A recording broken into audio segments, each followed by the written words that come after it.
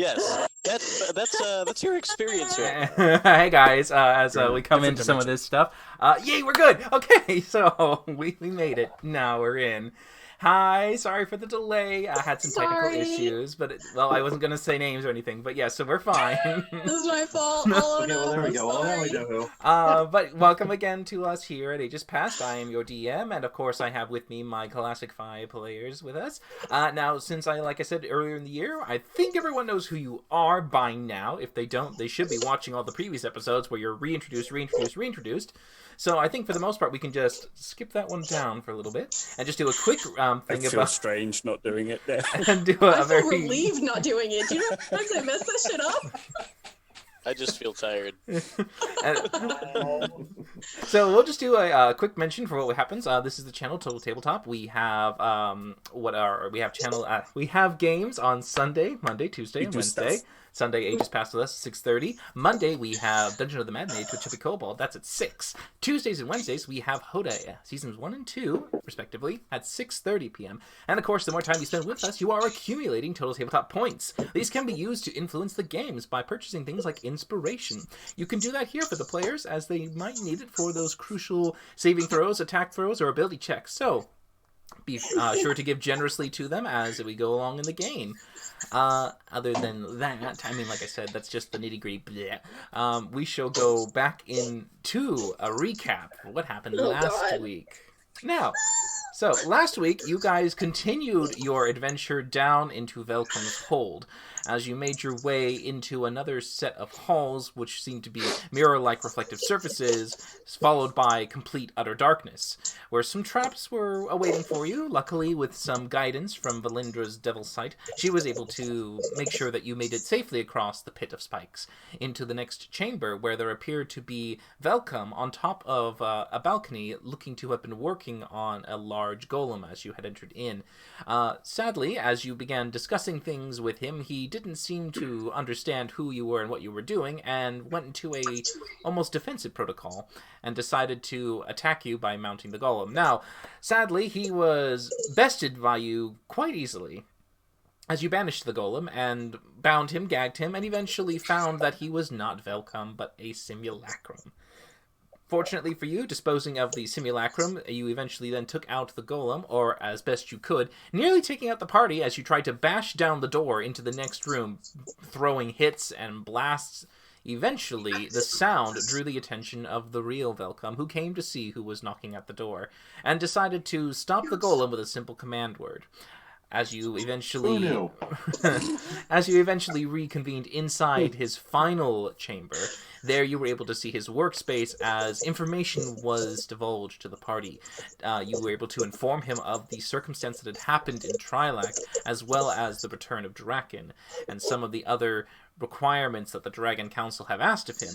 You, learning some information from him in turn, he also shared some interesting points for Valindra, finding out that her mother was one of the 5 heroes that was responsible for defeating Draken, and that you all had not only seen him in action with his allies and learned about how he associated his traps to them and their names, he also presented Valindra with a very interesting item, a pure black rod of sorts.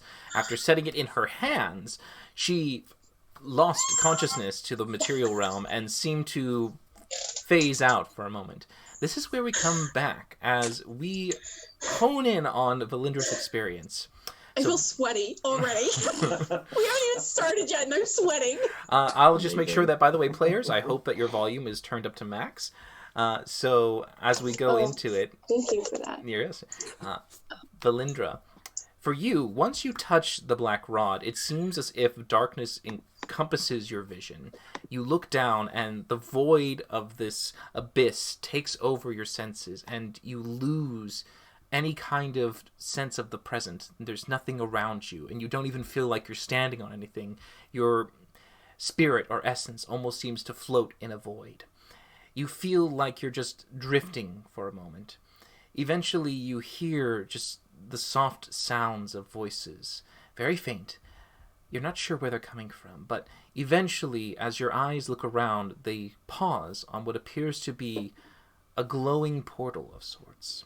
a very pale blue, a light that seems to welcome you and draw you closer to it.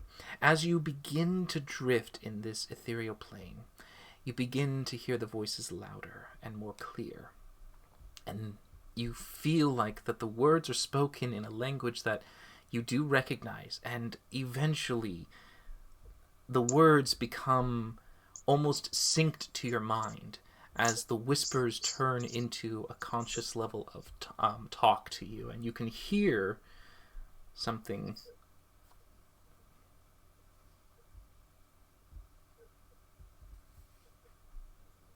Oh God. Champion, the hour of fate draws upon you. The abyss has returned, and it must be stopped. This task is terrible and perilous, but it cannot be helped.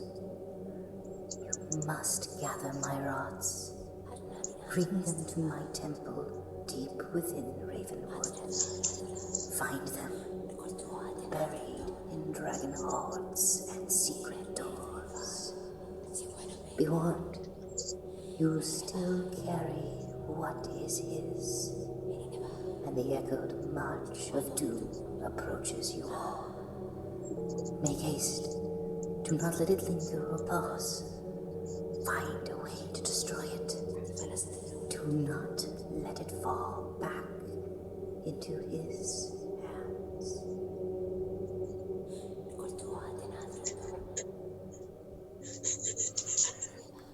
And as you are given this message, you feel yourself being pulled back again as the darkness recedes, and you see yourself staring at the rod. Your allies around you, looking at you just for a brief moment of maybe 5 seconds or so has passed, as she just had this blank gaze as she blinks back to consciousness. Valindra, are you all right? You're drooling a little bit. I'm gonna fly over real quick and just like take a little thing and just like it was right here, just for me. Okay, that's better. What happened? Did you go invisible? You weren't there for a. Is that what the rod does? I don't know what the rod does, but I think it just lets me talk to her. Did it sound like the Ebon Empress's voice? It did. It was Okay. the Ebon Empress who spoke to you. Cool. Great, cool. Okay, cool.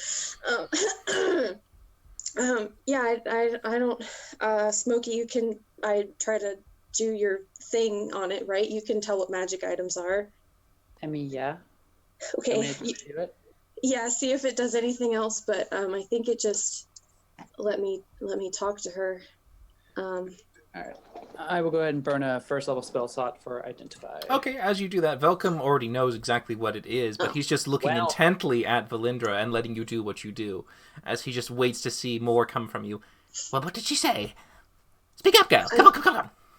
Well, it's stuff that we kind of already knew, sort of.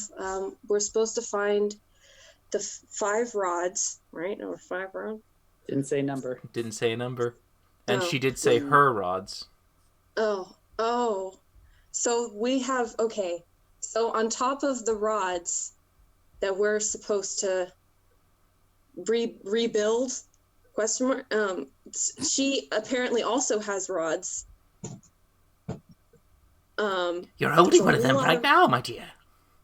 Oh, well, do you know how, okay, that makes, okay. I'm sorry, I'm very new at this. Yeah. You've been dealing with something similar the entire time I've known you. It doesn't get any easier, though. I've only been this way for, like, a few years. It doesn't get easier. Every time you talk to, it's startling when you commune with, I don't know how Varkesh does it. He and his patron have a weird relationship. I don't fully get it. We Anyway, do. so we're supposed to find her rods. I don't know how many there are, and then take them to her temple in Ravenwood. So, Smokey, as you do finish this, for clarification for Valindra as well, you do know that these are essentially 1 and 2 items. They effectively work as a Rod of the Pact Keeper +2. Ooh. But they also are what you now are understanding from the Rod of Absorption. These are what Velcom modeled his 5 rods after. This particular rod is a singular set of some number. Go ahead and make an Arcana check to see if you know the number. Come on. Rod of the Believe. Pact Keeper +2. 2. Plus That's 2. fucking dope. Here we go, Arcana! Ooh! Jesus. First All right. roll. Yeah, very good roll. All right, you would know that there are 3 in total. And that these particular rods are of a similar kind of binding. However, the ones that Velcom made, you recognized used divine energy. These ones use a different energy, one that is secret and not allowed to be taught or shared with the world, and it was accidentally released into the material plane. This is the closest you could guess would be necromancy, but the life force is not necessarily that of just the spell school, but of some creature or thing that embodies this. Very similar to the Ebon Empress herself, she is the ruler of death and all those who pass by. So you get the sense that this is closer to etherealness, spirits, and the afterlife. But those 3 rods, you do know from identifying them with such a great high arcana, are, at least from what Valindra had said, crucial to being used to try and hopefully unite them and maybe perhaps unlock something that could be used to vanquish Draken. Okay. So, looking this thing over, I'm pretty sure it does belong to the Ebon Empress, and I think it's a set of 3. And, I mean, Velcom, did you base your rods off of these guys? Yes, I did. Yes, those particular rods right there. They were very keen on being able to bind and stop undead things, but it didn't seem to work with just one, so I made 5 more, a copy of them. And they worked very well, but they weren't enough. I think perhaps if you combine them with the rods that you just mentioned, 3, you said there were 3. Mm-hmm. Then those 3 plus the 5 that I know how to make combined together should be enough to perhaps completely remove Draken's essence from all planes. That sounds significantly more promising than trying to entreat other power from other liches. Well, speaking of your rods, though, when I pull out the used one that we found at the in the Fields of the Dead, Which I have. Dead Fields. Ah, you have one! And he holds it. Ah, I don't know whose this one is, but it is good to have it back. Thank you for returning it. I don't suppose it can actually be reused at all. No. This has been spent. To make another rod, you would have to Well, don't you know the process? You seemed very knowledgeable, as a wizard, at least. I mean, I could tell that the ones you made were used with divination and divine magic, but this one I don't think likes those types of magic. You are nearly correct, as you see him go off to the side and he pulls out a few of his blueprints and parchment, rolling them out on the table for you to see his entire diagram. All of those looking down at it, please make an intelligence check. This will go well. I want to look It at it. could. Oh! If only I had advantage. Oh! Victor got the... Zero. Ah, I got that. Okay, so Rook, Pretty on this is nonsense to you. Varkesh, it's taking a little bit more time, but as some of them start to make note and bring themselves to align with what he describes and points out, you eventually follow along. But for Smokey, Valindra, and Victor, it's instantly understandable. As he lays them out and looks at them, you can see as he points, each of these rods that I have formed, there were 5 in total, were to be embedded with the essence of the most powerful magical creatures in existence, the dragons. Now, during this age, of course, we only had access to the metallic ones, the bronze, copper, silver, gold, and what was the last one? Bronze, copper, silver, gold, and... Bronze, copper, silver, gold, Brass. and brass. Excellent, thank you, sir. Just doing my dragon thing. Yes, exactly. You seem to be more draconic than the rest of them. Now, of course, with You were these noticing. with these 5, we borrowed the essences of the metallic dragons. Unfortunately, the borrowed essence was not enough to effectively activate the rods. They needed to have a stronger essence put in them. But of course, we did not want to kill our esteemed allies in this particular venture, so we used what we could to substitute. We embedded it with divine radiant energy. That was a means to bolster each essence to try and infuse them into the rods. It worked, fortunately for us, but apparently not effectively 100% as per the return. Still, either way, with these 5 rods, we should now be able to properly infuse them. But to do that, you would probably need to actually go to a chromatic dragon and take its essence, as it were. I know just the fucker. Now, when you say dragons, are we talking like, I don't know, an adult dragon, or are we talking like the great worms themselves? Oh, no. You shouldn't need to take out the current, the current leader of each one. You could. No, you shouldn't. That'd be too difficult for either of you. I don't think any one of you could handle that. But perhaps one of substantial size could suffice. One that's reached its adult years, at least about a couple centuries of age, should suffice. And if we were to, go up to them, do we have to kill them? Do we have to, what do we do? Yes, sadly you will have to. Do you know the arcane stones? I've Yes. heard of them. Yes, Yeah. now, the arcane stones were made by infusing these gems with the essence of the dragons as they passed from this world. When their souls were severed, effectively removed from this plane, the remaining magical energies that resided in their bodies bled out to their treasure holds around them. Now, it took time, of course, for this essence to be infused in the gems. We were unaware of it at the time, but once we discovered that the gems were created by this, we were able to effectively replicate the process slightly, without killing the dragon. But now, this time, should you slay the beast and have a rod with you in hand, you should effectively be able to absorb it fully into the rod. So And the if rod we- will do that just on its own. As long as it is within proximity of the creature upon its death, yes. And so these are for the rods that you make. Would it work the same for the Ebon Empress's rods? Oh no, I don't think so. I never tried to touch those ones. Those rods in particular are very taboo, as it were. I would never touch one of those. Quick question. You were mentioning if we hold one of these rods that you make near a dragon, it will absorb the magic, right? Would it absorb even more if we said potentially inserted it into a dragon? Well, you could insert it, you could leave it next to it on top of the creature, or just at least a couple feet from it. It should be fine. Just making sure. Okay. And DM, when I was holding the rod, could I tell, because he's talking about charging his rods, could I tell if this rod was already charged, if it needed more, that sort of thing? The spent one? No, the Ebon Empress rod. Oh, the that Ebon I Empress rod. identified. With your Arcana check, you would know that this particular rod needs all three combined to activate something.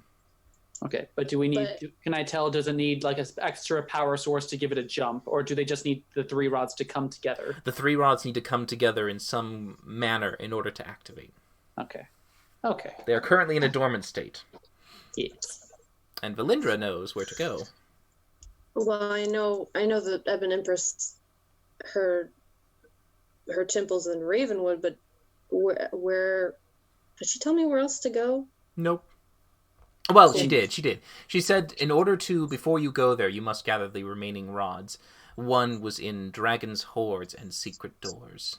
Yeah, but there's a lot of, she said dragon hoards and secret doors, but there's a lot of dragon hoards and secret doors that we've come across in our short time together, so I mean, welcome.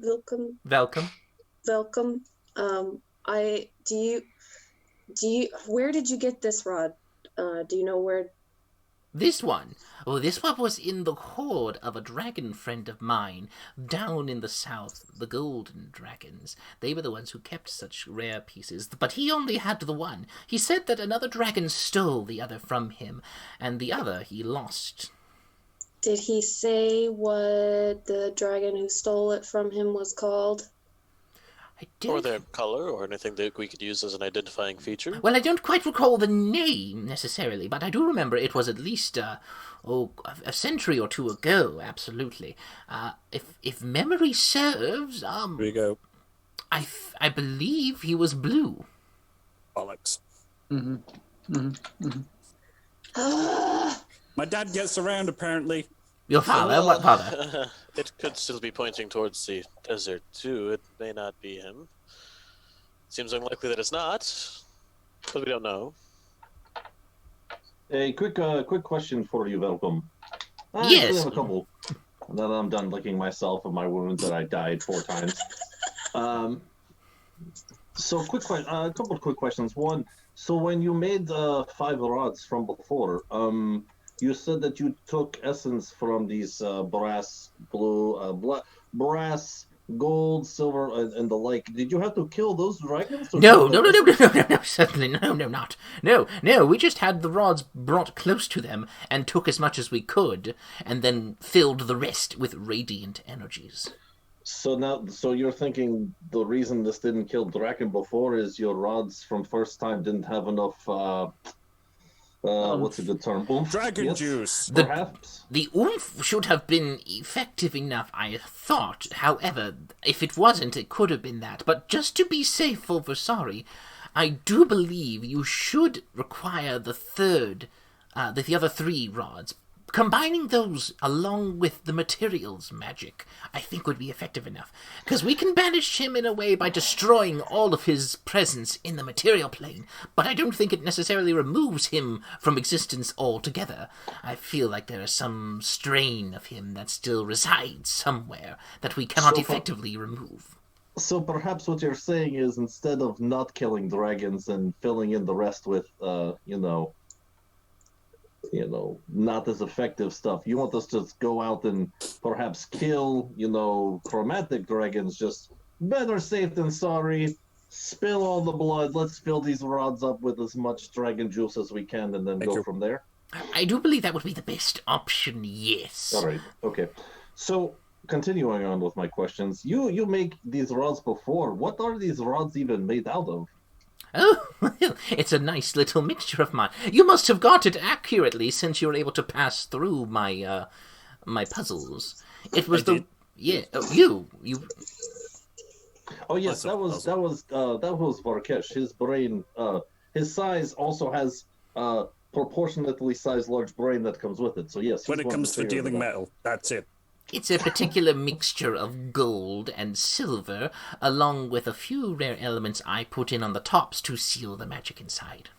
Which is? Well, I'm not necessarily inclined to tell you all my secrets. Well, how else are you going to expect me to make these magical dragon tiny You rods? make them? No, I don't think you could just make them yourself. You're Bitch, not please. you're not really capable of doing a full imbued power of these rods. I don't know Velcom, if you understand who you're speaking to as I point to Varkesh. This gentleman is an artist with the forge, okay? So when it comes to whatever you think you can make, I not can only make do I have complete faith that he could do as well, but maybe even do better. I don't know. I'm just saying, and I'm just gonna look around the group. I don't know, perhaps. Varkesh's methodology has always struck me as a bit more intuitive than the more magical theory-based technique that I'm sure went into forging these. I don't think there's anything wrong with that, but it seems it would be hard to remake the same process. See, I'm I just want to saying, be offended. we only met him 5 minutes ago. Don't judge a book by its cover, okay? Perhaps Varkesh could make very good rods, okay? I'm just all saying, Yeah, maybe Varkesh could.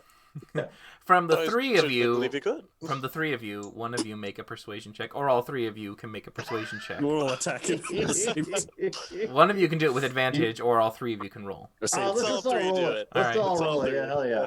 You said persuasion? Persuasion. Oh gosh, because my charisma is so great. 21.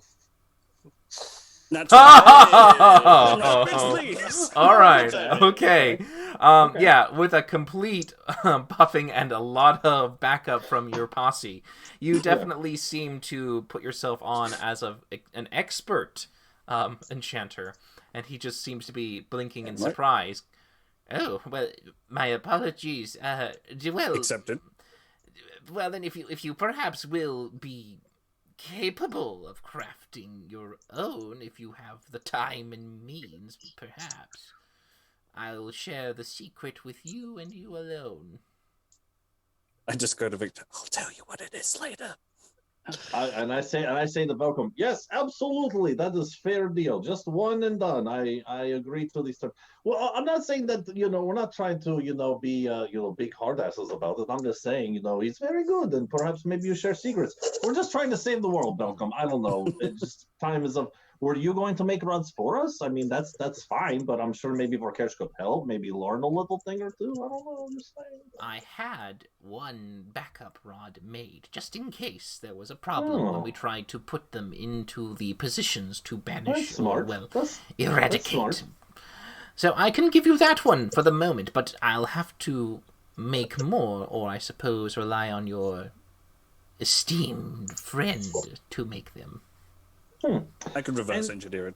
It's fine. And this actually comes around full circle to my last question for you, Velcom. And I appreciate you being able to work with us. But this actually brings me up to my last question, and perhaps this has a little bit of insight into what happened to, the whole city disappearing. But this knowledge that you have of making rods and imbuing them with this essence to vanquish whole things at the time. Who else have you ever shared this information with? No one. No. I was instructed slightly by Jin, though I took his initial instruction and I expanded upon it. I am the greatest inventor of magical items and, well, anything, really. That remains to be seen. Yeah. The only reason I ask is because if this is what happened long ago when you tried to vanquish Draken, and then all of a sudden a very similar thing used to vanquish a whole city, perhaps you're not the only one who knows how to do these things, which is why I ask, did you maybe just pass in maybe you were drunk one night, I don't know, and you're just... hey, check out this thing I did, or No, certainly not. I would never do that. Never. But you do propose a very interesting thing. I never thought anyone could replicate my rods. I wish I could have seen the ones used for the ritual, I suppose. But in all fairness, theirs was red. I don't know what colors you were doing. Perhaps when you put the chroma keys in there, it just came out red. Could have been something totally different. No, not ringing bells. Okay, anyway, I'm just saying, it was similar but different, so I didn't know perhaps. Do you know of anyone who, even though you'd never told anyone, do you know of anyone who could perhaps duplicate this on their own? He tries to think for a moment. Probably Draken could. Smokey. I'm gonna whisper to him, do we still have that first rod of mine that he could look at? He might be able to tell who made it and also give us an idea on how to destroy it. Because that was another thing the Empress brought up. We need to destroy what was his. Oh, don't forget the ring as well. Very quickly. With a bond from her, you would know she wasn't meaning the rod. She meant the ring. She meant the ring. Oh, sorry, I misspoke. It's all very confusing, Still I have multiple voices in my head now. I had Draken with a while, and I was finally figured him out. And now the Ebon Empress, she's just got totally different, word usage and everything. It's the ring. But do you still have the rod that he could maybe look at? Yeah, I have it. I know where it is. Do you want me to leave? Kinda, sorta. Okay. No, after some thought, no. There's no one I could think of that could try and replicate what I created. Someone would have to have substantial power, a very keen mind, and someone who's had practice in the arcane arts. And there's not many of those who have been either alive to this day. I'm just gonna step out of the room right quick. You all carry on this conversation. Let me know when I can come back in. Velcom, quick And I'll question. leave the room. Okay. Would Draken himself, being an intelligent being, one would assume, could probably spend his long-awaited banishment practicing or having minions try to replicate it? Because I'm quite sure before he got nuked, he saw what they used. It's possible. There's a supposed trial and error anyone could take on. If they were able to perhaps obtain or at least use one of the existing black rods, the ones that your friend who... Oh, she's stepping out now. But no, those were the ones that I used as a stepping stone. If anyone had one of those with them to be able to use, or if anyone gathered one of my old rods, perhaps they could have tried to reverse engineer, as it were. You mean like the rod that we found in the Yes, lair, which yes. was just okay? I thought they were all destroyed in the process, so Apparently not. if you found one, if anyone else found a rod, that could potentially be a problem, I suppose. Yeah. Okay. Speaking of, and I take out the lead-lined box that contains the Draken's rod. This is one of the rods that Draken... We think this is kind of like his spare that he was going to use in his ritual. It's sealed in lead right now, so magic can't get it. Do you know how to... Varkesh, can you... Or Sorry, what you asking? can you just open the box? Oh, I just take open the box, stick my claws in it, just pull it open. It is okay. Make a strength check. I can do it. I can definitely do this. I'm trying to think about how sturdy lead is. 21. It's not that sturdy. It's soft. It's but enough soft, of it would and be yeah, you difficult. definitely get your claws in there enough that eventually you start to kind of push in to the point that it does kind of make a almost like a plastic, not a plastic, like a clay ripping apart kind of thing. Son of a And it does bitch, eventually come open and up. get And he just Open the looks at pickle you jar. blinking. Okay. I loosened it for you. Yep. Slide it out. All right. This is one of Draken's rods. As we said, Felindra was previously deceived. As you're talking, he snatches it. Let's see. Handsy little fella. Yep. Draken's This whole rod. He looks at it slightly. You see him kind of examining it from top to bottom, doing a little bit of like a... Seed licking it. Yeah, he does a bit of everything. You can see him intently analyzing every aspect of the rod before eventually casting another identify on it.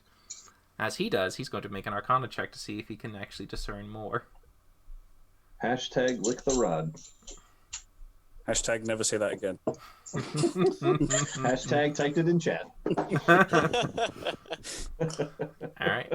All right. At the moment, he is just looking down at it going... Ooh, 31, Jesus. He rolled Doesn't a he have 2. advantage because he's so smart? Yeah, he tasted it. No. He just looks at it for a moment and just goes, the best I can tell is it does have at least similar properties to mine, though this one does seem to absorb something else. Some other form of energy. I don't know what the energy is.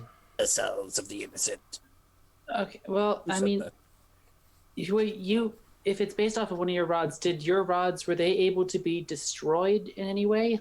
Once the rods were used, they were useless after that. They were expended. They were no more. They were mundane. So can you think of a way to expel the energy in this guy to make him useless? There's energy still in this one. So it wasn't used in the ritual, no. Yeah. Well, even never mind. I'm not there. E-I-O-U. I would have no idea how to remove the energy. You could try a dispel. That could perhaps work. I think I tried that once. It didn't do much. I can give it a shot. Yeah, you may try. And just wiggle me clawed fingers at it. Hippity boppity boo. Make a wisdom check. At 5th level. Make a wisdom check. A wisdom check. shit. Oh, I could be able to do this because I am a cleric and I'm not completely useless at this. He says just as he fails. He fucking fails. Okay, you try and it just goes across the rod for a moment and nothing seems to happen. You're not sure if it did anything. Shit. I did my best. Apparently. Yeah. You did good. You did real good. Thank you. Well, we also have Draken's ring, which apparently he was pretty interested in bringing ring? back. Yeah. Doesn't Varkesh, do you have that? I has it, yes. Okay. Yes, you want it? Can you produce the it? whole point of us making that trip through the Deadlands was to destroy that, if possible. If possible. Well, more to collect and then make sure the other people, who, by the way, I throw up minor illusion and show the three who got away of the anti-party. Never seen them before. Yeah, they attacked us and tried to get the ring, and I imagine they'd want Draken's rod too. We think they're the ones who activated the counter ritual. Well, the rod could be useful just as a essential weapon, I suppose. But for a ritual, it would need another 5. But I suppose he wouldn't be using that recently since he's already successfully activated it.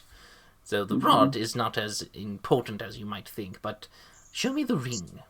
I present the ring. All right, he will look at it and a bit more carefully put this one down. He doesn't do as much of a examination. Can I try to assist him in this? Can I go be nosy around his Sure. workshop? Yeah, you I'm gonna steal some shit. you can maybe. you Yeah, can I make was- an I was- investigation check. I was getting It's to not that your too. job I there, didn't bud. want to interrupt or anything, but while they're not after Victor asks his questions, I was going to start snooping around too, but I don't want to interrupt or anything. Sure, that's fine. With him focused on the ring, you can snoop a little bit, make investigation checks for those who wish to peer around at what's around. I was more or less. I was more or less interested in seeing if I could find blueprints on that big construct golem thing, I'm not making you a match. or anything similar. Sure. Okay. So Smokey, if you're going to help him and you're going to focus, and you both maybe cast Identify together, putting your brains to the test, neither one of you or him can make it with advantage. I'll do it. Let's make it player-based. Okay. And this is what Arcana? This will be Arcana. Okay, here we go. Shuba! Ah! Hey! Wow, you guys are using up all the nat 20s, aren't you? Nice. Oh, it's a shame when they're going to run out when you need them most. So, Well. Yeah, they always do. examining rolled one and yet, casting Identify on the ring. So, Holy shit, dude. That's awesome. the ring, as you identify it and learn its secrets, you and Velcom become aware of its properties. This is an evil item. Extremely evil. It actually has a lot of bad properties, very similar to another item that you might be slightly familiar with, but we shall read it out real quick for you because it's kind of bad. Okay, let me get a... Let me see if I can just get it up real quick. That's what she There we said. go. Shut up. I was waiting for something God. stupid. As soon as he said that, I was like, nope. And there it is. And And boom goes the dynamite. All right.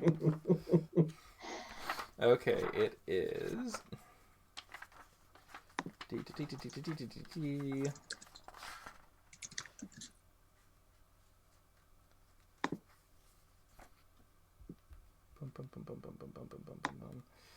It's just finding where they put these because they separate them from the rest. Awfully kind of him. I know. Well, while you're looking, I rolled a 12 on investigation. I'm guessing I probably didn't really find much of nothing. For the 12, you would not have found the blueprints for that particular golem, but you would see that there is something that is interesting for you, and that is a book that does seem to be bound in what looks to be ironclad chains, with what you can tell on the top of it looks to be like the silhouette of a golem. What do I find with a 20? Pretzel?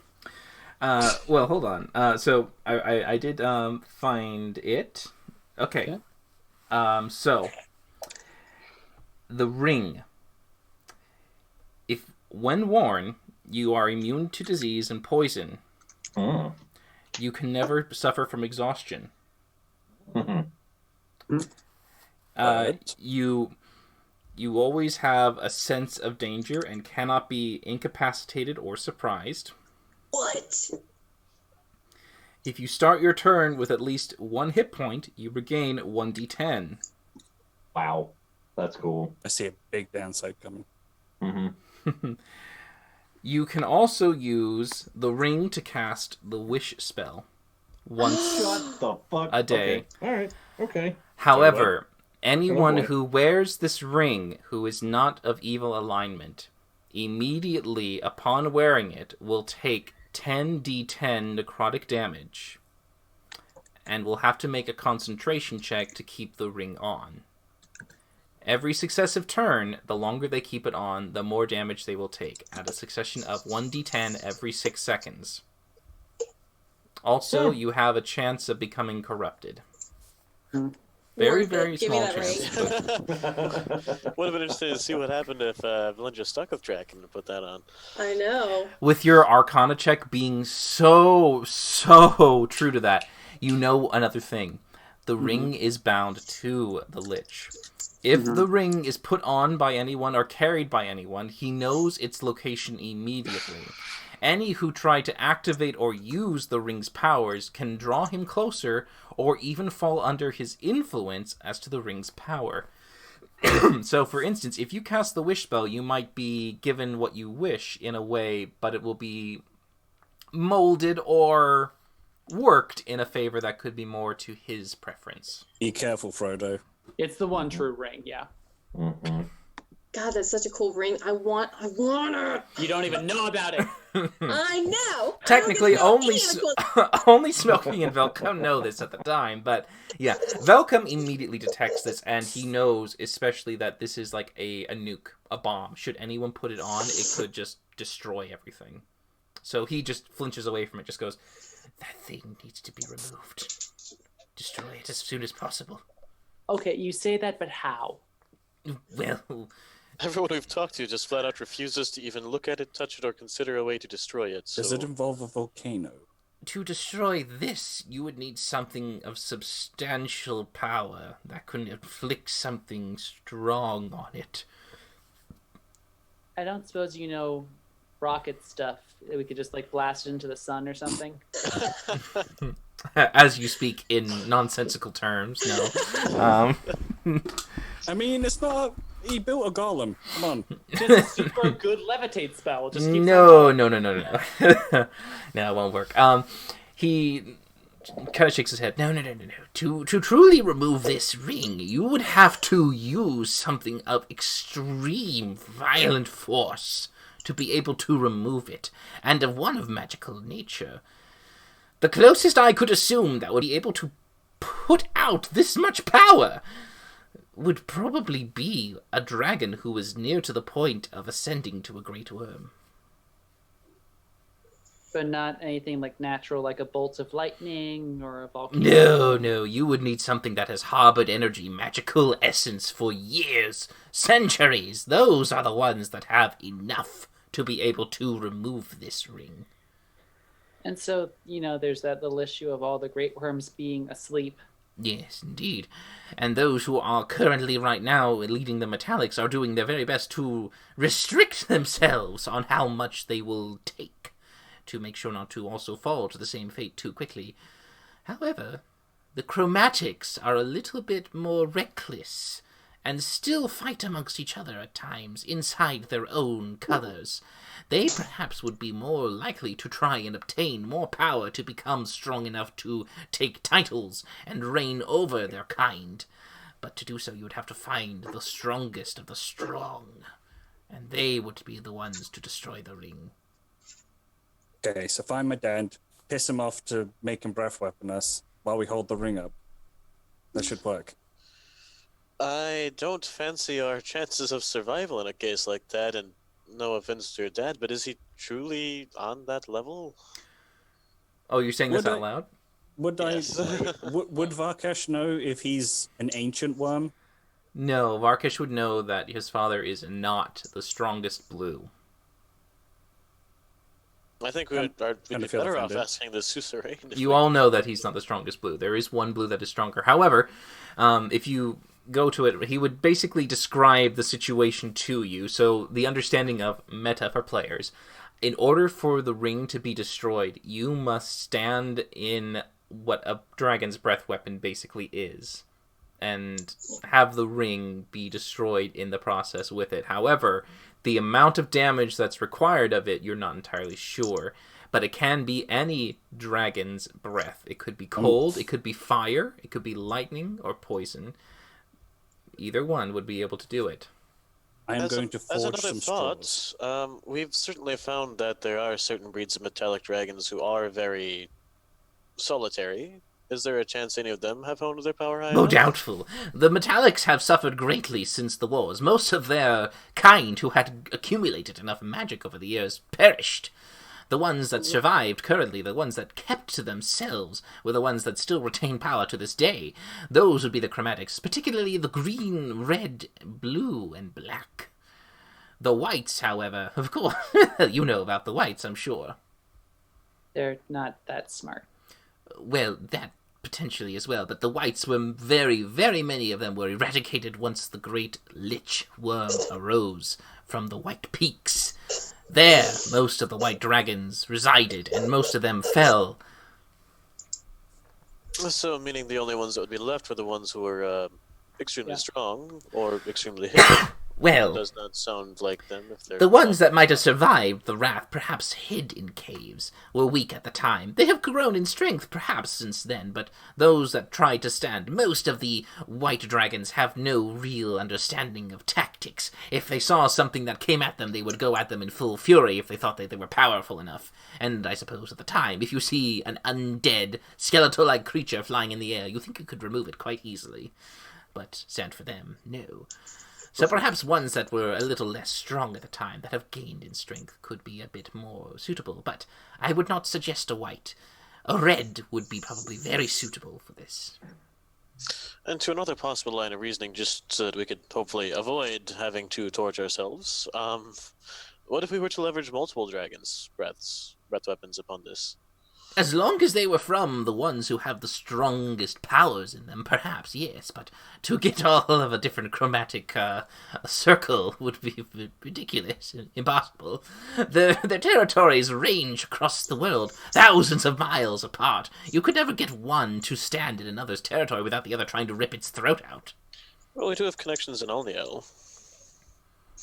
There are no chromatics in Alniel. At least not when I was there. My thought was dragons in general. Why would it have to be a chromatic? Ah, you see, the chromatics are the ones who have currently still resided with a lot of energies in them. They are continuing to sap the magical ley lines of this world, and they try to take as much as they can, and therefore have achieved great standing and power. But the metallics have done their best to try and reserve themselves, make sure they don't take as much as they can, and do not fall into the category of a supreme. Any who've become ancient, in a sense, would be susceptible to being severed from the magic in the Feywilds, where our kin have currently been conducting continuous efforts to thwart them from growing too strong again. What did I find?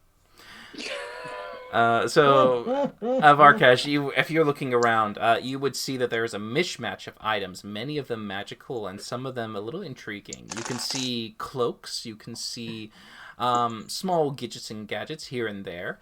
You also see what appears to be some pieces of what they could be maybe like in the process of making. They could be what you would call parts for other golems or other creations. Maybe mechanical horses and everywhere around. For you, the one thing that you might find that you would snoop around and see of interest would also be the one that Victor did spot, which is a book made of iron with chains and a golem silhouette on the cover. And you would probably also see another little item that would be of interest to you, maybe, if you just glanced at it for a brief moment. It looks like a bottle.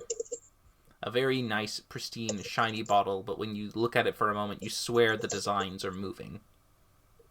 It looks like a smoky design. Smoky bottle. Okay, curiosity stated. Okay. All right, so Velcom, then where do the three other liches come in then? Do we need them if we have these Ebon Empress rods? Well, supposedly, those 3 rods, I suppose, line up maybe with those liches currently. But essentially, if you could... I was going to try and replicate them myself, but since you have your friend, wherever she went, where'd she go? She had the vapors. Oh. Well, if with her connection to the Ebon Empress, she might be able to unlock those rods. They are the ones that actually hold some true potential power to bind things in both spirit and in flesh. So with them combined with our 5, we could perhaps maybe successfully, once and for all, remove Draken's existence entirely. So if we have the 3 Ebon Empress rods, we don't need to go after the black, green, and red liches. No, white, red, and green. Well, you would still have to go after them. I was going to fashion rods for you, I suppose, ones that would be more suited to taking in their essence. That was my original idea, but if you have someone who can talk to a god and use her own creations, then that's even better. Connor, that is the biggest water bottle I have ever seen. Gotta stay hydrated. Could we perhaps put that ring away? Yes, Yeah. put it I don't away. feel comfortable with it sitting out in public like this. Yeah, Varkesh, are you able to use the lead that we demolished to make new boxes for the rod and the ring? Absolutely. Great. Okay, while you're doing that, Oh, you want me to do that now? Please? When you have it. Oh, by the way, Mr. Velcom, are you able? Is this place? Are you familiar with Mordenkainen's private sanctum and protection from divination? Am I familiar with it? Yes, of course I am. Previous levels above you have been protected by that. I've noticed that, but I could also teleport in the last chamber. So Yes, this here is the one that is not currently affected by it. I needed to have my means to be able to come in and out should I wish it. So we can be scryed on right now? Well, I suppose you could be, yes. Do you have someone who's after you? Yes. Several people. Well, I don't quite like the idea of you being spied upon in my workshop, then. Perhaps we should take you away from here. Or I could cast... I have the spell myself if you... Oh, well then, if you're renowned enough to cast it, by all means. Okay. 5th level Mordenkainen's private sanctum. I grab as much space as I can. Okay, you definitely would fill up the remaining lower levels of this layer that he has. After I found the book, I just want to go out and look at the other golem. Just want to look at it. It's deactivated, right? Just sitting there? The one where Valindra's in? Yeah, you can see that Victor comes out as Valindra, you're in the room, and he's now kind of waddling along to look at the golem, still in its frozen position, ready to throw a blade at the persons at the balcony. I see trouble on the horizon with this cat. I know you said there was chains on it. Can I open it at all, or is it locked? Oh, the book? Yeah. Oh, you could open it if you want. Yeah, so when I go out there, I'm gonna because they're busy talking and looking at rings and stuff, and I'm just like, curiosity killed the cat, so I look at a book, chains on it. That seems important. I go out where I don't even really know that Valindra's out there. I'm just like looking at this book and like, I want to look at the book and look at this golem, and then like I'll crawl on it, see if I can crawl in it. Yeah, I'm gonna do all kinds of dumb shit, whatever I can do. To get into the golem with the golem book? Yeah.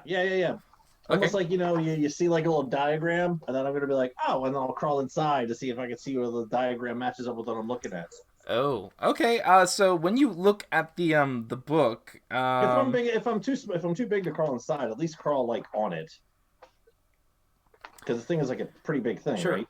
It's a pretty big thing. When you look inside the book, it is completely undecipherable. You cannot understand it at all. It is beyond your thought process. But you can see a little bit of some pictures and enough pictures. Perfect. Enough right. of it to understand. Yeah. You can get inside and you can start to look at the golem. You can make an intelligence check if you want to figure out how he adapted it. Can I do some? What's this thing called? Artificer lore. Yeah, I suppose you add twice your proficiency to technological devices. Sure, yeah, so it'd be intelligence plus 10. I like to imagine the Victor method. He's just crawling around, like, making little kitty biscuits on everything. 23. All right. So, with the 23, looking inside, as Valindra is kind of watching you go in and become a very curious kitten, you can see that there are lots of clockwork, gears, and mechanisms that have been used to activate it and to get it to work, you can see in its center what appears to be a very hot, radiating core. Getting close to it is a little bit uncomfortable, just like putting your hand near it. It's like a furnace. And you don't want to touch it, but it just emulates this kind of slow heat that just continues to burn out. It doesn't go anywhere. It seems to be in a dormant state at this point. But you can see that most of it looks to be running through this core, allowing it to be able to activate and move. You can tell that that's probably its life source. Its essence is in there. Mm-hmm. You can see what appear to be other means that move about, gears that shift in and activate certain arcane runes that move around the space on the interior to maybe shift or change things, or to activate certain elements, or to adapt them to different types of damage. That's the best you can understand with that. Okay. Yeah, while they're talking and looking at rings and identifying things, I'd like to spend my time doing that. Sure. And Yeah. I'll go back in then eventually. Yeah. That's it. That's all I wanted to do. Continue. Continue. I want to send Winnie in after him, Into the but I want to golem? do it. Yeah, I want to do it stealthily, and I want to like sneak up behind him and just be like, "What are you looking at?" Okay. Make a stealth check for Winnie. Oh God, this will go well. Oh, not bad. I think that's going to beat his passive perception, because Winnie gets a +2 for his dex. That's 17. Hey! What's your passive perception, Victor? It's 13, but I'm also looking at this thing very. I would. Then yeah, you wouldn't detect the Fennec Fox moving quietly amongst the gears before coming right next to you, as Valindra's voice instead talks out of it. Holy shit! Where did you come from? Oh, it's you. Wait, how did you do that? Why are you speaking like Valindra? No, that's kind of my thing. What are you looking at? Whoa. Are you Valindra? Wait, I'm very confused right now. How are you doing this? Okay, no, it's me, Valindra, but I'm talking through Winnie. This little... Yeah, it's a fox. It's a Fennec Fox that's got like the little mouth talks. I'm very confused right now. Okay, well, if you must know, I'm just, looking around, just trying to figure out how this big thing works. Huh, okay. I just imagine every time when he talks, it's like those Advantix flea commercials with the little puppies that are talking. I imagine we're Salem from Sabrina the Teenage Witch. Oh, puppety. Okay. I imagine the things from like Chuck E. Cheese where they just go, Oh, God, God. please no. yeah. That's why I got freaked out a little bit. I'm just gonna follow him around in there, just occasionally like poking at things. Yeah, and- sure, keeping an eye on him. But for the most part, yes, as you were doing this inside the golem and in the workshop area, the rest of you inside his main laboratory are able to finish up the dialogues, as well as set up a perimeter, another private sanctum, to keep you safe. Okay. Yep, that's it. Once I was done looking at that and talking with... yeah, I'll go back in there. Whatever you guys are up to. Yep. So Velcom, the dragon matrons sent us on this quest to be as quickly as possible. I mean, we're in pretty bad shape right now, so we probably would want to rest. But I mean, do you have any interest in leaving this place? No, certainly not. This is my sanctum, my home away from home. Well, it is now my home. But I know I will never leave. But I will be happy to help you and make sure that you have all that you need to perhaps finish this task yourselves. You seem quite capable. If you were able to penetrate my defenses and to come all the way down here, you certainly have some strengths to provide. Now, of course, I cannot give you much, but I will try my best to provide you with what I can. If you give me a moment, if you can spend the night here, I'll try to gather what I can to make sure you have all that you need to not only give to the council so that they can be satisfied with my answer, but also enough to make sure that for the tasks ahead, you will be well prepared for them. That sounds amazing. Good. Well, I have spare rooms over here. And you see him walking over to another alcove. Again, the design of the room is a circle with these little alcoves that sit around in a bit of a flowery kind of pattern in a way. He brings you Should to I one of get them. the others? Aren't they already here? I see. Valinda didn't know it was okay to come back in the room, so she's still with the golem. That's why I was pushing to get this shit put away, guys. Yeah. I don't know. I'll just walk back in. Yeah, eventually. Do you? Oh, by the way, I'm sorry. I borrowed your book for a moment. You can Give it back on the shelf. Give that to me. You shouldn't be meddling with things you ought not meddle with. You naughty kitty. No, I just you guys were all looking at that ring very attentively, and I was very curious about your mechanism out there. So I just figured I'd help myself while you were busy. No offense to you, but if you don't have enough study in the arcane arts, I don't just think you could understand the functions of the golem. No, I mean, I got a bit of it, you know. You got the little core thing in there, seems to be the power source, some ruins, make things move, a little bit of clockwork in there. I got it. I got the most part of it, yeah. Yes, that's the crudest way of understanding it, I suppose, yes. You drink water to stay alive, but you don't know how it makes you stay alive. You need that level of thought. I'm always curious to see how things operate, though. I'm more than happy to learn things. This is about the best I could do. And it would take me ages to teach you, and right now you have other things of more importance to deal with. Come along. I'm gonna pull out my frog and just let it hop. Let it do its little hoppy thing. As he's doing that, I'm gently lifting him, putting him on his cot. It's the best I can do. Okay, that's it. Into the little alcove, you can see that what he has set up in here is more of a living space. As he puts you up into that one room, he brings out what appears to be a small bit of what looks to be kind of like a little set of something. It looks to be made of like a tiny house and a silver spoon and another bit of assortments brought up to it. As he brings up, you see him hold it steady in front of him for a moment as he whispers a small spell and a doorway appears. He opens it up for you to enter. By all means, please go inside. I will go get Valindra. Please seal that ring away. It's already been worked on. Takes an hour. Mm-hmm. Okay. Wait, we're all going into this. We're all going into the creepy door he just made? That's what we're doing? An arcane door, yes, but you're able to walk inside. So eventually Valindra will join you as Rook goes ahead and grabs her, but just for the sakes of description, inside you can tell that this is a magnificent mansion, a large arcane spell that allows you to fill it with rooms and servants to do your bidding. Inside you can see the design is very similar to his previous home, so it's a bit more gaudy than others might be, but inside there are plenty of rooms for dining, relaxing, bathing, facilities to tend to any need, as well as rooms to rest, and a few places to work in on occasion. There are some what you would call makeshift work-study areas, as well as some blacksmith workshop areas. Very simple, but enough to basically do something away from the main workshop. Smokey, get that spell. I'm on it.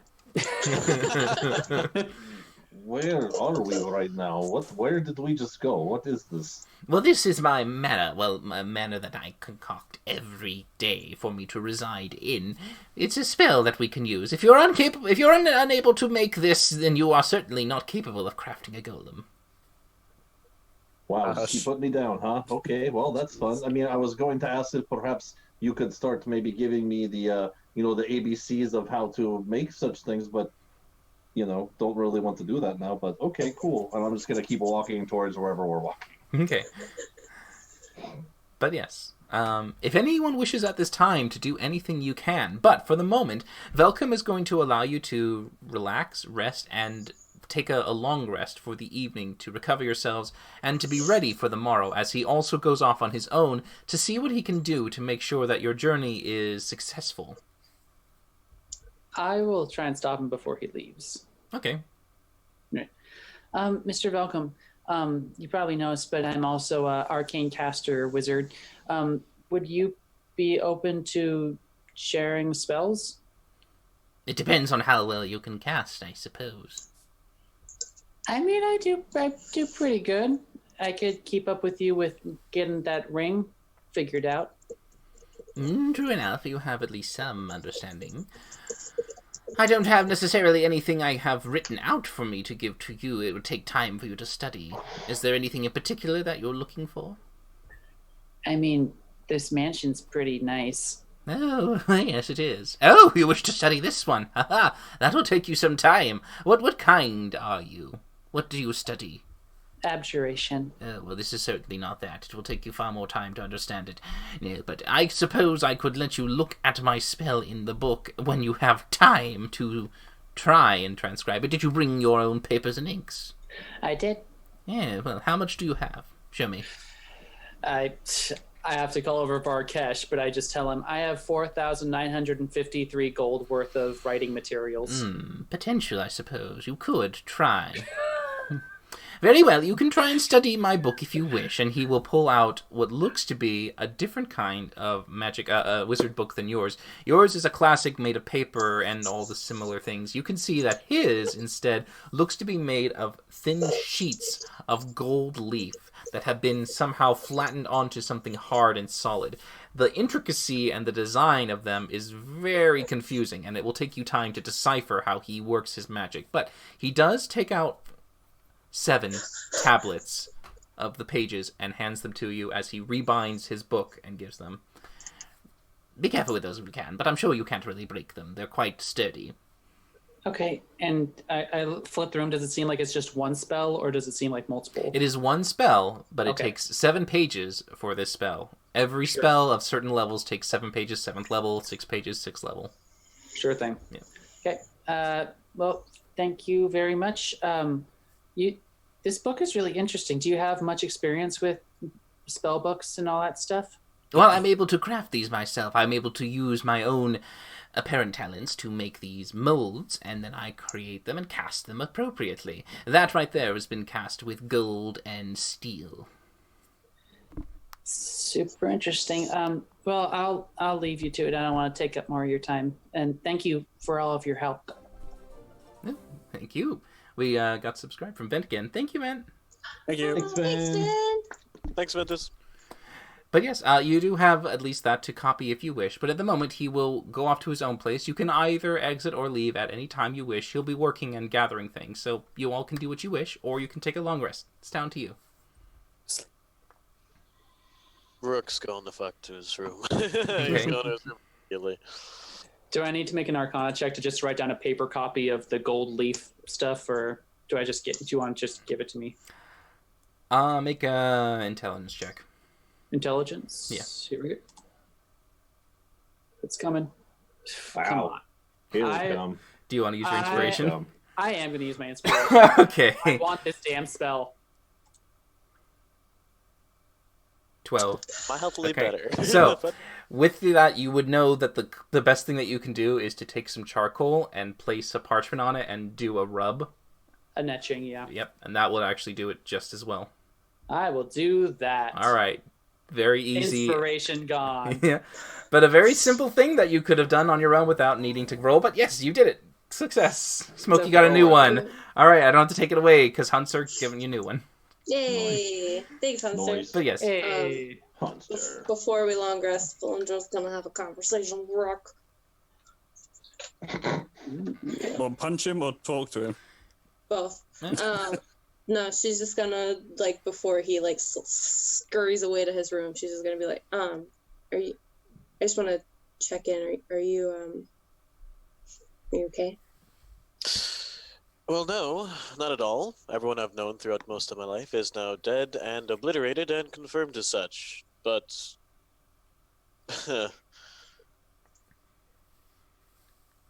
well, we're doing something about that now. I mean, they were wrong the first time, and maybe they were wrong about what actually happens. A lot of people have been wrong about a lot of things. I don't know if this is one of them. I hope so. But That's fair. I can't bring myself to believe so. Well, I mean, at least your mom and your dad were away from the city. And most recently wishing to turn me over to a maniacal warlord of a blue dragon who wants me dead. One problem at a time. I'm beginning to envy you and that you never knew your parents.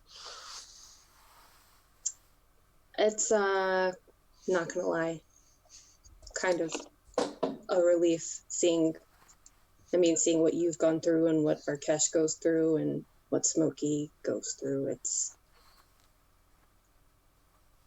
It was nice to not have anything to lose, I guess. But at the same time, I didn't have anything to lose. not a great way to live. That is true. I suppose I hadn't considered that. But we've got each other now. No, that's true. I just wanted to make sure that you were, okay. You might want to maybe ask Varkesh if he could send a message to your friend Angel. I know you cared about her a lot. So maybe she got out. I don't know the mechanics of that spell, but we've only ever used it on people that we know. Otherwise, we could have just spoken to... Yeah, that's true. Well, Tim. I guess we could also ask Lulu. I'm sure she knows connections and networking, and but that's only if you want Lulu digging into your past, which I don't think I do. She is an employer and a useful one, but that's a very personal thing that I would be asking of her. And I sincerely appreciate your concern. Really. It means a lot. If there's anything we can do to help, and then I'm gonna give him a gung-ho punch on the arm. Well, not that I think it'll take much convincing, but just help me utterly fucking eradicate the bastard that did this. Oh yeah, absolutely. I think we could probably manage that. Good. Okay, well, get some sleep, all that jazz. Okay, bye. Yeah, giving him time to retire to his own room as the rest of you all get to do that too. You successfully complete a long rest and gain your level. So yay. Congratulations, you all have leveled. We informed them of this last week so that they could get this all done and dusted because they have got a lot in store for them. But now that you are successfully fully restored, spell slots back at maximum, and your hit points restored to the max as well, you wake up the next day. The transparent servants are able to provide you with all the essentials you need, giving you everything from towels to soaps to wash and bathe, to get yourself sorted for the day, as well as to provide you with a nice meal. During the time that you are actually all seated together, getting yourself sorted, discussing a bit of how well you slept, taking a few bites of what looks to be a splendid kind of brunch-style food, plenty of meats, plenty of sweets, Velcom does come back. And he does look at all of you with a bit of a smile. He goes, "Well, I hope that you all are rested quite well. I'm sure that you've experienced nothing but the finest in my manner. But I have good news for all of you. I was able to provide you with a assortment of some of the items I've gathered through the years, and a few that have been returned to me when my friends no longer required them. So I'm able to pass them on to you. First," and you see him go towards Victor, "you, my small little feline, I have something that could be quite useful for you. You seem to be a bit more of a up-in-front basher sort of thing." And you see him... Yeah, don't let the small size fool you. I can punch pretty good, yes. Well, indeed. I mean, you knocked on my door quite hard. Still, here, as he provides with you what looks to be a very beautiful cape, shimmering almost like the night sky, with what looks to be sparkles and glitters on it. Oh my god.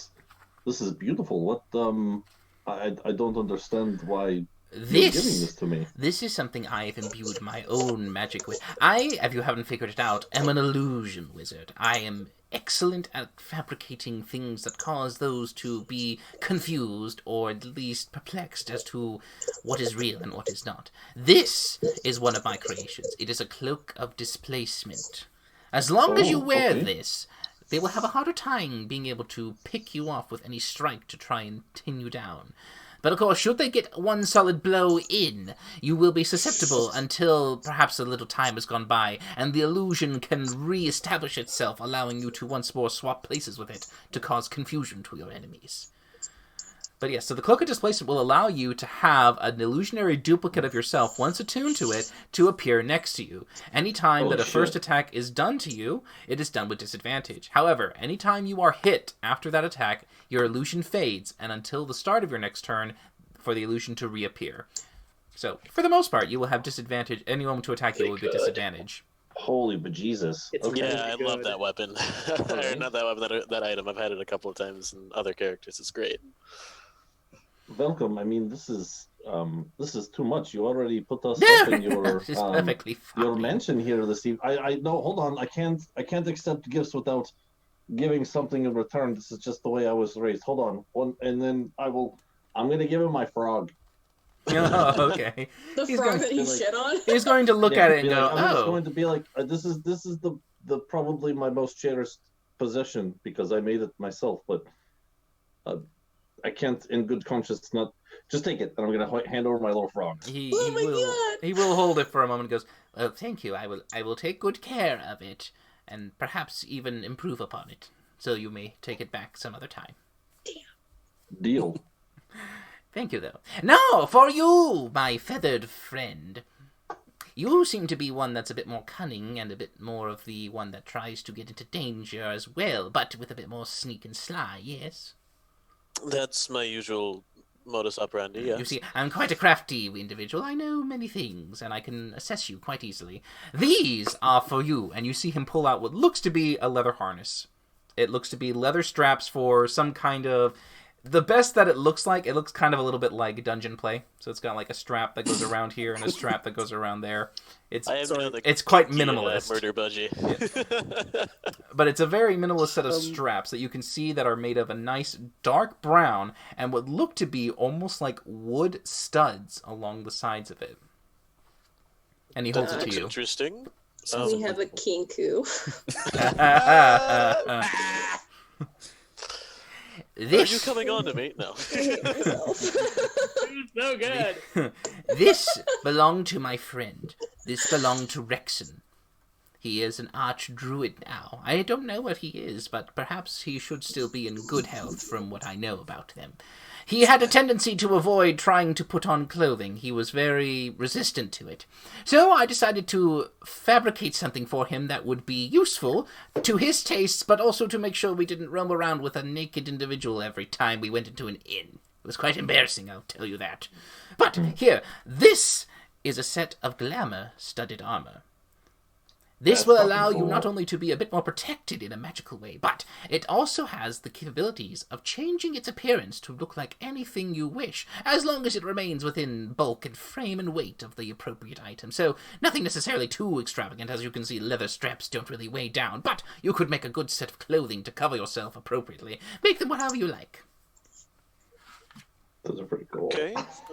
So yes, you do have glamoured studded leather. It gives you a +1 to your AC on top of the normal standard studded leather. And you can use a bonus action to speak the command word that you make and cause the armor to assume the appearance of a normal set of clothing or some other kind of armor. You decide on what it looks like, including color, style, and accessories, but the armor retains its normal bulk and weight.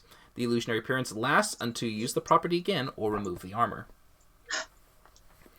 So, you now have basically a full set of clothing all in one. Yo. Is it And a harness. Its natural form is a harness, but God. but it can look like anything. Shenanigans. Is that room still open? You get a good change. Yeah. You can do that. Yeah, you Yeah. can go up and do that. It will take you an hour to attune to it, but you will be able to. I think it's attuned, right? He's taking such a long time to change. Oh no, I take it back. I take it back. This is not attunement. I didn't think it was. Good. Yeah, I didn't Because think it was either. Yeah. I don't have any attunement slots left, so... No, yeah, you're fine. I Yeah, don't have any things that I'm attuned to other than the Rod of the Packkeeper. Just to get this straight, the Kenku who all about his appearance has something that he changes appearance. yes, he can effectively regal himself That's up amazing. as much as he likes anytime. That's It's going to be Yeah. glorious. So, yeah. amazing. Now, for you, my dear, he goes over to Valindra. I want you to, of course, keep this in good care, as he hands the black rod over to you. It seems that it was destined for you, and it has properties that are probably most associated to your kind. I would suggest that you use it wisely, and be careful. I'm gonna salute with the rod. So you will now have the black rod. It's a rod of the Packkeeper +2. This Yes. increases the DC of your spells, and increases your attack throws, and it also gives you the typical 1 spell slot. However, just as I realized this now, and I forgot about it before, it does take 1 action to activate a spell slot in it. So technically you can't activate the spell and use it the same turn you activate the rod. Oh. Yeah, so it's one of those where it's as an action you restore a spell slot. Oh, fancy. Okay. Yeah. Oh, I should read that for some of my players. Yeah, I know, yeah. So I looked it over and I was like, oh, detail. That's a good detail. All right. A good detail. Yeah. He walks over to Varkash. Now you, my large, blue-scaled individual who seems to have mastery of enchantment as much as I have something very fitting for you. And he pulls out what appears to be a small kind of, looks like a little kind of toy almost. It seems to be pyramid in shape. I've always wanted one of those. A very tiny kind of almost miniature model. You would assume, for those who have seen like miniature ziggurats or miniature pyramids, this is kind of like in that shape. But you can see it's decorated with what could be intricate designs and workings on it to make it a bit more intriguing and interesting. But as he gestures at it, once you attune to this item, you will be able to, inside, activate a small little pocket space that I have created, and it is a workshop on the go. I have had to have my own laboratory move from time to time. And of course, I couldn't necessarily bring all of it with me unless I was able to comfortably set it into something as small and easily carryable as this. If you don't mind, one of your friends can put this in their person while you are inside. As you attune, it will adjust its height and measurements accordingly, allowing you to have an interior that is to your liking for you to work and continue your efforts on enchanting. Of course, there are two other interesting things inside, one of which is my unseen servants that I have enchanted into it. They will help in your process of crafting. Should you activate them and have them assist you in your endeavors, you will find that your time to craft things will be expedited much more quickly than you anticipated. So, be sure to use them as much as you like. Like, Varkash's eyes are just like watering, glittery, his bottom lip's quivering, he's like really thankful. Of course, the space inside is rather limited. If you have the assistants activated, you could only perhaps fit maybe one other individual in there. It will be a tighter squeeze, but should be doable. Other than that, I would suggest that you make sure not to stay in there too long. You will have sensory understanding of those outside. You'll be able to see and hear and send messages to those in the current plane. So if you would be unsure if someone might be needing your assistance, you can easily pop out. However, it does take a full minute to enter.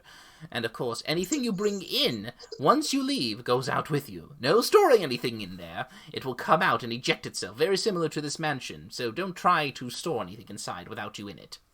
I will promise to feed and water it every day. Mm-hmm. I'm so happy. Do we need to worry about bringing a bag of holding into that thing? Oh no, that should be fine. This is not a storage space. This is more of what you see here. It's very similar to my mansion, a smaller version of it. But it will allow you to at least work inside, effectively, on the go, if someone doesn't mind carrying you, that is. This day should be a national holiday. It'll reduce his weight, though. A bearded man giving presents to random strangers. Reduce his weight, you say? Well, yeah, because like if we have a several 100-pound dragon that's suddenly in a thing, is the weight when he's inside it going to? Are you assuming my weight, sir? Wow. You do know that the only ones that can fit in there are 2 humanoids at most, humanoid sizes. So only you, whoever's attuned to it, and a guest that you can invite could fit in at most inside. And anything that you take in with you will immediately be expelled out if you leave it. I'm just like nudging Victor. We don't have any other strength-based characters, so we're worried about whether or not we can carry it. Oh no, you can. Yeah, it only weighs 5 pounds. Great. Perfect. I'm strong. Yeah. That's true. Cylinder is Like, strong. Victor, we have a man cave now. It's awesome. It's I fantastic. could totally go in there. I could totally go in there with you, right? And just like Yes. kind of hang out, take a cat nap. I am a great. little insulted I wasn't involved in this, but okay. Also insulted considering I actually have experience in a smithery. Nope, too bad. Already got dibs, cat naps. And I'll leave it all for you to debate on how you wish to do this. I was just told that he was the one who was the miraculous enchanter and crafter. Oh yes, absolutely. Great gift. Perfect fit. Yeah, for him. you didn't do anything wrong. In fact, we really appreciate these. Thank you, especially since this harness must have significant personal value to you. Is his nipple sticking out? Well, I mean, at the moment, if he puts it on and changes it to whatever he wants, it's whatever it looks like. Yeah, no, it's just like a really fancily, like, ebony filigreed set of leather armor right now. It's great. The only thing about it is that if you ever were to strike the pose, touch him, it might, if you push on it hard enough, you might push past the illusion's kind of cover and feel that it's not as tangible as real fabric or leather can be. So don't do that, is what I'm saying. Yeah, it goes, No touchy. You might get stabbed. Now, but lastly, of course, I have a gift for you, my wizard companion in training. Oh, by the way, did you finish those pages? I got what I needed. Thank you, excellent. I will put these back into my book. Now, for you, I have something very rare and very powerful, but it is fragile at the same time. You must be careful with it. Any around here could easily take it and destroy it if they are able to get their hands on it. And he hands over what appears to be a small amethyst-like stone. This tiny little thing is a reserve stone. It is capable of storing magic inside of it and allowing you to activate it at your whim. Once attuned to it, it will rotate around your head when you activate it. As such, it can store up to, about 3 levels of power inside. However, it is not restricted to your spells alone. If you have friends here who have means of any kind that you are unable to harness or to call upon for power, they can store it in there as well, and you can activate them at any time. So perhaps if you have one who is more attuned to the healing energies, they could store a healing spell inside for you to activate at any time, or any other rare thing, of course. But remember, only up to a 3rd power. So be careful with it. And of course, anyone who is near you can try to snatch it from your head at any time. I suggest you stay in the back lines, but of course, you being a wizard, I'm sure that's the default for you in most cases. Yeah, of course. Wow. Yep. I'm not gonna say a fucking word. You're still crying over your present. Excellent. Now, of course, that should be suitable for you all, at least of what I could gather for the time being. But I will continue my efforts to make sure that you are successful in this quest of yours. Now, I do have my 1 spare rod, as he pulls it out and holds it to anyone to take. This one you can use immediately. Now, I suggest that you find a dragon that is at least more manageable to kill.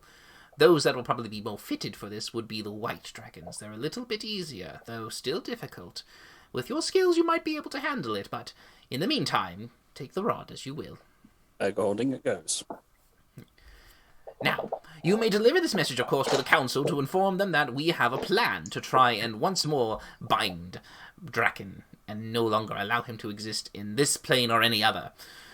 But to do this, of course, we shall need your efforts to try and get the essences of dragons into the rods, and eventually, perhaps, with your special friend, as he nods to Valindra, who has at least some attunement to the Ebon Empress, to activate and find the 3 remaining rods, and to bring them to her temple so that you may be able to, perhaps, bring them to life, as it were.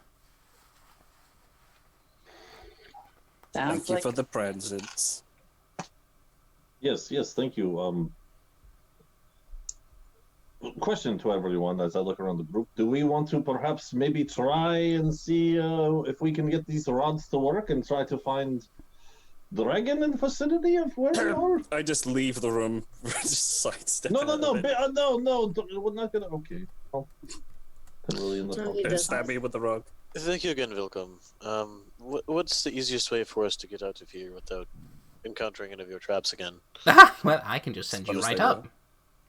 That would be ideal. Varkesh! Yeah, do you have a way to contact the silver dragon whose territory this is? She's how we got here. Isn't she waiting outside? There is no territory for her here. This is not in the mountains. But if she was the one who dropped you off, I suppose did she have a means to pick you up after? I mean, I could contact her through sending, but if you don't know her, that's just what we'll do. Yes, I'm afraid I don't know this particular one, but for the moment Leia. it will be... Leia. Yeah. No, I don't know this Leia, but still, I can take you immediately up to the surface if you'd like. Sounds good. Not very well. And you see him walk over to his main laboratory as you all exit from the manor to be able to leave this entire lair. As he gets to the center, he goes to an open space, and you see him activate a large spell that takes a lot of magical energy. Smokey, you're able to be in awe of this. It is a 9th level spell, and it just begins to open a large gate-like portal that opens up, and you can see as you look through it what appears to be the open expanse of the meadow and forest above that you first landed in. Very well, now go on, off with you. It's so much, but I love it. And he runs through. Oh, okay. We're running now. We're running. It doesn't fall. It takes 10 minutes for it to break apart. Go. But by all means, continue on. We'll go through, yeah. All right. As you all eventually walk through, it's a very disorienting expression to kind of go from this dense, heated lab underground to now fresh air, the cool breeze of the morning once more greeting you as you look around to see yourself back to the beginning of this adventure down into the depths. Here, of course, you can see what appears to be just a forest around you. You're not very sure where you are. You were just teleported here by Leia. But after waiting for a moment, the portal will close as he waves goodbye as Velcom offers you one last chance of, "Best of luck! Return to me when you need more rods!" So is there a quick way to get through the traps? He's sending us back right now. Yeah, we're outside where we should meet Leia. I know. If you ask that question, he'll just say, "Just send me a message and I shall be sure to open the gate again." Perfect. And the gate closes. No. Well, Kayla was trying to ask. Oh, Kayla, what Kayla's do you want to trying do, get Bailey? something in there. Just before I stepped through, I just wanted to ask him, is there anything else you think I should know about my mom? Like maybe where she may have gone? Did she ever talk about a safe place? She never mentioned a safe place or a home. She used to live in Alniel long ago, but she moved from there. I'll see if I can get you some information for her. There should be a few people who are still around who might know where she went, but I can at least write down a few bit of what I remember, some memoirs of her, and her exploits and her adventures with me, if you'd like. Yeah.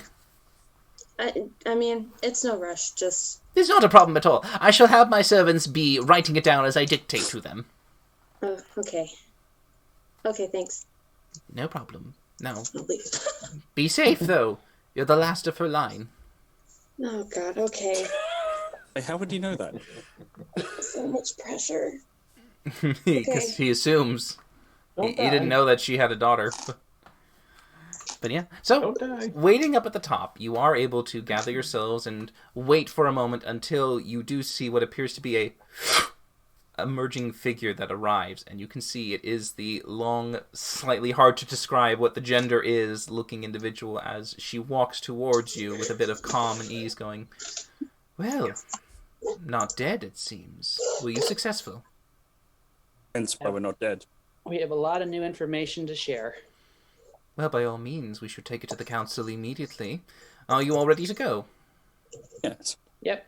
All right. Circle round. Hold hands. As she will grip onto you, and once more you feel that sucking in as this tight space then suddenly opens up to Alniel. Here again, you can see yourself standing in front of what looks to be the dragon's garden in the middle, the center court. And as you arrive, you can see around you 3 matrons, staring and waiting. Surprised that you arrived early, but it is just them, as they look down at you all. Is the big booty lady there? It's all 3, so yes, she is there. All 3 of them are there. Mm-hmm. I'll whisper to Leia. So were they expecting us? Are we just supposed to start talking? Are we supposed to be waited to be addressed? Or what's going on? What's the protocol? Deliver your report. What's up, darling? As she just says, deliver your report. As you begin to talk amongst them, the others among them look down at you and go, "Speak now, humanoids. What did you find?" We come bearing good news. We have made contact with Vilcom and managed to secure his aid in this endeavor. Specifically, he has provided us with the next course of action. And yet he does not come with you. No, he is entirely unwilling to leave his sanctuary. Unfortunately, we did ask, and Try to pressure, but it did not work. You see one of them look across. What could you expect from a gnome? Indeed, a gnome is no fitting creature for these tasks anyways. So, what did he provide? He has provided us with an option. Specifically, he has provided us with a rod that we can use to store the power necessary to truly destroy Draken once more. More efficiently this time than prior. Elaborate. Well, it seems that we are going to be going on a dragon hunt for some chromatics. Creatures whose power we can use to power these rods and allow us to enact the same ritual that destroyed him once, but with greater power. They all look at each other. It seems a bit limited, considering the essences he borrowed from us last time were not sufficient. What makes him assume that 5 more rods infused with the full essence of dragons would be successful? Well, his idea was to supplement the 5 rods that were used last time, recreated, of course, with artifacts of the Ebon Empress. What artifacts? There are, to our knowledge, 3 existing rods that Velcom actually based his design for the first 5 off of. We are going to look for those rods. We have been given a lead for one of them. And that is one of the things we will be pursuing. We're going to use more rods. I'm going to step up to the front of the group. Oh my god. Sheer number this time. 5, not enough. 8, bigger number. Especially being that 3 are coming directly from a god. You definitely see that they notice you beginning to leave as they walk you somewhere to be. No. I'm getting up to the front. He's trying to place himself as a leader. Oh no, Yeah. Up to the front of the group. He's talking to Varkesh. Oh, okay. Cool. Yeah, Varkesh tried to leave. Okay, go. I have to. I am busy. I need to do shopping. Can Victor here is the leader, very astute. He'll catch you up. You mind if I? Yeah, thank you. They just slowly trundle off. Oh, I saw your thingy. Okay, cool. They watch you leave, and they just seem to look at you with a bit of, It seems he doesn't take it quite as seriously. No, but actually, don't counter that with even more important. He's ready to go. Okay, he's gonna get materials. He's ready to make some rods. He's ready to save the world. In fact, it's probably more prevalent he does that now than we speak here. But we should probably do both. So we're trying to multitask. I see. So you wish to go on your expedition post haste? Yeah, world needs saving. Yeah. Also, another piece of information that Velcom suggests we, explore is possibly to try to defeat the remaining 3 liches. Do the 3 of you have any information as far as that could be useful to that end? We know many things, small humanoid. Things about which I asked?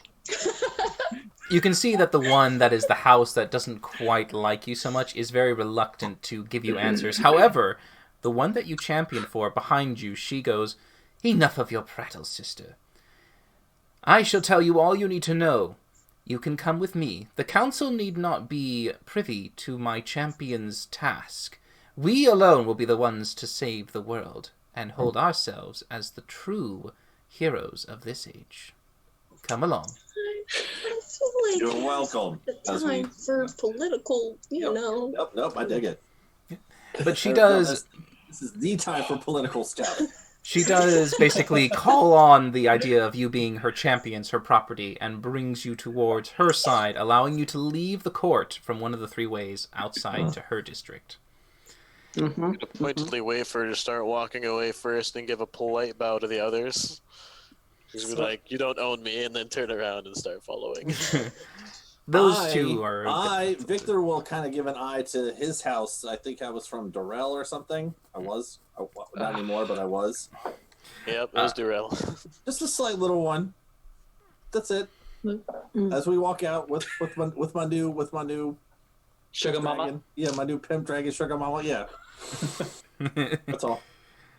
All right, yeah. So, you move out and you go, of course, with your house, making your way to her district. Now, as you begin to make yourselves filter out into the large streets sized for dragons, she will keep herself in her dragon form as she just stays there, not pretty much reverting to a humanoid instead.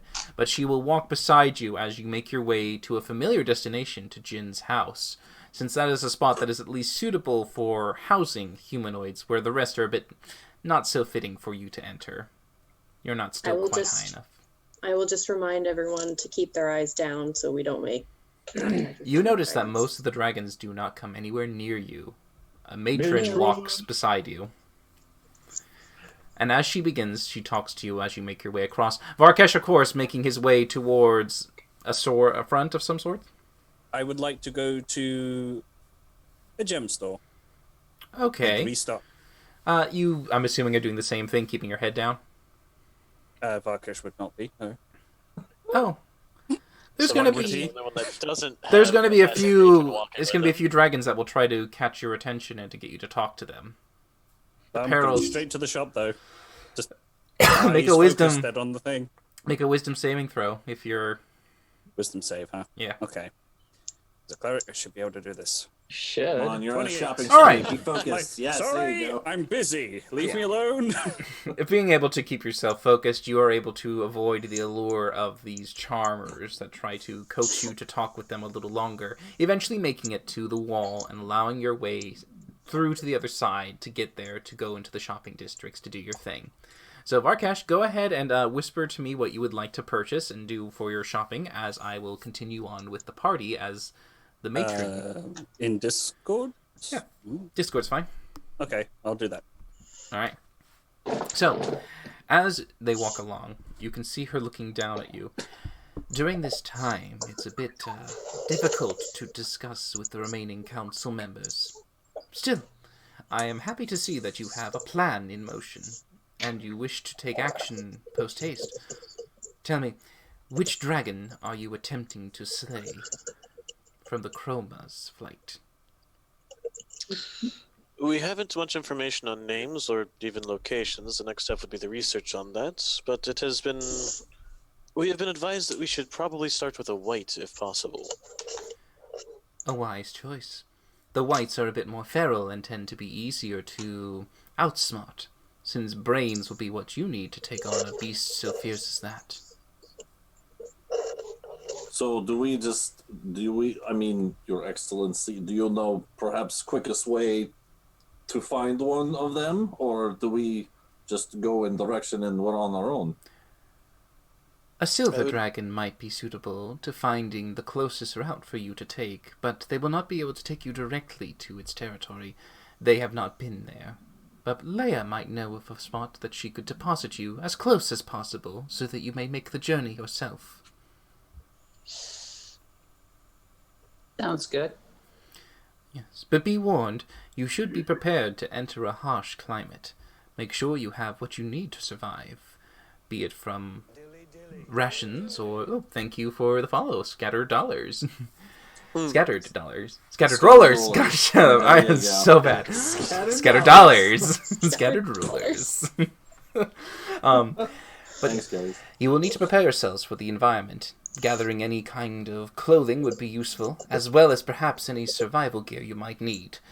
It's going to be difficult to climb those mountains. The frigid north is not friendly to your warm kind.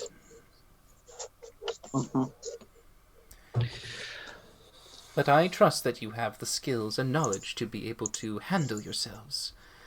Of course, going up there, we shall be able to assist you on transportation. But is there anything else that you might need that we can try to provide? Well, none of us are particularly inclined to cold climates, I don't believe. Really, any provisions as far as, like, warm clothing would be excellent. Or maybe healing potions if you have any in stock. We don't keep such simple things, but the markets could provide you with some. I shall tell Jin to get you the appropriate attire and any potions you might require. Yeah, I'm pretty sure we're all in the mindset of trying to go sooner than later to see if this even works. So, yes, any means of getting this done as quickly as possible, I think, look around at the group, is what we're shooting for here, yes? I think so. Yeah, may as well get it over with. Okay. So, as she walks you to Dindred, she will continue to convey to him the essentials that you need, as he's quite happy to see you return and is eager to learn the information that you have uncovered, as well as to finally find out that you are now going on a quest for their house, which will not only put you in great standing with the matron, but could also potentially put them in the lead for becoming the next Grand Matron for the entire Bronze Flight. So, with this interesting information and his eagerness to try and help you, I'm just going to have Varkesh do something really quick for me. Varkesh, can you please do for me a couple of rolls in succession? I would like an investigation. Can I have Kayla do them if they're percentile dice? No, these are ability checks. Skills. Yeah. Oh, can I have Kayla do them? Oh God. Man up, man. I don't No, even no, want me to roll for you. Hold up, dog. All right. You got this. You do I that would like when I from need you, to roll. please, to make for me an investigation check. Oh, that's not great. Okay. Great. I have an thank you for the inspiration? follow, Nickel. You do, I think. Wait, Thank you. Niklas Munson. Niklas Munson. Yeah. Okay, you all have right. inspiration if you want to use it. Do you want to use I'm inspiration? Yeah, I hate it when people ask me that. Yeah. All right, Varkesh using his inspiration. Go ahead. Reroll your dice. Shit. Well, it went up a little bit. Okay. So, Varkesh, one inspiration down. Make for me a persuasion check. Oh, I'm actually kind of okay at them. You find nothing and you overspend 24. for everything. Oh, Okay, all right. okay, Okay, that's very good. good, very good. I'm not fleeced to whatever I'm attempting to do. And last but not least, please make a perception check. Not too bad. All right, overall, pretty good. So, as Varkesh goes out to go shopping as quick as he can, you are able to find everything you do need for the potions you look for. You're able to find 2 of greater. In total, with your negotiating skills, being able to get a better price for things, the total amount that you will have to spend for everything is 2,100 gold pieces. Holy shit. Splurge. Dragon splurge. So can you send me in private the full amount of everything so that you don't just like say, here you have amount, but you've spent shitloads of money. Thank you.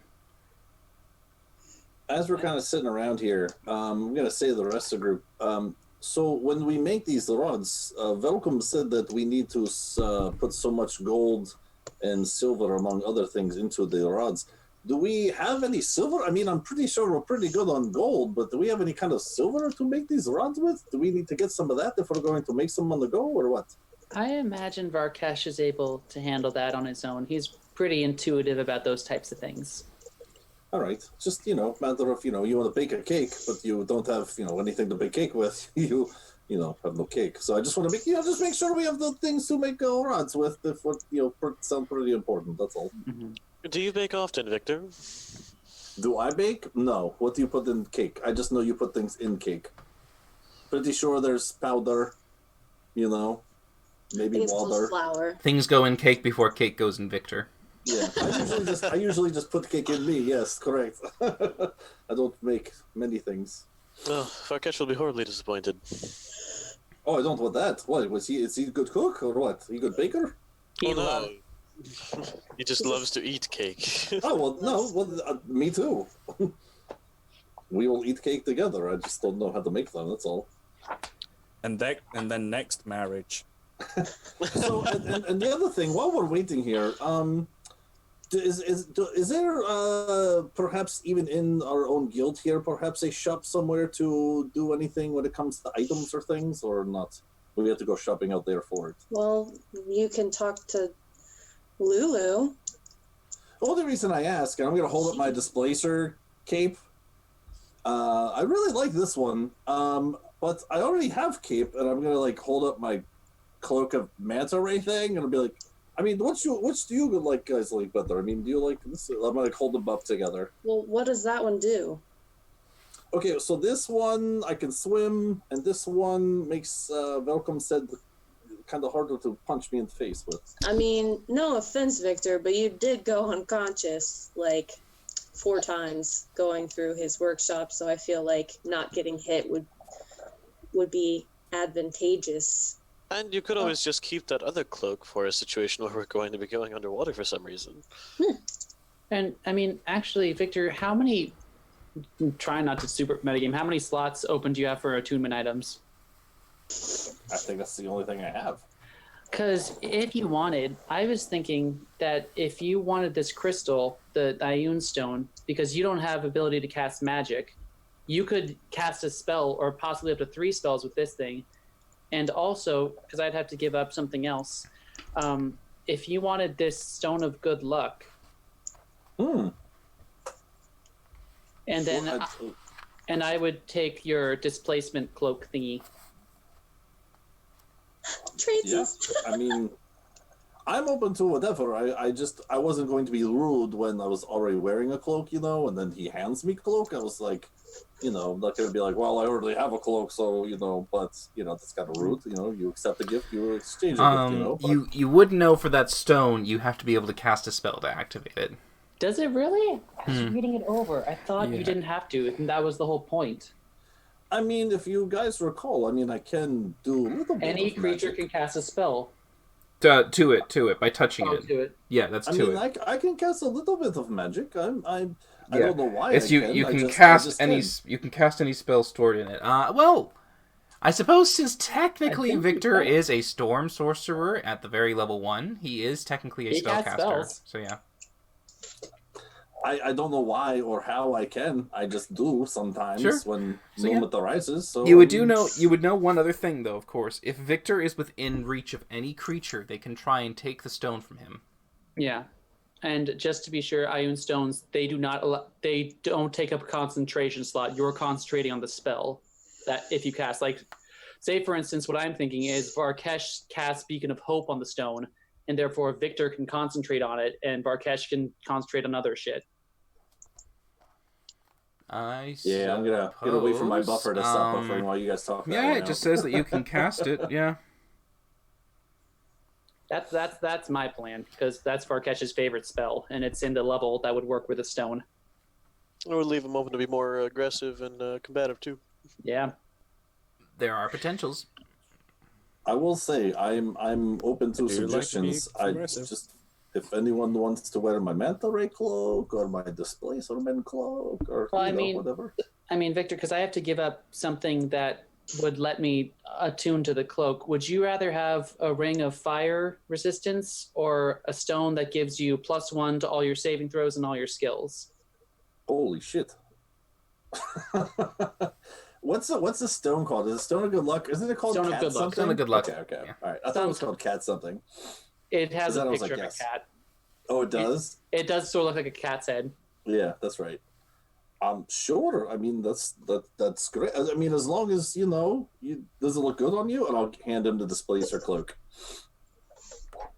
How does it look?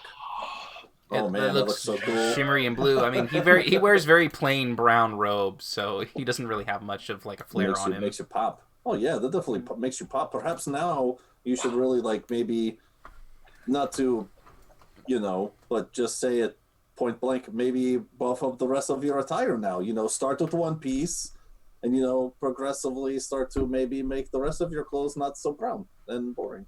And,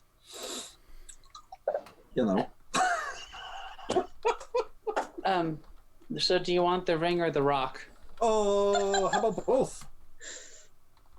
Seems like a pretty fair trade. I mean, I'm giving you 2 things already.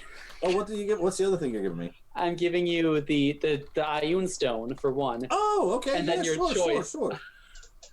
I kind of prefer to hold on to the stone myself, and then you sure. the Ring of Fire Resistance. Ring of Fire. I heard a song about that once. Yeah, sure. Let's do it. All right. So you have the Ring of Fire Resistance and the Ioun Stone of Reserve. Both will take up attunement slots. Okay. Okay. You can definitely take stuff does. you can definitely take your time to attune to it, and doing that point where you do your exchanges, getting yourself sorted, make sure you have everything marked in your sheets. Jin will have gone at that time, and he will have provided with you a whole set of tundra weather gear, allowing you to survive the cold mountains in the north. Oh my gosh, how cute do I look? Oh. I mean, I feel like you're like the kid from the Christmas Story, like this, just walking around. Can't put your arms down. I can't put my arms down. Perfect. Yep, that's what I'm going with. Done. But yes, I don't know what the rest of you guys look like, but yeah, that's what I'm going with. But Varkesh does return as well, with what appears to be his own shopping spree finished. I have returned, and it was a good shop. Almost got lost, but I managed to haggle. What did you get? Oh, just some supplies for myself, and Valindra, can I maybe borrow Winnie for about an hour, if possible? Don't worry, nothing nefarious is going to happen. Why? I wish to do something nice. You realize I can just look through Winnie's eyes while you're doing whatever you're doing. This is No, true, if you but I didn't would... tell him that, he wouldn't expect it. You could just do it. True, but I would ask that you trust me for an hour, don't look through Winnie's eyes, and then hopefully everything will be marvelous. I mean, if you're going to put something on him, I don't think whatever you put on him will come and go as he does. No, no accessories, no clothes. Would you just trust me for an hour, please? Come on, do it. Trust him. Look at that face. Look at him. Please, I promise nothing bad's going to happen. What's worst case scenario? Don't you just sew it back up if it blows up or something? Well, Varkesh has literally accused her of being a monster before, so it could be some weird countermeasure. Okay, we're moving If you're asking forward. for worst case scenarios. I'll give him one. Anti monster bomb, just in case. And I say thank you very much, and I will scuttle up to my room, and I will take out the diamond, and I will sit for an hour, and I will cast my spell. Okay. And nothing but lightning and white light comes crackling from underneath the door. All right. Are you linking the spell in the chat, or are you? I will be indeed once my buffering actually stops doing the thing, and I will cast this. What? Oh. Okay. Oh God! Oh no! Oh God! Oh no! Oh boy. Oh God! Oh no! Oh no! Gonna happen. Made the promise.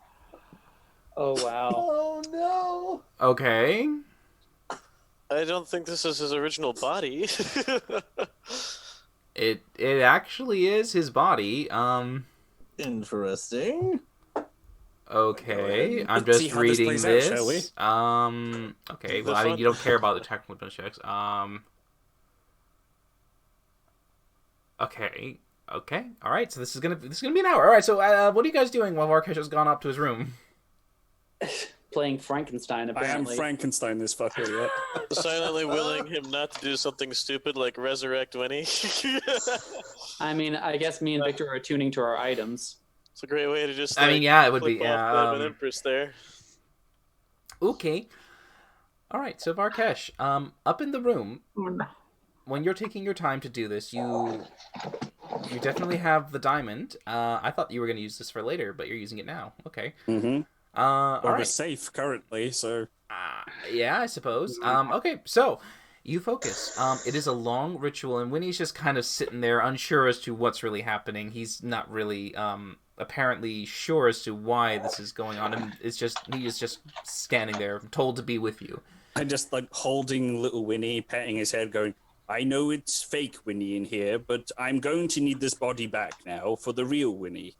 So, taking this time, Winnie doesn't have to do anything for the moment. You focus your entire spell onto the diamond. As you hold it up for you, getting yourself ready to focus on it, you bring it close to your holy symbol, allowing the slow, glowing light to radiate from your own gem embedded in your armor to then begin to infuse the diamond with this energy, making it almost become an enchanted item itself as it glows brighter and brighter. Over the course of time, it becomes so brilliant, it just looks like a white shape, and you can barely look at it as the whole thing just seems to radiate a beautiful light. As you bring it close towards Winnie and place it across his head, you begin to activate the resurrection spell. Valindra, you suddenly feel a surge, and you look down, and your shadow has returned to your body. You're very uncertain as to what's going on, but the shadow is now underneath you. You don't know where it came from. He said he wasn't going to kill Winnie. I'm going to try to stitch him from my shadow, because that's the only thing that I can think of. Okay, alright. So as Valindra begins the process of, she's just kind of going like, oh, I need the body parts. So you got to go up to get body parts to do it.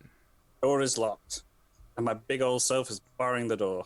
Well, no, I thought that the whole thing was that, like, his body parts melt and make my shadow, and then, like, I just kind of, like, ball the shadow up into Winnie form. Yeah, and, you like, notice stitch that it. you're unable to get Winnie body parts.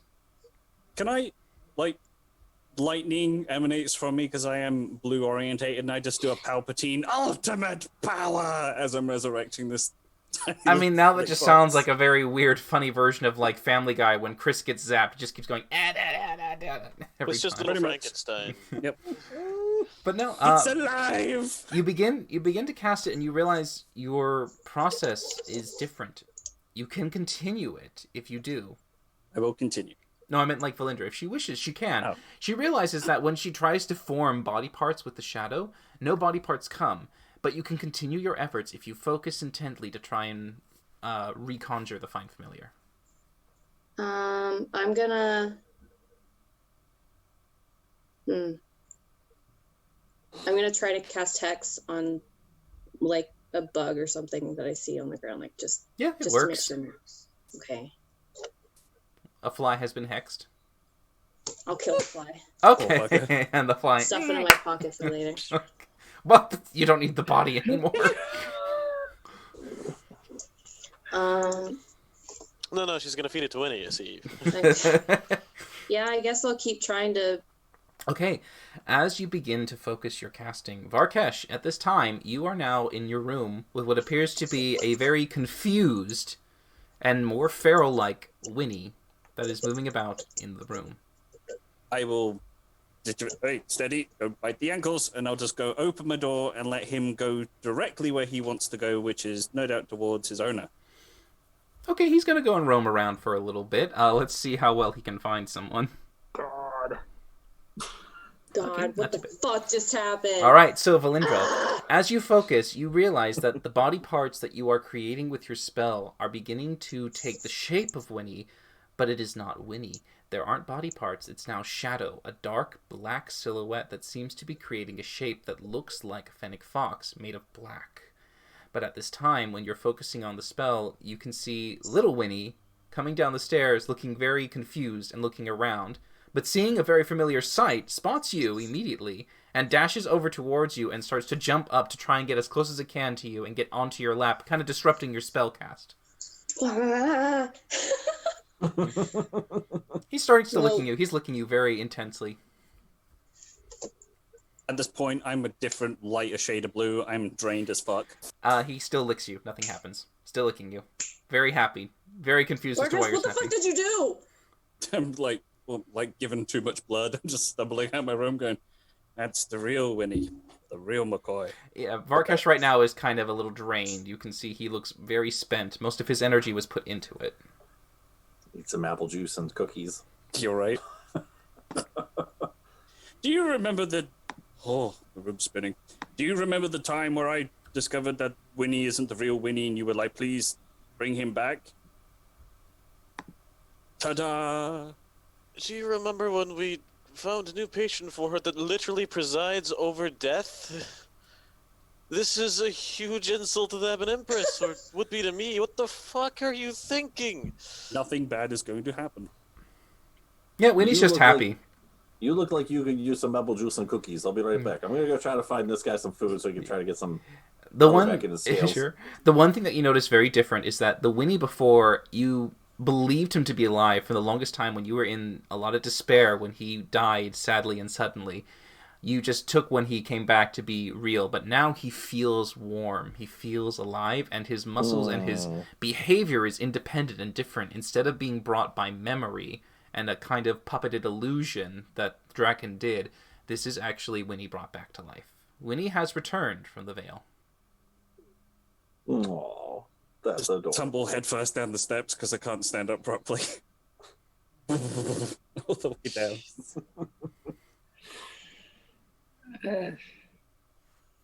Varkesh, you okay? No. Lindra, are you okay? I'll take care of him. You take care of her. Victor, are you Good okay? luck, Yes, I'm fine. Dragon Thank you for Knight. asking. Victor, are you okay? I go find some cookies. I'll be right back. Wait, didn't you say that already? So you Yeah, I just did. gonna I don't look know. Yeah, am I gone? I don't know. And I just want to find some cookies. Yeah, sure, you go look for cookies. You find biscuits, mostly tea things that are nice and sweet, but shortbread's good enough. Fantastic. I fly out, grab shit, fly back. Okay. But Okay, yes. sit, eat. You're very pale. Are you all right? What happened? I took a soul from the other side. The god said it was okay. And ta-da, when he's back, and I'm absolutely shagged. Okay. Give me those cookies. Yep. I'll pass them over. Wait, Just like hold takes a on. whole plate Yeah, full so of we just take the plate and just go. Just shovels them. Wait, hold on. You can do this? You can pull people back or things back from death? It's only since yesterday after I had a sleep, I was like, ooh, I can do something new now. Big Daddy Dragon told me, he was like, you leveled up, son. So this whole time your fox has not been real or what? Because that looks different. It's been a complicated road. Dolindra, yes, no. Are you okay over there? I mean, he's been. It wasn't really him, but it was still him. Well, look, ta-da! He did it. Very well done, Varkesh. Look, you have fox friend back now. Shaking thumbs up comes. I go over and like pet this fox. It's like a real thing. It's not like the Winnie that I've been carrying around before and hanging out with and talking to. I mean, it still looks, and for the most part that you can tell, it seems like Winnie. I don't see problem here. Looks like fox. I'm gonna go fly back over. I don't know what to do now. Cuddle and stroke him would be good. I mean, I can't take him with me. No. I can't leave him by himself. Can you not poof him? No. Doesn't work. Oh. Well, we know some very nice dragons who we're working for. There is one thing that you would know, at least, from what Velcom did tell you. Technically, 2 people can occupy the little pocket space that Varkesh has. It's a Pokeball. God damn it.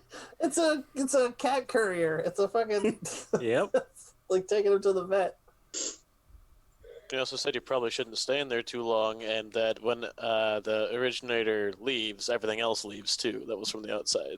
Oh But we could try it. If he's sorry, well, the last person that leaves, anything that came in comes out. So if there were 2, I wouldn't want like Varkesh to be able to go in when someone else comes in and then he leaves and they all get spat out. It's when the last person leaves, then everything that was brought in comes out. So do you want to give that a try? Yeah, I can. Okay. Varkesh, if you can produce the object. Weekly does so. I'll take this. Okay. Just put it on the table. Just maybe set Winnie. Because before you could Wait, kind was of. there an activation? There's an activation. You're attuned to it. You know what it is. Oh, what was it? Is it? No, it's whatever you want it to be. You activate it. You choose. The word, probably. Ginger snaps. That'll do. Ginger snaps.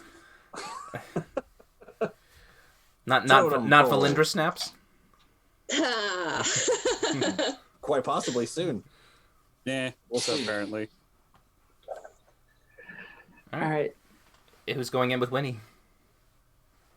He can go in by himself? You could probably guess that you would go in with him. Okay.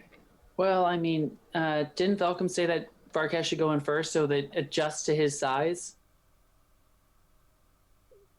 Come Come on. on. Point. Otherwise, Yes. it'd be just Winnie Come size. on, big fella. You can do In it. I I'll go. try to pop him up. Right. All right, Varkesh goes inside. Inside, the interior is a workspace which is filled with a forge and other work tables that you can use to your delight. Every single forge and furnace is magically heated and will retain its heat and properties, allowing you to work without needing for fuel or any other sustenance to make yourself suitable to finish projects in here.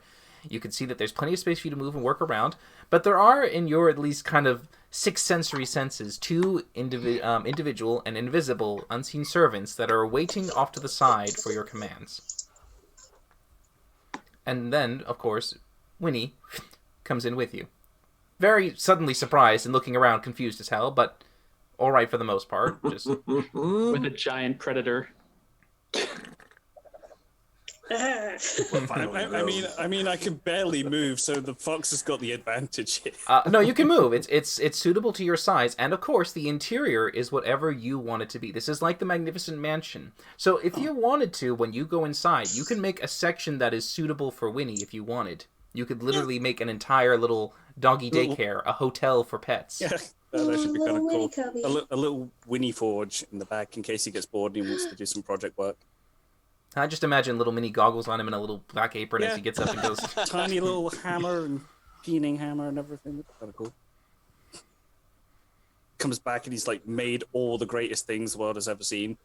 Thing is, It's all time. you do know, by the way, he can hear you from the outside and he can respond to you on the inside. Mm-hmm. Just tiny fox yips coming out of this thing. So, Varkesh, did it work? Oh yes, we're inside. I'm still tired, and Winnie's here. He's kind of looking around. Okay, well, Varkesh, Jin just got us a bunch of like cold weather clothes and stuff. Did you buy anything that we may need when we're going to the super north? I did not think of that. No. Also, still on topic here, if Winnie's going to stay in there, I think it's best Valindra carry this. Not sure. I mean, we had What? cleric in a bottle. Now we just have cleric in a little, paperweight. Yep. But yes, so essentially, Winnie can stay out with you at all times, and he can always be with you in the real world. Anytime you feel like danger is nearby, you can always have him stay inside to be safe and secure until you feel like the danger has passed, and he can always remove and come out again. And die for real. Amazing. Again, for the record. Valindra, if you did ever continue with your Find Familiar, you would know that after a time, if you finished the spell, a second identical-looking Winnie appears. This one is made of shadow, and eventually it looks black, but slowly the black turns into a illusion of what Winnie was. And you have a very sentient-looking celestial fae kind of, bodied creature looking back at you, and much more obedient and doing exactly whatever you want him to do. Twinny, or Winnie the Two, if you will. Yeah. God damn it. Amazing. So, has anyone ever fought dragon before? Show of hands. Anyone? Anyone at all? I mean, fought's a pretty generous term for what we did. Well, no, we did fight that. We fought a couple actually. You did. Not You a fought full- one in Trilak Oh, in the yeah. city. Yeah, that one that almost killed us. All right. And in the lake. And in... Alright. Okay. Yes, we've had dragon experience. Okay. Just because, we're going to apparently, be on quest here for slaying many dragons to fill up rods with their essence. So, anything in particular we should know about strategies here in terms of, and perhaps maybe we talk strategies while we get direction of where the hell we're going. Yes? Well, yeah, I was thinking we could get some food and possibly look for more potions. Do we need to roll for potions anymore? Because Varkesh already did one, I assume. At this time, Varkesh actually went out to Sure. get all the potions you could get. Yes. Sure. There is one thing I wanted to get possibly at the Traders Guild that I had on order. But other than that, I think if we get maybe it's just some rations, we I think we'll be good to go. Jin has provided you with those. You have from him what appears to be a full set of survival gear, rations included, as well as a tent that should be able to be suitable for the cold climates for you to rest in as you make your way. Should we be unable to cast a mansion for any reason, yeah. Right. He doesn't know you can give the mansion, and Smokey has yet to copy that. Oh, no, it's still good to have either way. But perhaps we should spend today resting so you can get that done. I mean, I could. There's a couple of spells that I really would like to add to my book. But I mean, everyone seemed really happy that we were going, being active and... Yes, well, if we're going to hunt down a dragon, I would rather be as prepared as we possibly could be. If that takes a delay or two, I, for one, am perfectly okay with that. Everyone else? Marcus just passed out. You can hear snoring from inside the pyramid. Well, there's that answer. I'm fine either way. I've really nothing planned to do, but new focus, very good to have. So I'm good. Valindra, maybe you and Winnie could get better acquainted again. I think I need a day. Okay, so yeah, there we go. Smokey got the right idea. Does anyone Personal day. Does anyone want to come with me to the Traders Guild? Well, I haven't anything I need to purchase, but I can accompany you. Okay. Okay, everyone who wants to go, let's go. I'll write a quick thank you, and I'll leave it on Varkesh while he's passed out. Just leave it on the pyramid. You just slide it in. Yeah. on the whiteboard on the outside of the door. Slide it between his fangs. Just like this The monstrous mailbox. envelope just falls on me. I'm actually going to spend my time while they're out. I'm going to look around this new guild hall that I'm in to get better acquainted with everything since I'm new to this place. That's all I'm going to do. Yep, you definitely get more familiar. This is Jin's home, but it's not necessarily the guild. There's no guild hall, but it is the closest and the most associated. You had a similar one for the other house. Yep. So this is just theirs. meeting people. Yeah. Just going to meet people. That's all. Yeah, sure. I Jin don't is. think there's many people in Jin's house to actually meet people. You'd have to go outside. Yeah, Jin is quite happy to talk to you, though. Cool. Yeah. I'll talk with Jin for the day. Yeah, Jin spends the time getting to learn Victor a little more and taking in some of the quirks and interests about this particular teeny kitty. Yes. Varkesh, taking his time to rest since he is quite practically useless at this point after casting a large spell like that. He literally is unable to do any spells and have disadvantage on all attack rolls, ability checks, and saving throws. He is pathetic at this point. Valindra, Smokey, and Rook, you all three head to a Traders Guild hall? Yep. Well, Rook's going to double back and reveal he's super evil and murder Varkesh while he's weakened. No! Can't even get in, I'm afraid. Yeah. Oh yeah, you're still in your thing. Yep. Yeah, which Valindra has. Oh, I guess I'll just carry it around with me. Yeah, sure, wait. you can carry it. Wait. We put Varkesh in a tiny space where he's super weak with the big bad? What are we doing, guys? No, Winnie is not... Can I take Winnie out? No, you're talking about Twinny anyway. This is Winnie. No, yeah, but Smokey's saying that Twinny, the dark Winnie, is the bad evil, while living Winnie is the good Winnie. So now you have a Belmont and you have a Moo. I know. There you go. Oh my God. There you go.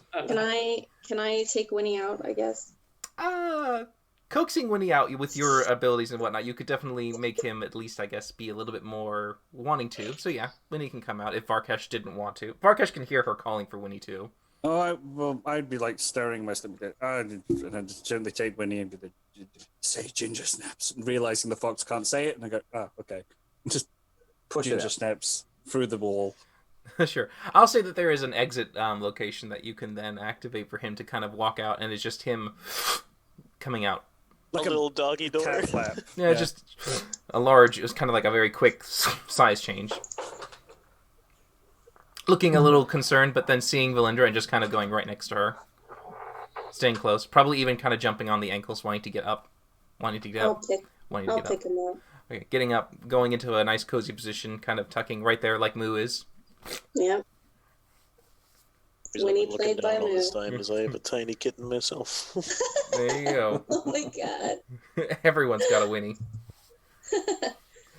So, making your way, of course, to the guild hall, you are able to take the small little, basically D&D tesseract with you. Mm-hmm. And I'll just go up to a front desk person and, excuse me, I actually had an order placed. I don't know if you guys have been able to fill it yet. It's a spell scroll for slow. As you come up, he goes, "I'm so sorry, sir. You'll have to give me a moment. What's your name? Please tell me." Smoky Cloud. Smoky Cloud. He looks through his memberships, looking for your name. Smoky Cloud. Oh, yes, there you are. I was afraid of this. I'm so sorry, sir. Please, you will have to wait a little while longer. Your item was lost when Trilak was taken. I'm afraid we have a few things in back order right now. We cannot provide you with anything you need at this moment. I'm so sorry. Please accept our sincerest apologies. Oh, of course. I mean, that kind of thing can't really be predicted. You wouldn't happen to know the location of Miss Lulu, would you? Oh, he looks at you and goes, "No, I don't keep track of her. No. Go. You wouldn't know if she's here? She's not here, thank the lords. No, she's not here. I'm pretty sure we'd be seeing a lot more fear in everyone's eyes around here if she was here. All right. Well, in that case, thank you very much, and have a good day. Of course. We shall notify you when your scroll is ready. Okay, you can, if you just notify us at the House of Jin Dritz. I will make a note of House Jindrit. Okay. And that's all I had to do. Let's go back to Jin's and I'll work on my spell book, I guess. Okay. So, Varkesh, luckily for you, you're exhausted as fuck, but it is not a comfy place to sleep in. It is a workshop. So, for Varkesh, that's like the most ideal place to sleep. Unless you wanted to put a little bed in it, I suppose. I'll forge myself a steel pillow. I mean, you like to sleep on gold. You do know that. Yeah. So I'll be like, getting them around. La, la, la, la. So, each of you being able to take a day to yourself. If you wish to do anything at this time, you can. Smokey, I'm assuming, is copying a spell. First of all, I think Valindra, I think you had the wizard we killed in Varkesh's dad's place, the stone Goliath thing. Yeah. Can I look at that book? Yeah.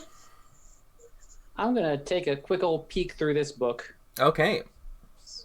See what it's got for me. There are some spells that you'll know immediately, and some that will be a little confusing. So make an Arcana check for me to see if you can discern those ones.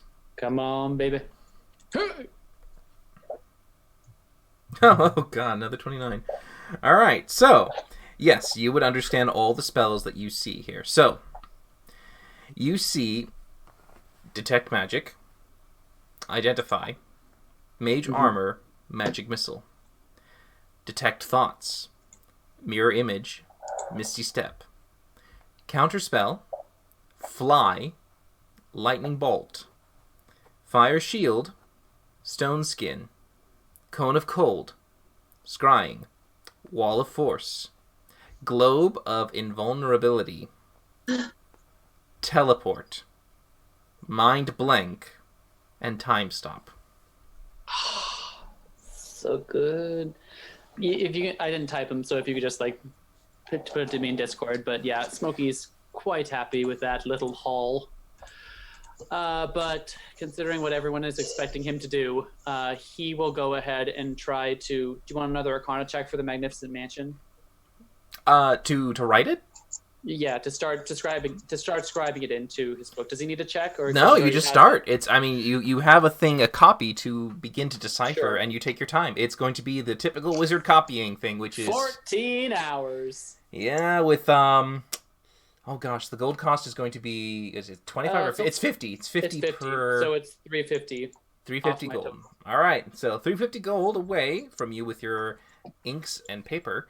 And 14 hours to spend. Okay, so... Well, that is going to take you the entire day to do, basically. Yep, I anticipated like 2 hours of free time, total. And then, yeah, sleep. Yeah, and you already spent, actually, an hour and a bit traveling to the Trader's Hall and back. Yep, I'm prepared. So, yep, Smokey is cloistered away into his room, and he is studying like there's no tomorrow. For there may be no tomorrow. Jin is getting quite along well with Victor, as the two of them might even be a little bit plastered or comatose with sugar or drink, depending on which they prefer. Having a nice revel of conversation and jokes and exchanges, and welcoming him into the new house, and kind of being happy to diss and lay off the burns on the old house.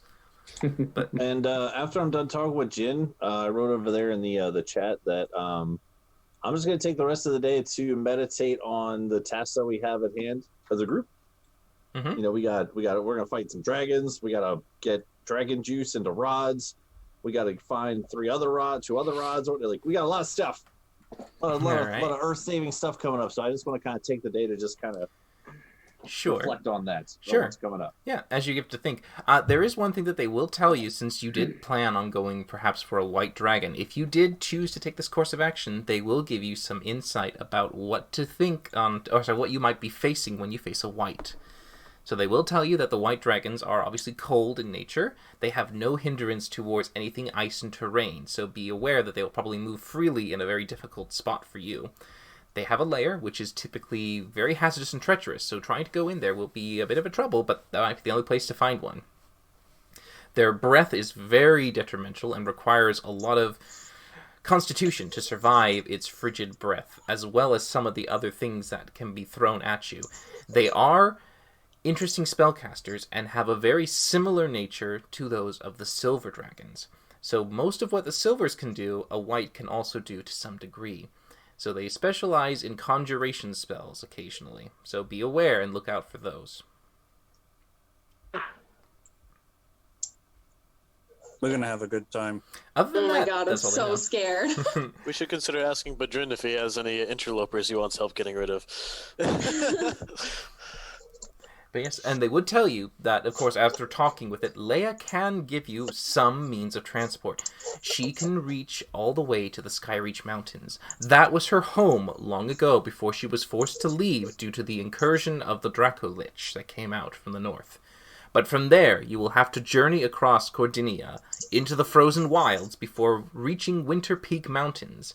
And from there, hopefully, you might be able to find a white dragon's lair. That will be the best that they can give you, and the information that they have for you to try and take on what you'll be facing, as well as the attire that you'll have on you. But other than that, they will give you time to rest, but will strongly encourage you to make haste the next day, because she does know, at least Leia, from the traveling, it will take you days to make it from the Skyreach Mountains to the Winter Peak Mountains. So there's very little time to waste. Is she saying all that shit just to me, or is that to the group? To everyone. Really hoping She would gather you around in the evening to report back. Right. Cool. But yes, if you feel yourself ready, you can take another long rest after you have all done your expeditions. Winnie and Valinder having time alone to spend with each other to really enjoy, maybe even go back to some previous haunts. Memory lane. Yeah, I will say at night when everyone else is sleeping, because I no longer sleep. You do not. I'm gonna get up and I'm gonna go to my old temple. I'm not gonna go in, but I'm just gonna sit and kind of like stare at it for a while. With Winnie in tow? With Winnie in tow. Yep. Then it's a lot of memory lane for you, being able to see that. Make a perception check. Oh god. I didn't want this. I just wanted to reminisce. 7. Okay. All right. For the most part, it just seems to be a quiet night. You don't notice anything out of the ordinary for you. Fuck. What happened? I'm gonna use my inspiration point. Oh, all right. Okay. Oh!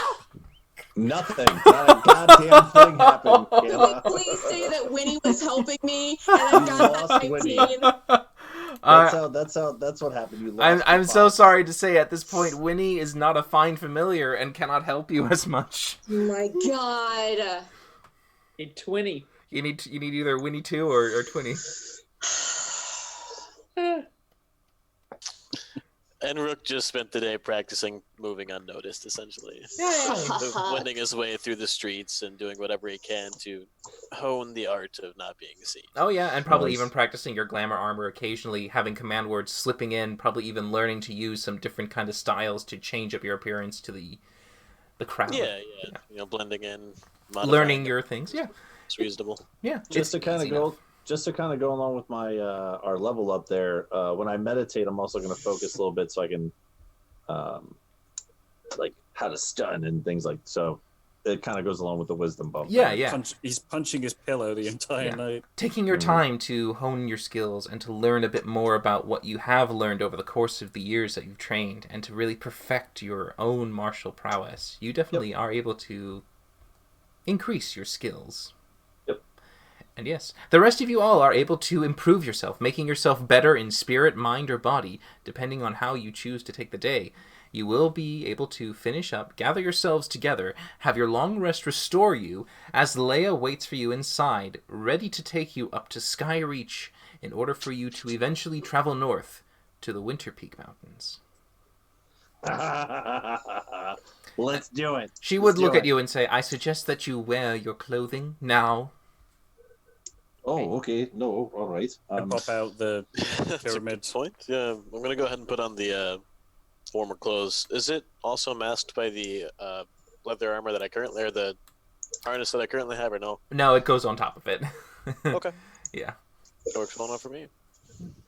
But yes, donning your own kind of fluffy fur-lined coats and jackets, you're able to make yourselves ready as Leia grabs onto you and says, "We'll be returning to my home.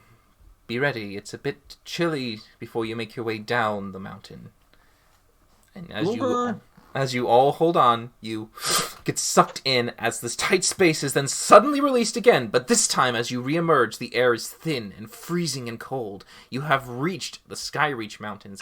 At this point, it is a very, very cold morning for you to kind of look around, and you kind of instantly begin to shiver.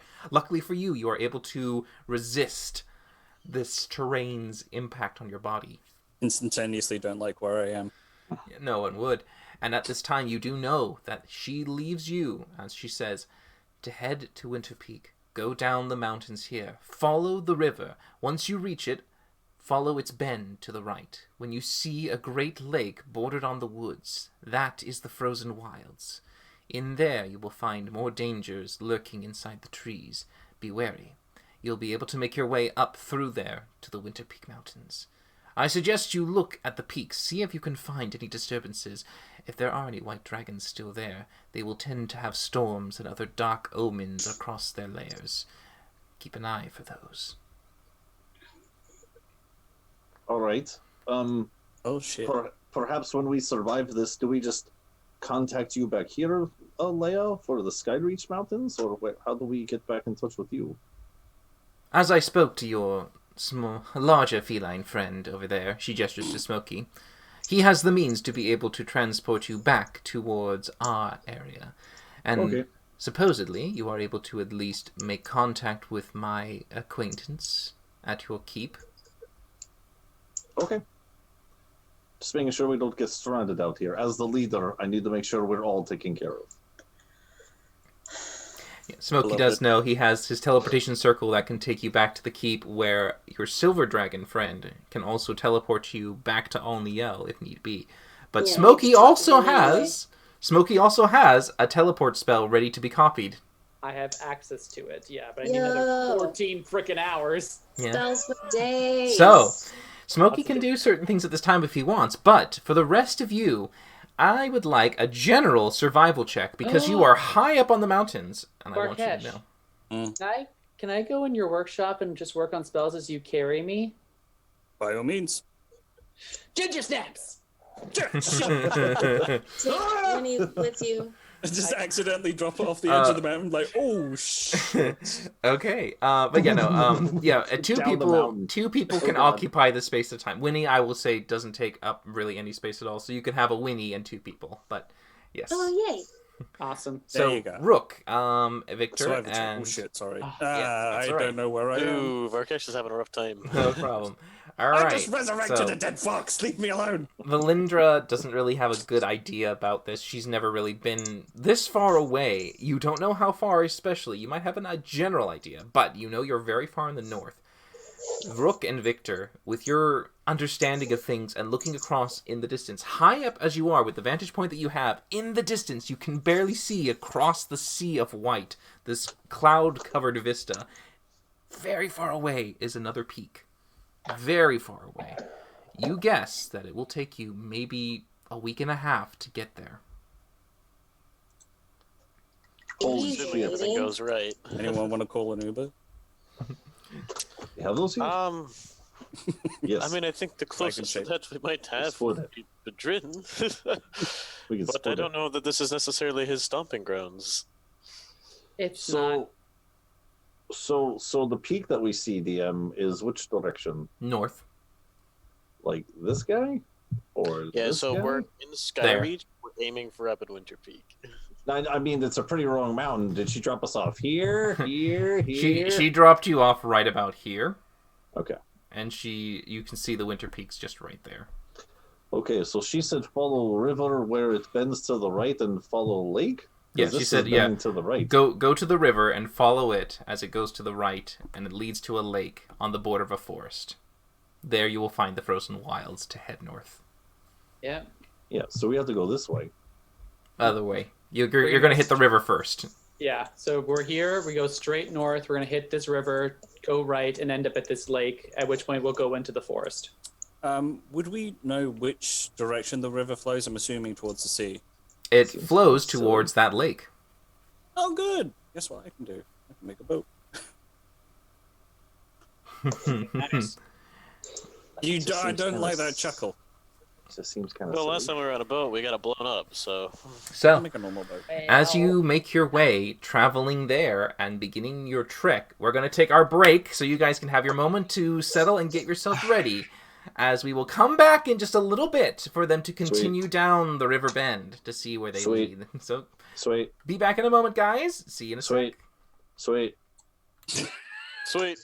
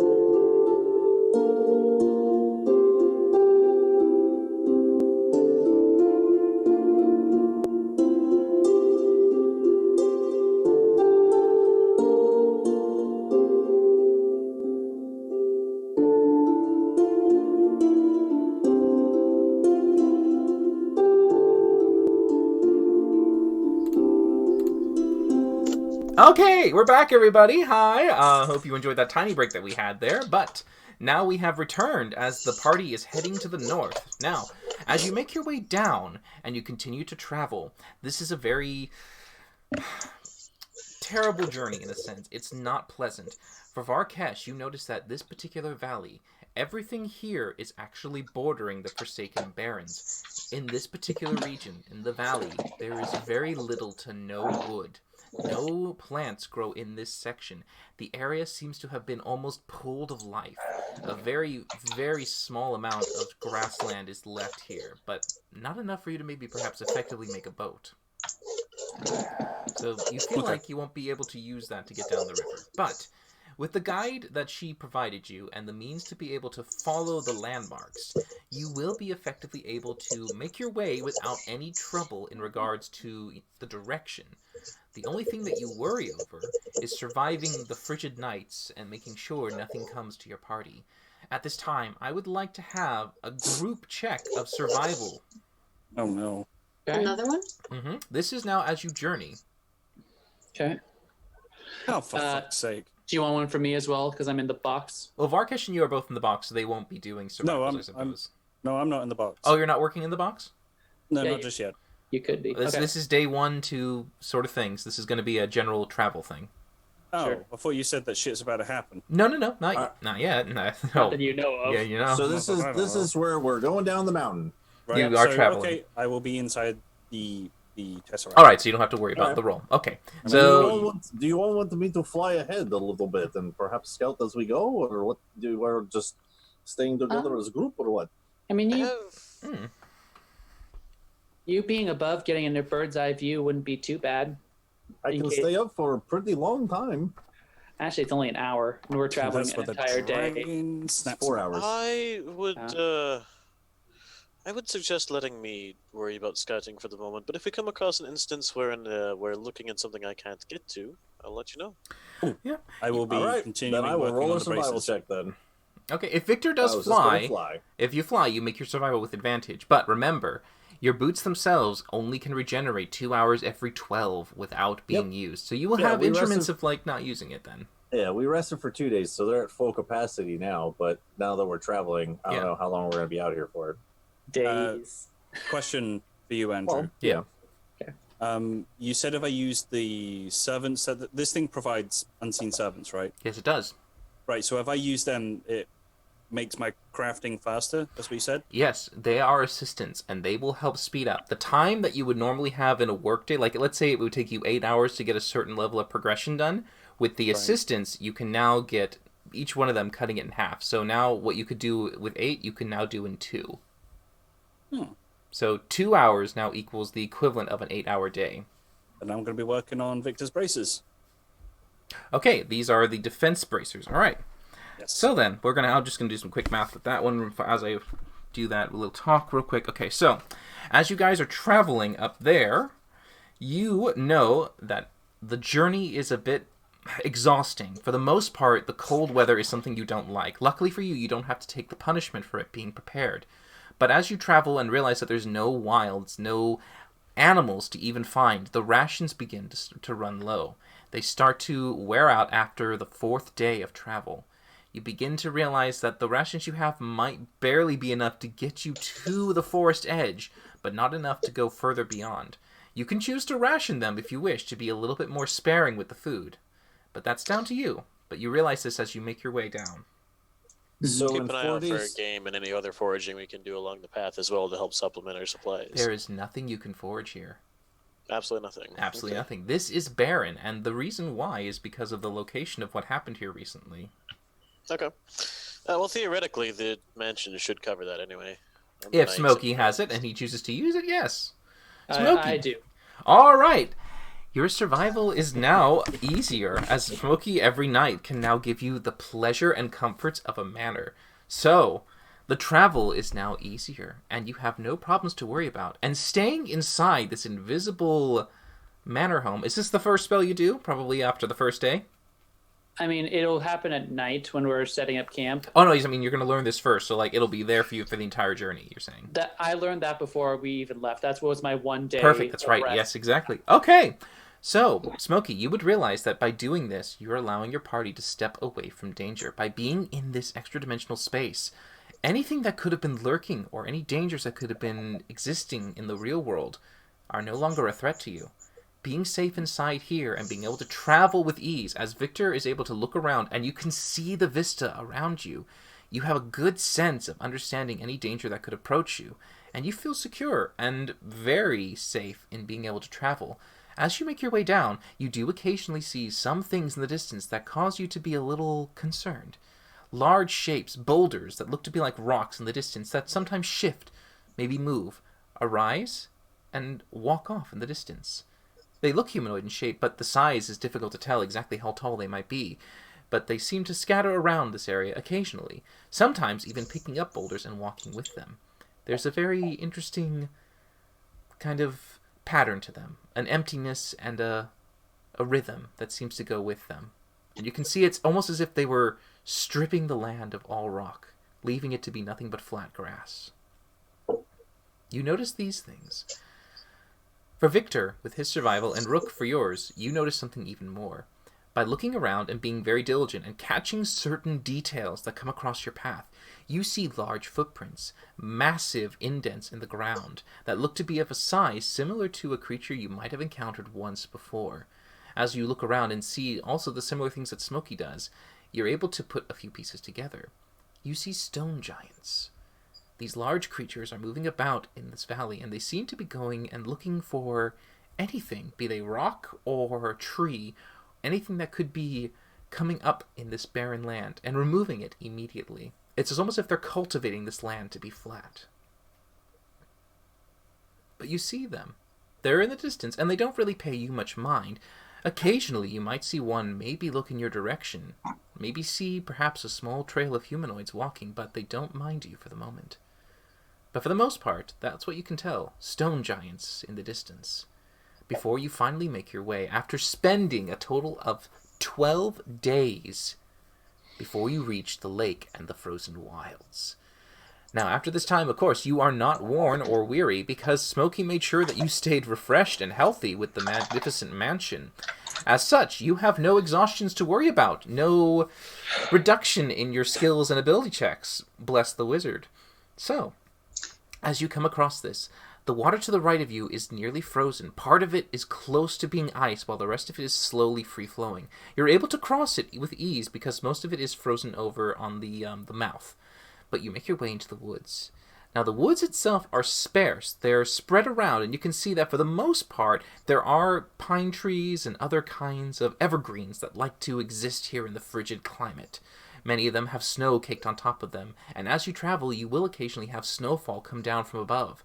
The temperature drops at this point, becomes even more unbearable. Beforehand, you were traveling in a cold climate, but now it is tundra frigid, and it is something that you all begin to feel the chills take your bones. I need you all to make Constitution saving throws for me.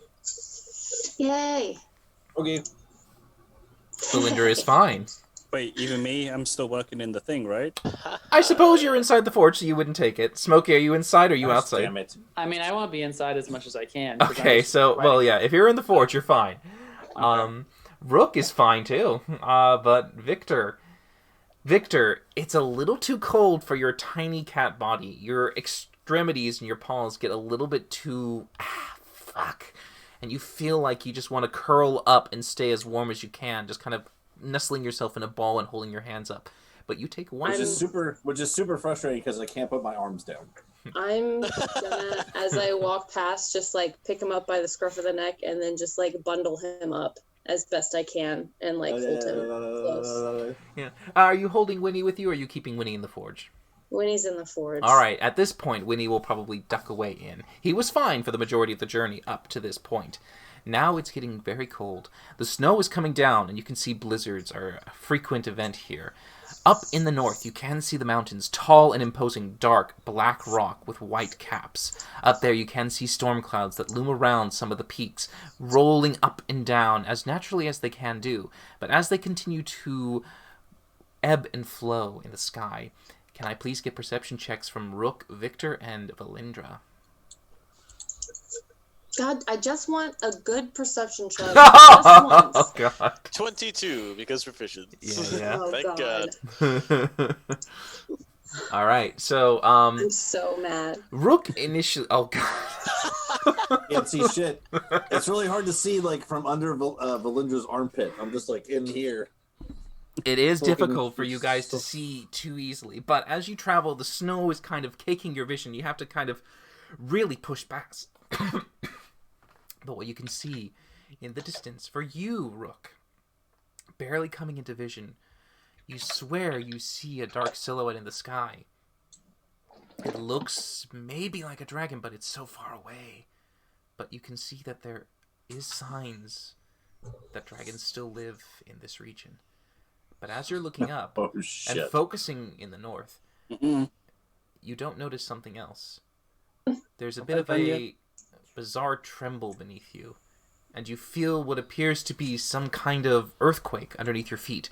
At this time, as you suddenly regain your balance, looking around, you can see that the party is also unaware of this, not sure what's going on, as suddenly beneath the snow emerges a large creature, blue insectoid in shape, and its eyes big and glowing, its breath radiating heat. It looks down at you all as it sees what appears to be a tasty morsel. As you were unable to detect its stealth, it makes a surprise attack. As we will now go into initiative, I will drag you over. Wait, quick question. Would I have finished the braces before we got You there? actually would have finished the bracers. Then I would have damn well made sure Victor got those braces. All right, Victor, but just before you enter this mountain At least a region, 23 stealth.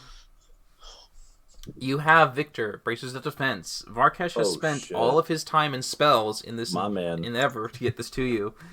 But yes, you guys are now here in the frigid north. It's +2 to your AC. My man. How cool do they look? Oh, they're all mithril and they've all got like cat motifs engraved in them and shit. My dude. All cat monk stuff. God. Like ninja position 1, ninja position 2. All right, I so am. I drew on the board. I drew on the board. Dude, thanks, man. Not a problem. All right, people, I would like for you to roll initiative for me as we now begin a surprise round. So as far as Varkesh and I, do we get initiative? Are we in the box? How do you want to deal with this? we You would've been both out are at this still in point. the box if you didn't come out yet. But Oh, you okay. will hear a disturbance and you'll hear some kind of shouting I and don't- yelling. We're getting the times things mixed up. Look, as soon as I'm done making the things, I would have come out and given the victor, and I wouldn't need to go back in there again.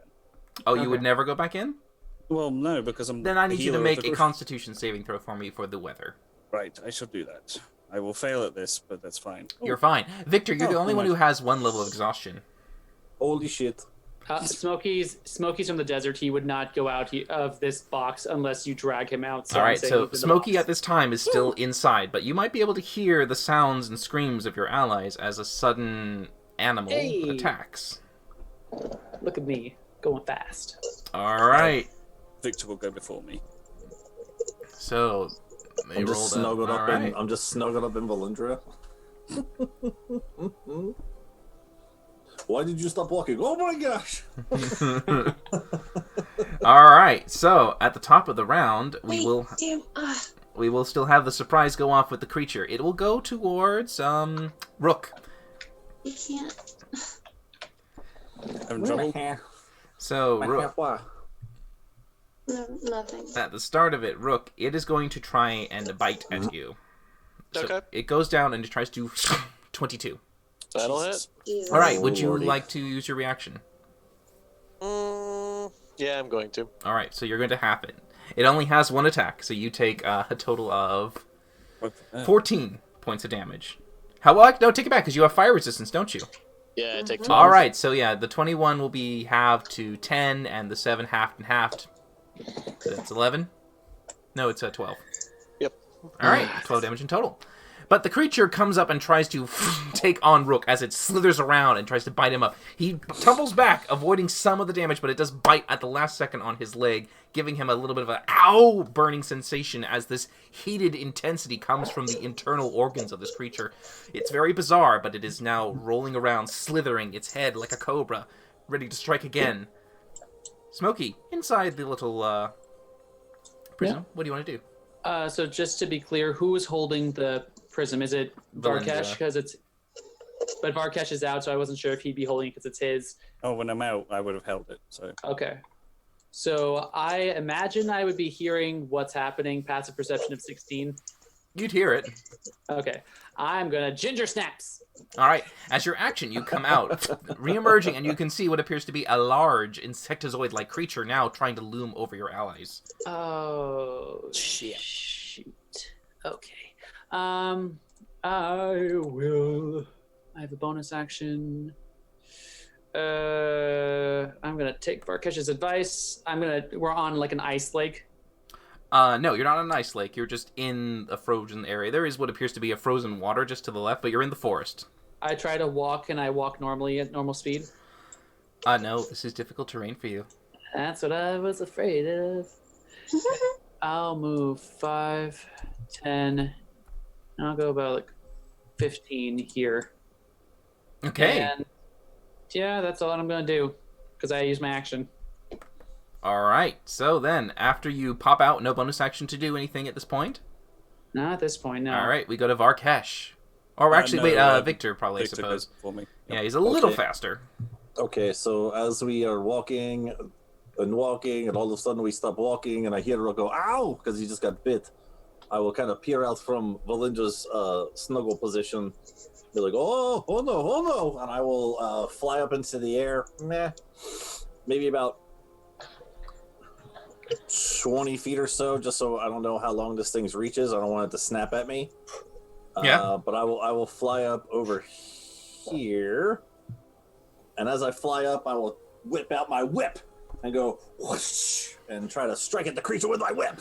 Okay. All right. So staying within range, just still go ahead and strike at it. Go ahead and make your attack. Hadouken! Oh, 17. I believe that's gonna hit. Yeah. Sweet. And then 13 slashing. Very nice. Oh shit! I forgot to do my other thing. That's okay. I'll do it on my next turn. Hadouken! Okay. 15 will still hit. Hey! Another 11. Very nice. Cool. And then I will do flurry of blows. And so as I I'll fly a little closer, try to ninja kick it twice. All right. Coming in with your tiny feet. Yeah, kitty feet, that hits. And 13, that will miss, sadly. Shit. Cool. And then, so... Okay, so 20 feet, 5, 10, 20 over, 5 in, and then I'll back up again, like this way. All right, do you have the mobile feet? I do! Excellent. So no opportunity attack for the kitty as he's too quick to kicks off, getting himself away, avoiding any attack that can come from the creature. Down, doing boy. a nice damage to it, yeah. Yeah, does my whip do anything extra, by the way, or is it just a whip? I mean, at the moment, it's just a whip. It had a thing at the end? I don't know if the thing does anything. It has a metallic tip at the end, yes, but it's not adamantine, I believe. It's still just metal, steel. Cool. But yeah, Cool. you need to get a nene onto that whip. Got it. Write that down. That's my turn. All right, Varkesh, you're up next. What do you want to do? Okie dokie, I am going to move into flanking position with Rook. I'm Okay. going to rear back with my left fist, and I'm going to smash it as hard as I can and inflict wounds, hopefully. All right, what level? At 3rd level. 3rd level. Powerful flume. All right. Yeah, that hits. Nice. Hopefully this does well. Not great. All right, 24. Yeah. Not bad. No, that's terrible for a 3rd level inflict Well, wounds. you definitely get your hand right in it as you take yourself to the other side, flanking with Rook over there. You can reach in as your claws go in, and you can see them making contact with the skin as it sizzles and bubbles, and this nasty deterioration from its exoskeleton leaves a large, bubbling blister that comes out. The heat inside its body no longer contained by its skin as it bleeds out a nasty, bubbling wound, and you can feel the heat come on. But luckily for you, you are heat resistant. You will take 3 points of fire damage. Oh, it is the spurty of the... Anyone that does a melee attack to the creature... Oh, sorry, Victor, you too. You will also get this as well. Oh, okay. But you're resistant now. You are resistant, so you will take 6 What in is total. it? What is it? What is it on? What happened? Every time Whenever you make you- a melee attack, you take fire damage from the creature. 2d6. But because... At reach too, or just when I'm within 5 feet of it? when you're in 5 feet of it and you make a 5-foot attack. So that's why it's All only right. your unarmed strikes when you did flurry. Oh, actually, yeah, only one hit, though. Only one. Only one hit. Yeah. Yeah. So how much was that? It should then be 3. 3. Cool. I took the damage from the fire. But not too bad for you. You're able to withstand it. Now, at this time, of course, as you see Varkesh inflict a nasty wound on the creature, is that the end of your turn? Yep, that's it. All right. As he does that, you can hear another shift in the snow, and from behind, another one emerges. This one suddenly bursts from the snow as another clicking of sounds come around as it starts to move across the snowy landscape towards Valindra and Rook. Yep. Oh boy. It goes right towards Valindra and will try to make another bite at her. So Valindra, 23. Yeah, that hits. All right, you still have fire resistance, correct? Yeah. So you only take 20 damage as the creature bites down. You can feel the heat sizzle off of its mouth as it kind of begins, like that feeling of a sunburn begins to form on there as you try to back away from it as it now just... I love how he said you only take 20 damage. Only 20. Save that I was thinking damage. it. I was thinking it. All right. Now, as that one also comes up, you can see that from behind, another snowbank also begins to rumble, and it seems that another one appears out from the snow, this time sensitive to the creature that walked beside it. And it goes towards Smokey. I'm afraid you walked right on it. You Disadvantage because of my cloak. Because of your cloak. This is also a really unfortunate time for them to all roll like in 16. the same initiative order. No. All right, Yeah. 16 will miss. As lucky for you, your illusion makes it unsure as to which one to strike, and it goes towards the ethereal one, doing no damage to you. You're welcome. Seriously, though.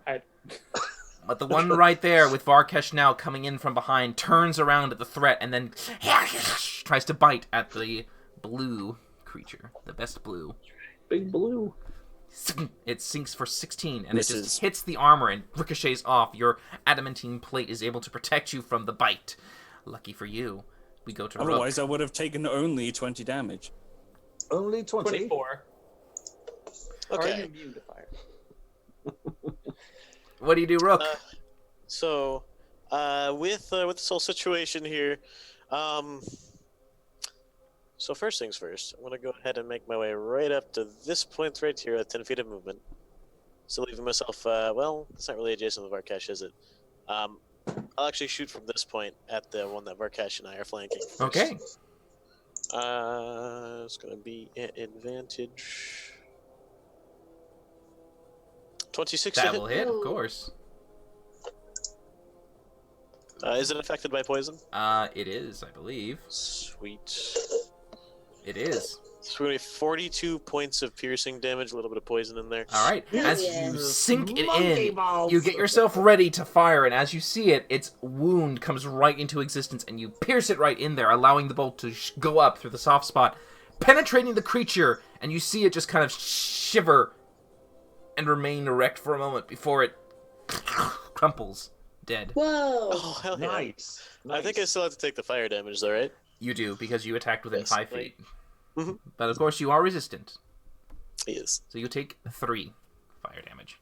All right, and then with that one being out of the I'm way, hitting I'm gonna go ahead and then I'll take my movement to place myself directly on the opposite side with Valindra, and call it good and end my turn. All right, getting yourself repositioned into that way. Valindra, what are you doing? Oh God, what am I doing?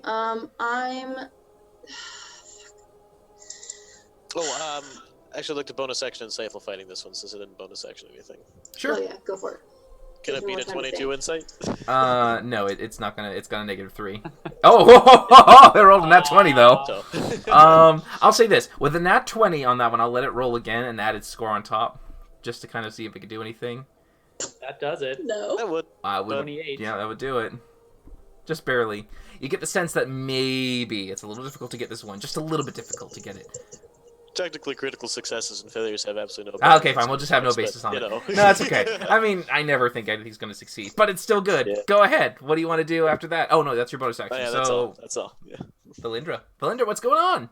I kept that dead bug in my pocket, so that I could cast Hex on it every morning. I don't think you can cast it on Well, dead okay, you things. can't cast it on a dead bug. After 12 days, you get your spells You back. can't cast it on a dead bug. But I mean, Well, okay. then I guess every I'm just morning, gonna every morning you wouldn't bonus do this. action. I'm just gonna bonus action Hex that one because I don't. If we can't find anything to forage, we're not gonna find any bugs. In the very beginning, just for funsies' sake, just make a survival check. Bugs are something that you might be able to find. Not enough to sustain you for food, Oh but a God, bug. 14. Yeah, over the 12 days you would have found one bug. Yay. A worm. Singular A bug. small worm that you found underneath as it was squirming around with the 2 watery snowfall and rain, and it just was trying to get Cool. away. So as my free action to interact with an object, I'm gonna crush the worm, and then I'm gonna move my bonus action onto this guy. Alright, so the hex goes right to Smokies. Yeah, and I'm gonna cast. Oof. Oof, oof, oof. I'm gonna Gonna cast cast. That's a fun one.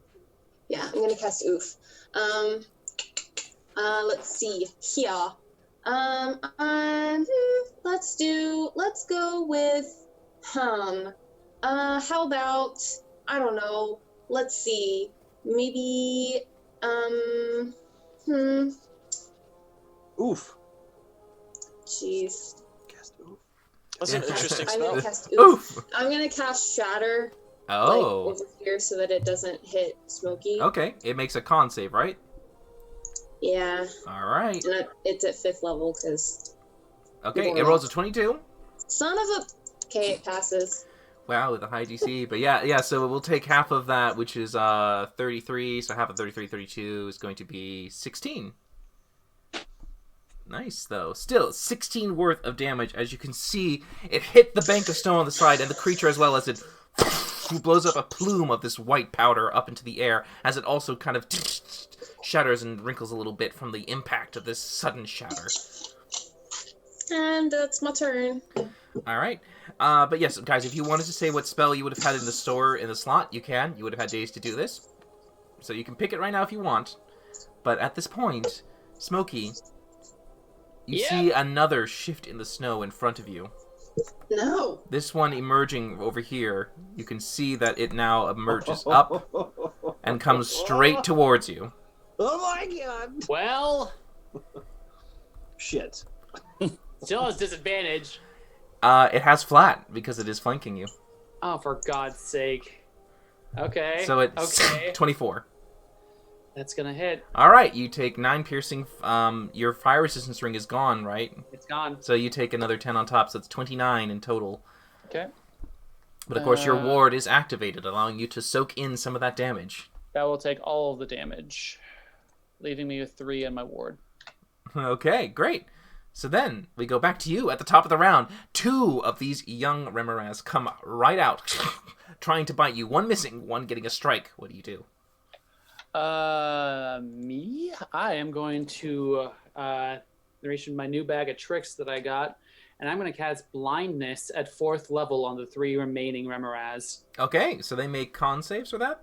Constitution saving throw, DC of 19. All right, the one in the north fails. The one in the south left fails. The one in the south right fails. They are blind, and you feel like their vision is suddenly broken, and they can no longer see with their eyes.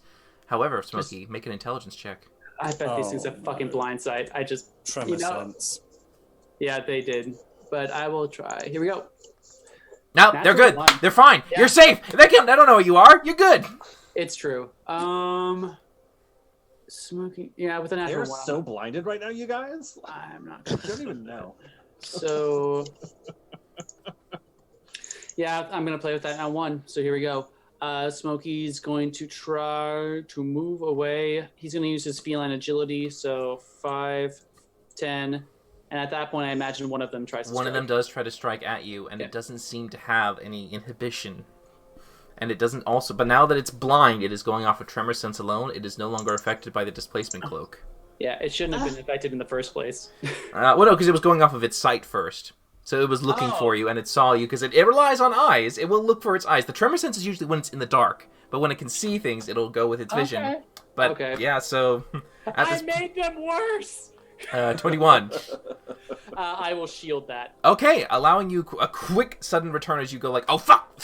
You throw up the shield, allowing it to deflect the sudden bite that came at you, and you just realize, oh crap, maybe they can see you a little bit better than you thought. So that was my reaction. I have a bonus action, but since reaction was cast during my turn, that's a leveled spell, so I can't misty step away. Well, you also cast blindness too. Oh, technically you can't cast shield. Oh, I can't do shield. Okay, I'll take that damage then. Damn it. Yeah, sorry, you take 26. That's fine. 23, but here we go. Blindness is not affected because it's not a concentration spell. It is not. Okay, but seeing that happen, and realizing kind of how they came up underneath me, I'm gonna give myself the benefit of the doubt. And I'm gonna just stand still. Okay. T-Rex this shit. All right, trying to do that. All right, make a stealth check with disadvantage because you did move. Sure. And I mean, this is technically something you're not supposed to really be able to do so well. Yeah, I'm also on ice and and you're a rogue. Oh. 29. Disadvantage. Oh, damn it! He did cool. Yeah. It could still be good. 13. Oh, well, that 3. would've been- All right. Victor, what you doing? I tried, guys. All right, so as I'm flying around here, I see this one big, wormy-looking, snaky-looking thing drop. I'm going to fly over here. I see my other cat feline friend is in a little bit of a pickle, so I'm going to fly 30 feet over this way, and I'm going to do sharpen the blade, also known as sharpen the whip. And I'm going to put 3 key points into my weapon. So 1, 2, 3 goes that. So these will all have a +3 on them, and I'm going to. Is that an action to do that, by the way? I don't know. A bonus action. It's a bonus action. All right, so bonus action to sharpen the blades as you bring Sharpen out your the whip. sir. It's sharpen the whip. It's sharpen the blade. I'm just messing with you. Okay, cool. So I'm going to hit the one on the left first. Kyle, All right. you have advantage for all these hits. Ooh, Now, really? You do. Now, I am assuming that at this point you're flying actually 10 feet above the creature. So I was already about. I was 15. How big are these things? They're about maybe if you see them stand up where they're at, they're maybe about 20 feet in the air. Okay, because when I jumped up out of Valentra, I went up 20, over 20, came in, hit. I'm like 20 feet up in the air, so I'm just zooming straight over there. Okay, so I'm gonna be I'm about just 20 curious as feet to up your in the air. position, but that's okay. Go ahead. That's okay. So as I fly over, I'm going to come down in enough range to whip them, and I will back up once I'm done trying to whip it good. Sure, go ahead. Whip it first with your nice first attack. And this is advantage? For It real? is because they're blind. They're blind. Blindness sucks. Fantastic. All right, I'm going to whip the one to the left first. +3 on this. +3, 22. Yes, that will hit. So it's 11 +3. All right, so from the first strike, as you get a nice whip to go in, you can see it rears back, and some of the blood spurts out towards you. Since you are within Stunning strike. Since you're Stunning within strike. you're within 5 feet of it, you take 4. No, the whip is 10 feet reach, man. Exactly. That's why I was Whipping. asking if you were 10 feet away, but you didn't clarify that. You just said you were at 20 Yeah. foot, which is right there next to them. All right. I'll do it for next time. But yeah, Did you want to fly up another foot? With the whip, I'll always be at reach. But that's Okay. So I'll say now that you got that, you're just like, oh wait, too close, and now you fly up 30 Okay. feet above them. So wait, all right. See, okay, that's fine. So diagonals are okay to do as 5 feet glances. Yeah, you can totally do that too. Yes. All right.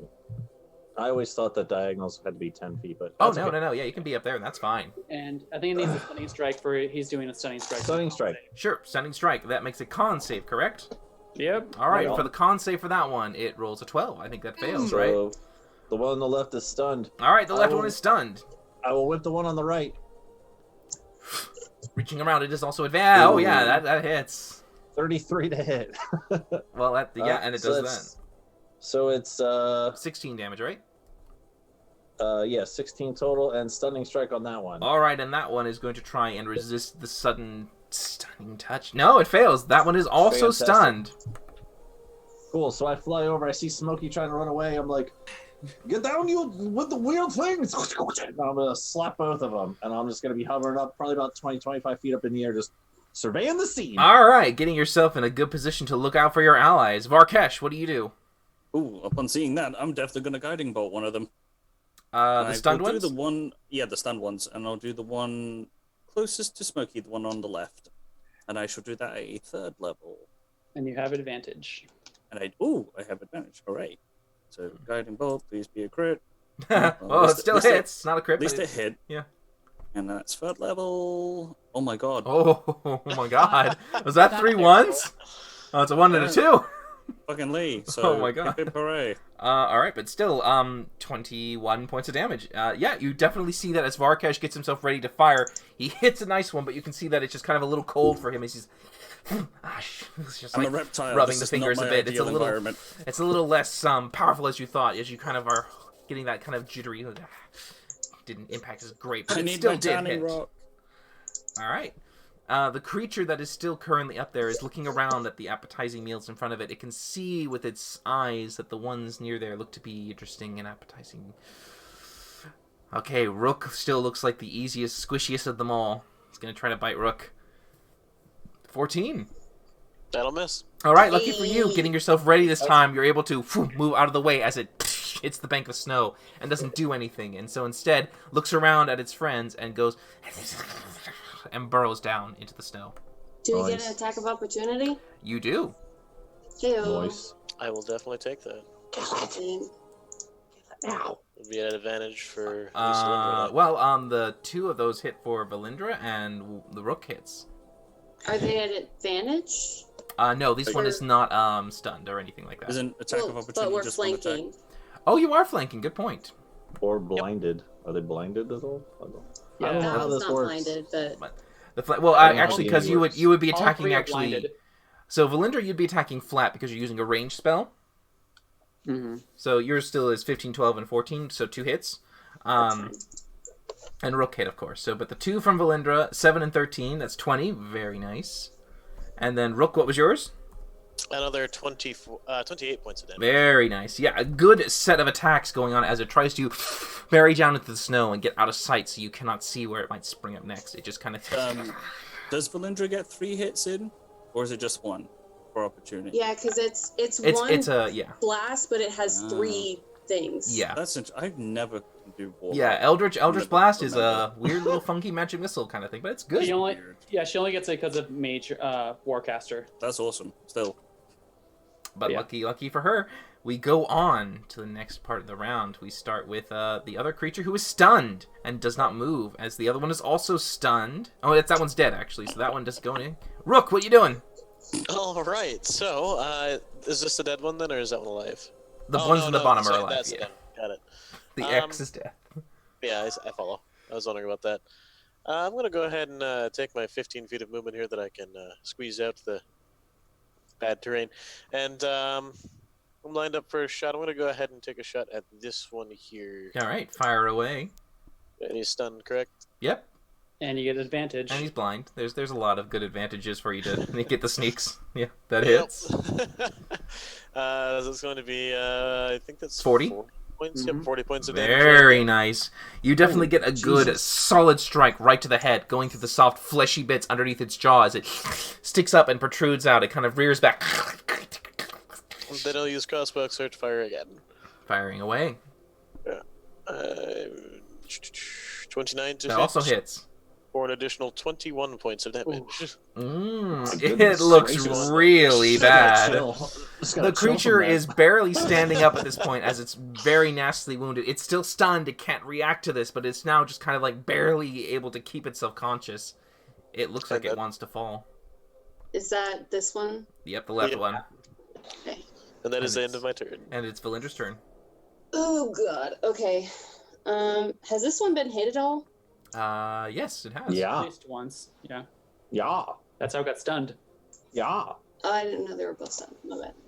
Okay, I'll just go ahead and try to finish this one off. I'll just blast it. All right. The first blast will hit because you can always direct your blasts. Fucking kidding me? If you wanted to direct your second blast, you can. Oh yeah, to there. Yeah, sure. And The they're first stunned, so you first have one will be enough advantage. to do it. Oh yay, they are stunned. Yep, they are stunned. So all 3 will hit, and the 22 damage goes towards the other one. And that one gets hit with 2 hex. It 'cause- does. An additional 4. Very nice. Puny. 26 damage to it. Very good. Very good. And that's your turn? Or are you going to move? I don't think I have like a bonus action or anything. Nope, that's it. That's all I'm gonna do. Okay, great. So standing still and just kind of keeping aware. Actually, I'm gonna move up here. Next to Smokey. Stepping next to Smokey. As we go to that, Smokey, top of the round. Yeah. It's you. I feel my companions have this last one pretty well under control. Smokey's going to hold his action to cast. What is good against these things? Not really much of my shit is good against them. Use your Circle of Death. It'll be great. Yeah, do that. Kill all bad things spell. Kill all everything spell, really. I'm going to hold my action to cast Infestation on when I see one of them pop out of the ice. I'm going to try and infestate it and make it move away from whatever it's about to hit. That's my plan. Okay. Good. All right, so, Varkesh, it's you. Isn't it Victor's turn? Victor, I'm sorry. Yes, Victor. Okay. So as one of them drops again, I look over at the other one and I will go, and I will whip at it. All right, whipping at the one that's around. I'll float back down so I get it within range, and then I'm gonna whip at it. So 30. 30. 20. Yeah, it's gonna hit. So 11 points? But 11 it's points? a 20, but yes, it hits. I'm sorry. Yeah, what did I say? 30. 30. I'm just gonna It's hit. like, I'm just gonna hit 30 forever. 30 hits. Yeah. That's how math works. All right, so that's 11. Still up. Yep, it's still up, but you definitely get a nice score across it. Again. That hits. 25 for 11. Still up. Nice. Still up. Still up. All right, I'm going to. After I hit it twice, is it looking like? Are we? Is it squirting out bad stuff still? Every time it hits, yeah, a bit of its heat Okay. exudes from it. All right, but I'm far enough away it's not getting at me. It doesn't seem to hurt you from the distance you're at. Fantastic. All right, we're gonna go Liu Kang this thing. So after I whip it twice, I'm gonna go. And I'm gonna come and try to kick at it twice. So I'm gonna flurry blows it with my feet. Getting close as you go in to kick it with your feet. Pow pow. Hadouken. Yes, Nice. again with that natural 20. That does not get the +3 because I put it on my whip. So it's just a 13 points. Well, that's doubling your dice right there. Yeah, the sharpen the whip thing. That's what I'm saying. Yeah, it's 13. Yep. That one, it looks really weak. Really weak. That hits. So and the 7 final more one, points. as the last of its blood begins to spurt out and score across you, it collapses into the snow. Okay, cool. So you definitely So when I came into Liu Kang it, you know how Liu Kang does his bicycle kick? That's what you see me just little kitty bicycle? What's a kitty bicycle? I don't know, whatever that is. Well, from that little You know they try to disembowel things. With your fire resistance, you only take 8 damage from the blood and heat that comes off of it. Because he did 2 strikes, 2d6, 4d6 total, half of it, 16-8. So I fly, I whip it, and on the second whip, I kind of grab it so I can pull myself in, even though I can fly, just to make it look cool. And I do double bicycle kicks, and after it starts to drop down, I'll release the whip and fly up like another 10, 15 feet above it. So I'm like 30 feet in the air right now.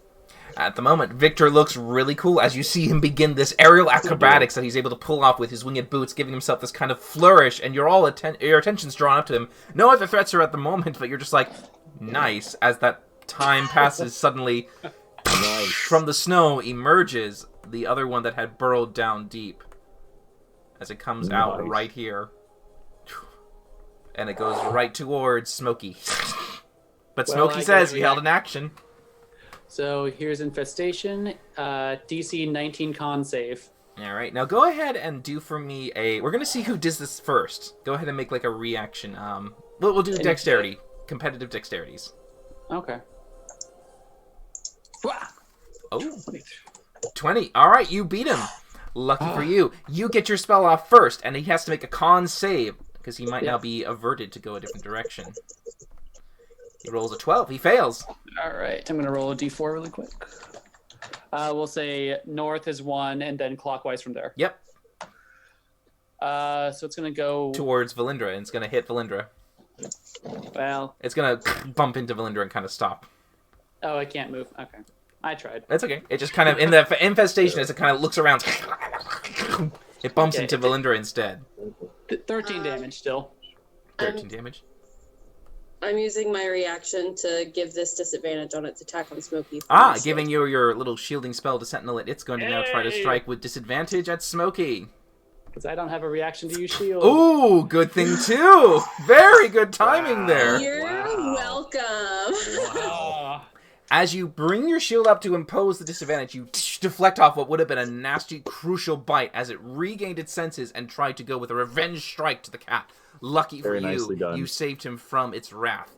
However, fortunate for you, you're able to save Smokey. You couldn't save what appears to be another threat coming towards your allies, as a larger rumbling sound, a deeper feel in the earth begins to break across your feet. As you can see, behind Rook appears an even bigger version of this creature, a larger one that is more than willing to try and take revenge for you killing its young. Oh my god!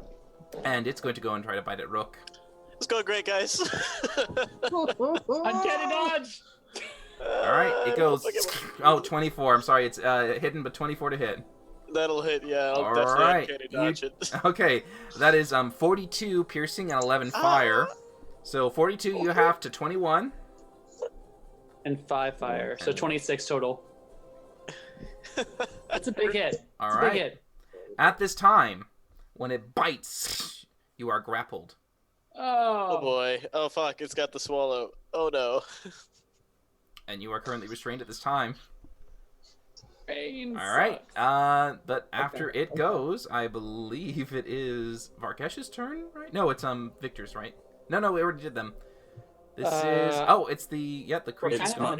It's my go. It is no, it's Victor's turn. It's sorry, it's Rook's turn. It's Rook's turn. The other one's No, Varkesh didn't get to go. Did he not? Victor did his fucking Chung-Li kick. Oh, I'm sorry. So yeah, go ahead and do your thing. This one did not emerge yet. This actually emerges after your turn. So you've got the baby there to deal with. So what? Oh, right. So there's another one now. Oh, great. Pretend the big one isn't there yet. Yeah, just pretend the big one hasn't come up and just gone through. So this one is X many feet. That's not the one I wanted to click. Let's see. Fuck me. Still far away. Bollocks. I'm gonna just dash to get into melee with this thing. Okay. And can't do anything else. No bonus action? No. All right. Okay. So I'm a cleric. We go. And I don't really want to use my spiritual weapon, but go ahead. Rook, you're up. Okay. Is that I'm restrained right now? You are restrained. All right. I'm gonna try to break free from the restraining condition here.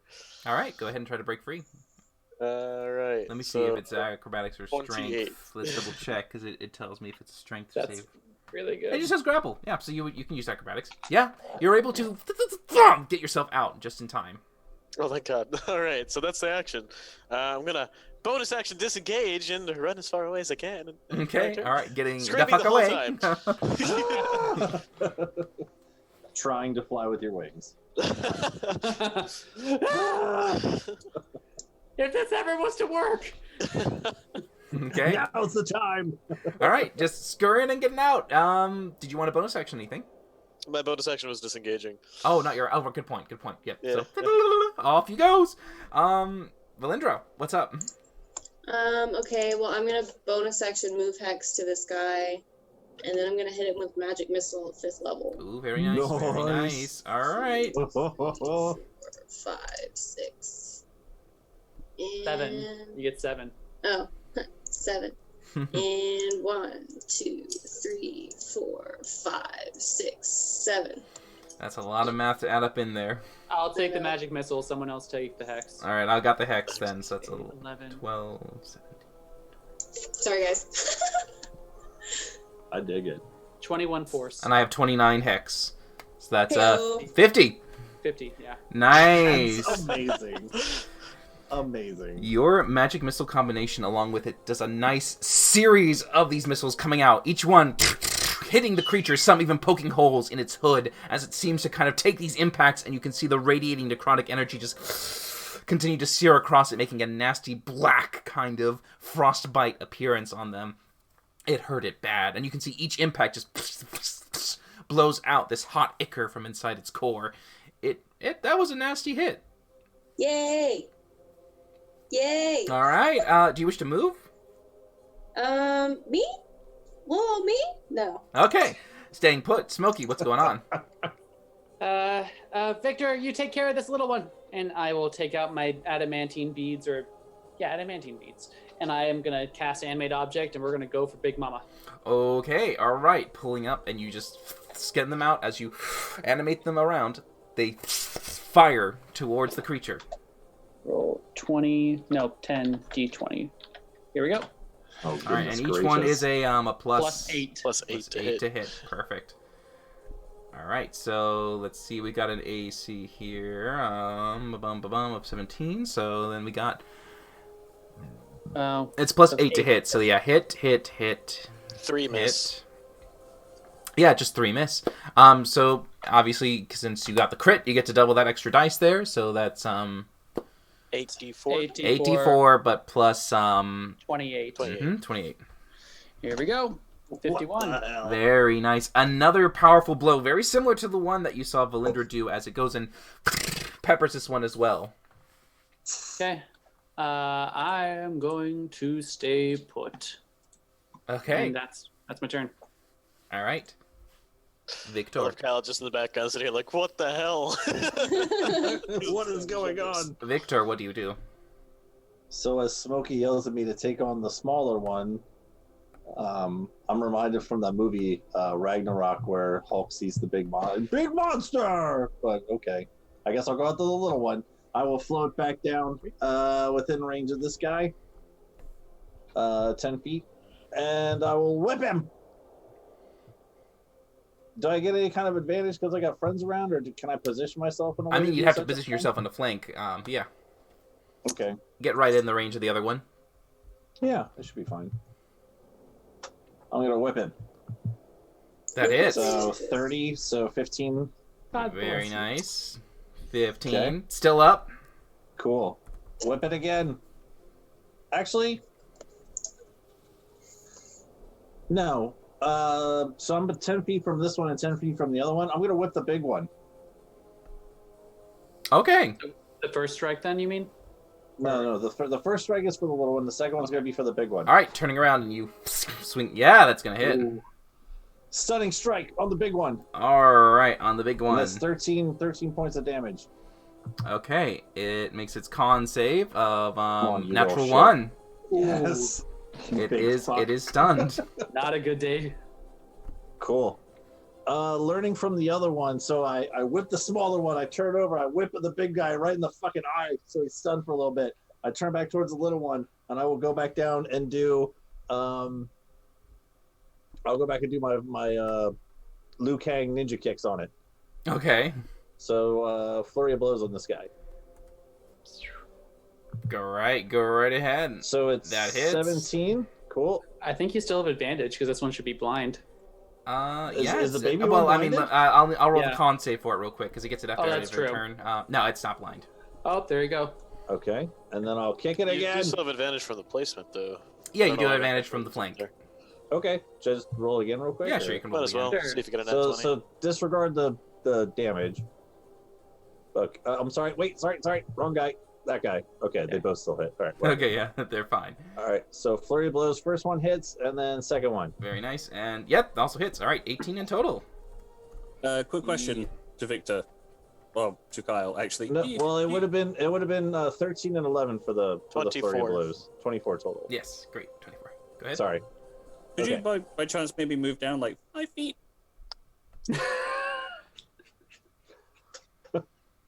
You He want me wants to go to a- the ground? You want me to go to the ground? Are you Just, crazy? Any direction that will get you the fuck out of what I'm going to do when it's He's my up in turn. the air. He's up in the air. Oh, is he? Yes. Oh, that's Yeah. great. That makes it Right, so yeah, much I'm- fucking I'm- easier for me. Now that I hit both of them, my plan was now that I hit both of them, I'm gonna get the fuck out of Dodge and fly like 30 feet up in the air. You never stunned the baby. Yeah, but He I'm has mobile. feet. Oh, that's true. Also, So from here, I got you. Hold on. Oh, So from is AJ here- frozen? Am I? Okay. No, No, no. you were just very still. So Okay. flying over between the two, 15 feet is there. I slap the first one, slap the second one, double kick the other one, and then fly 30 feet up in the air. Yeah, definitely getting yourself out of dodge, making sure that you're using your mobile feature, just kind of swooping in and hitting and striking, whips going around everywhere. You definitely seem to be doing a nice splay of damage across all the creatures. Now, in all fairness, since I kicked little baby guy, I should be taking some fire damage from that guy. Yes, you do. Yeah. So from those two, it is going to be a 4d6. All right, it is 3 points of damage for you. Wait, no, he has to take 46 damage. You said 46. 46. Holy shit! So yeah, I know I'm gonna stay in that same spot because I just went straight up, but I'm like 30 feet up in the air, so I don't know how big Mama is, but I want to be, high up above her. Yeah. Mm-hmm. Just for the visual. 10 feet bigger. Okay. Yeah, she's much taller. Okay, I want to be 10 feet higher than she is, so I only spent 15 movement. All right, to get you're over going there, to be so you're going to be 60 feet in the air. 45 feet up. Yeah. Yep. So yeah, that's math. Yeah, 60 feet in the air. If this thing is 50 feet tall and you want to be 10 feet higher. Cool. All right. Yep. So yeah, you fly up. Varkesh, cool. Victor's up in the air, out of the way. Just watch this cat just rocket up into the air while I'm like, and then just like open my mouth and just like loose the torrent of lightning. All right. The little one to the big one. All right. And the big one's stunned, so he would take full damage anyway, right? I think the stunned automatically fails dex saves. It does. Yep. So the young one's just going to fail. So the baby misses as well. So you do. Sweet. 3d10 lightning damage. All right. These roll big. Not 17. Not bad. The first one you see as it takes it completely zaps across its body as it is no longer alive, as it just collapses. What do you make my as breath weapons sound like someone sticking a 9-volt battery on their tongue? I have difficulty talking with my throat, but yes, you can see that the electric energy courses all across the creature and continues on to the second one, also hitting it and doing a nice 17 lightning damage. You can see that the damage is noticeable for them. They look to be in pain. Okay, so that was my bonus action, and I'm gonna go right on over here. Don't forget to take your damage for a melee range attack. It's not a melee range attack, it is a breath weapon. He was still standing right next to it. I'm technically making range attacks, but I still took damage. But you made a melee attack, I guess, or a ranged attack. This is a for the baby. I would still say that I would have been in range, so. Okay, but this is the difference though. The lightning doesn't puncture and cause the inners to burst, because it's a wound. It's an inner wound. I mean, DM's choice, but I'm totally fine with ruling that I get hurt because I was in proximity too. So. Yeah. Anyway, my action. What I'm gonna do is I'm gonna inflict wounds on this one, and hopefully it rolls fucking better. All right, sure. If we want to, you're let's see. So, yeah, 4 if you want to take 4 fire damage on top. Yeah, I've got like 155. So. Take it like a man. Yeah, so like a dragon. Okay. Where's my dragon man? There you go. Bop. Not fucking 20 at Well, okay. Go ahead. Just don't roll all those ones. If it fucking does, I'm gonna cry. I really will. Come on, 5d10. 10d10. That was at 3rd level. That's much fucking better. What? All right, that's Let's just go in enough. I had enough. Poof. It's 67. 67. 67's my count. Yeah. All right. Holy shit. 67 is just enough. It is exactly at 67. As you reach towards the creature. Well, what I would like to do is after breath weaponing both of them, I'm gonna like hop over the corpse of the little one and just like what's one in X-Men that can just go through walls? Juggernaut, right? No, that's Shadow. Well, I mean, yeah, but Juggernaut pushes through big everything. Tank one. So I'm just fist out and just straight through the other side. Okay, as you definitely shove through, and you can see a terrible infected wound spread across. Silhouette of me. You will take what appears to be 6 fire damage from the inside of this larger one. As it goes through, you can see its internal organs just completely melting to your touch. As it just infects the whole body, the entire surge of the magic just completely takes the entire form into decay.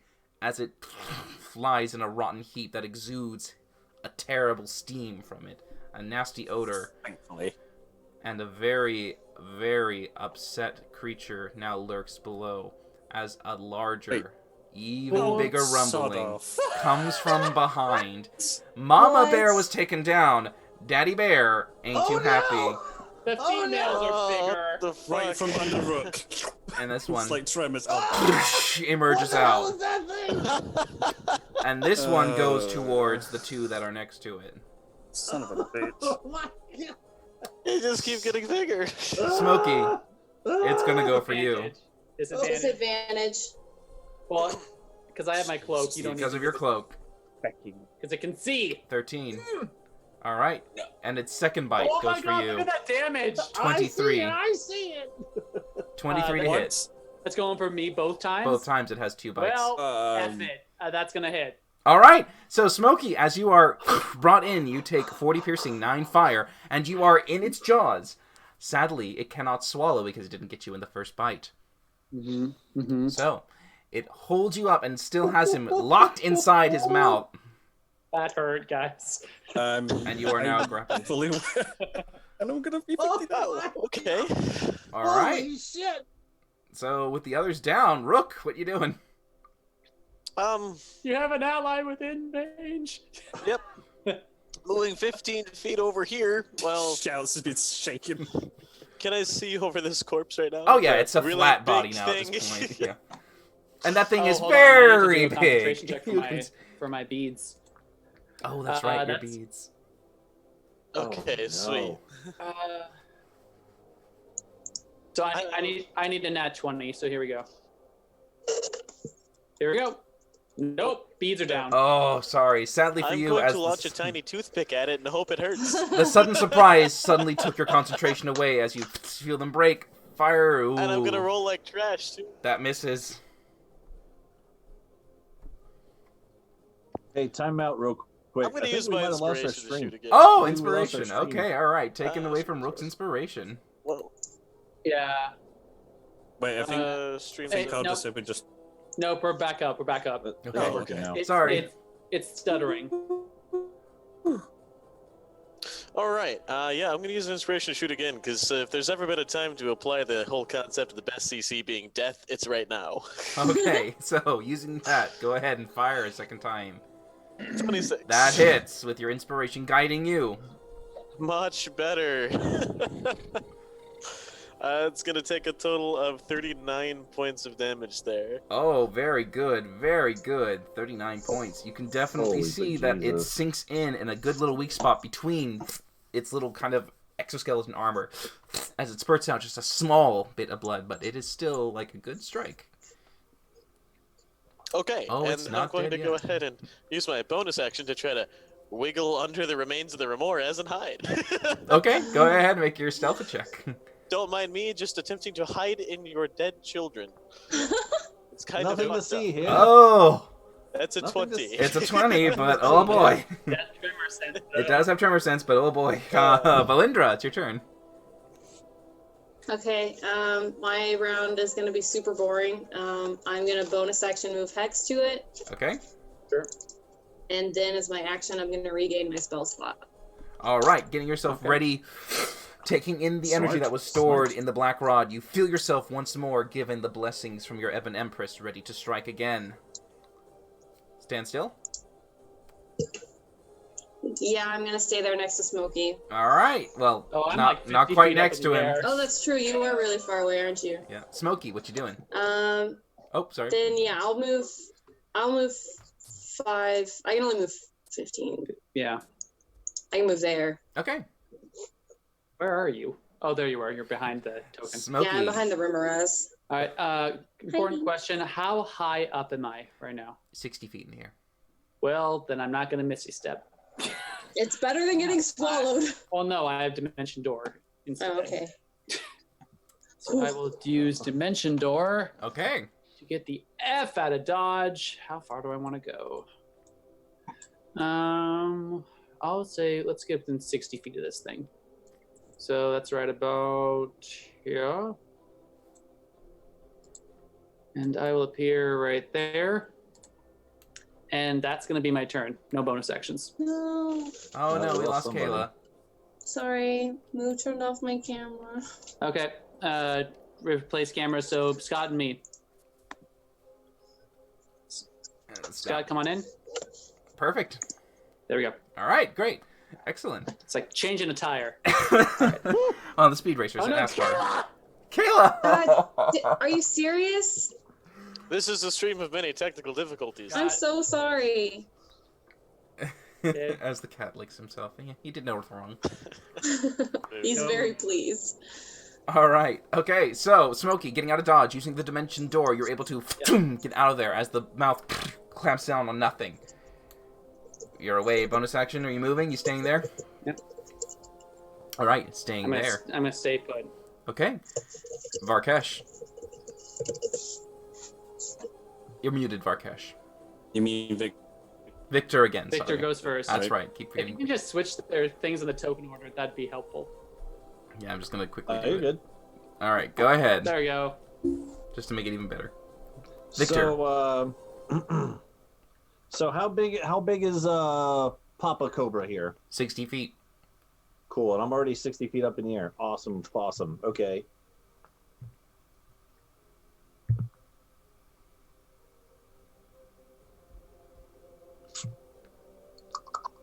Sweet. All right. I'm going to fly up 10 and then fly up and over this guy back around to this side. So I'm within range to whip at him. All right. And I'm going to whip it good. Whip it real good. Not very good at all. Oh, that misses, sadly. Second time trying to whip it. Oh, that also misses. 16. 16. 16 will miss, sadly. All right. I'm gonna fly back a little bit farther. So up 10, over 35. I can back up like 15 feet. Okay, staying high in the air and just Okay, getting a nice, there. good distance from it. That's it. And I'm gonna use a key point to use dodge just in case it comes after me since I tried to whip at it. All right, just keeping yourself on the defense, giving yourself ready to move out of the way just in case it comes after you. Varkesh, you took down 2, but now there's one beside your friends behind you. What are you gonna do? When Smokey up and booked it, could I have perceived of maybe how wounded he is? How wounded Smokey is? Yeah. Pretty wounded. Okay, well. Gone bloodied. Right, so like bad bloodied, like bad. At me. Okay, so what I'm gonna do is I'm going to cast heal on him, 6-foot range, so he gets 70 HP back. I use all of it. Oh wow! There you go. So a bad time up there. So, I should be able to get in range. I think. Just let me calculate this out. Yeah, I should be able to. 5, 15. So I am technically in melee, right, with this guy? Yes, you are. Yeah. Because the circle doesn't encompass the thing. All right, just making sure because geometry and shit. Yeah, and that is all I am going to do. All right, getting yourself over to get right there to help. Valindra, being the one that's closest to it before Varkesh gets there, it's going to bite onto you. Oh, crap. So, 19? Miss. All right, Yes. the second bite Wow. will miss. So, Miss. sadly for it is unable to do that, but it is going to use this time to now burrow down into the ground. Opportunity attack. Yes. Yay, I get to do a very pathetic clerical thing. You have Warcaster, you have opportunity attacks. You can cast any spell that has one target. I'm gonna cast Magic Missile. I'll inflict wounds at 7th level. 2, 3, 4, Oh my god. 5, 6, 7. 1, 2, 3, 4, 5.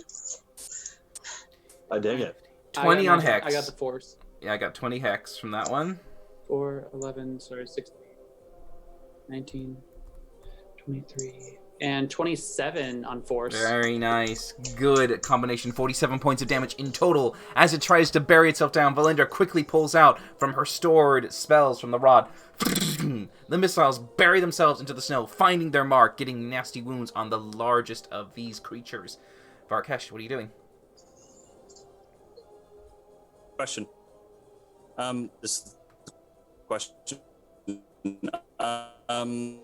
With the Warcaster, is there a limit to the spell power I can do for a melee-based spell? It can be of Like, is it any. restricted only to like second level or something, No. or can I? It can Oh, also- good. Then I'm gonna hit that thing for 5th.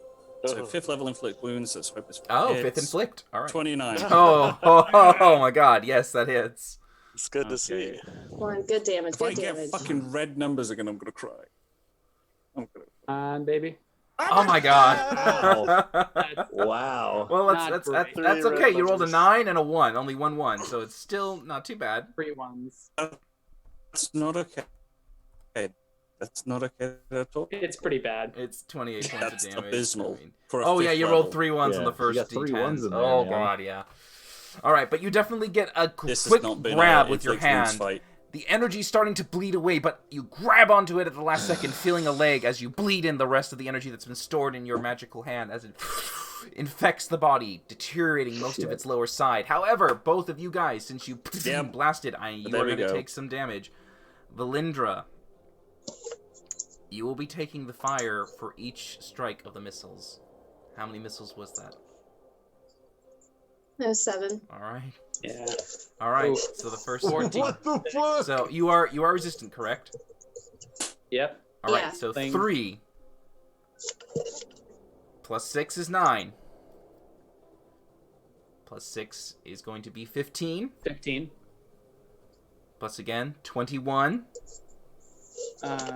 2 more. I think it's only 2 more. So And then 2 more is 18 total.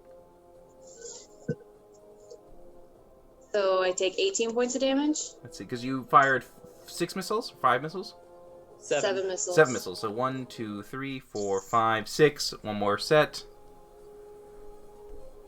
All right. So that's going to be 4 and 5 is 9. Plus another 4 is 13. Plus 6, 19. 6, 25. 6, 31. Like 35? And yeah, 35. 35 fire I mean, damage. you only get. That's way too many dice, though, because you're rolling. So each one is grouping is 3. So Yep. you need 4 of them to get to 12. Then you just need 2 more. Because you only do roll 14. And this is 3d6. Well, there you go. Yeah, this is not a baby. This is not a young. This is a little tougher. And Varkesh, you Okay. also will take it. My mistake. Varkesh, you take half of 15, so it is going to be 7 for you. All right. Valindra, can I please get a Constitution saving throw 7 times? 7 concentration checks. Good. Oh! Oh, the 9 and the 7. Well, shit. So you sadly just lose the hex on the second to last. Okay. But you definitely get all of them off as a nasty set of damage comes from both of you as it buries underneath the snow. I'm gonna stay put where I'm at and hold my action to shoot as soon as it makes itself known. Sure. Again. All right, Valindra, what are you doing?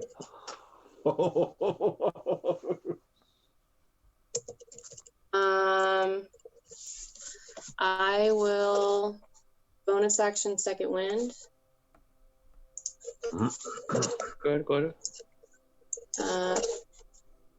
pathetic. And as I will hold my action to cast Eldritch Blast at it when it comes out. All right, great. Smokey. Your second one is only 1d10? Yep. Yeah, plus her fighter level. That's all it ever is.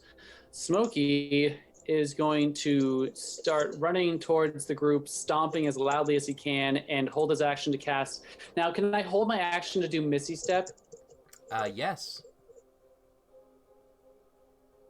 Okay. Some people are weird about that. So yeah, as soon as it You comes can up hold- and you if can it hold any comes towards action. me, if it looks like it's going to hit me, I'm going to miss. Sure, that's fine. Yeah, you can hold any action, be it a main or a bonus action. Okay. They are both still actions. So I'm stomping and like trying to make as much noise as I can, and Okay. Trying your best. To give The it stream some... went down again. Oh no. Should be coming Yeah. back up. Sorry about it's back. Okay, it's back. All right. As I'm flying up here, 65, 70 feet up in the air, and I see the big thing go down below ground, I can barely kind of see my foot. It's what time of day is this? Is it daytime, nighttime? Oh, it's daytime. It's probably about maybe Has to 10. be daytime. If it's night, we're in the mansion. Okay. All right. I'll say, everyone, get off snow. Try to get off snow. Try to arm yourselves. Be ready, and I will pull my bow out. No. Isn't it snow here? It is, but it's everywhere. How are you supposed to get off of I it? said get on the creatures. Okay, and I'm gonna pull my bow out. So I'll be ready to. I'm gonna hold my action to shoot. All right. Varkesh. Okay. That's gonna be my turn. Great. Varkesh, what's going on? You're still muted, I think. Right. Okay, there we go. I will. No, I'm still talking. So I will hold my. How bad is Valindra looking? I'm like halfway. I'm fine.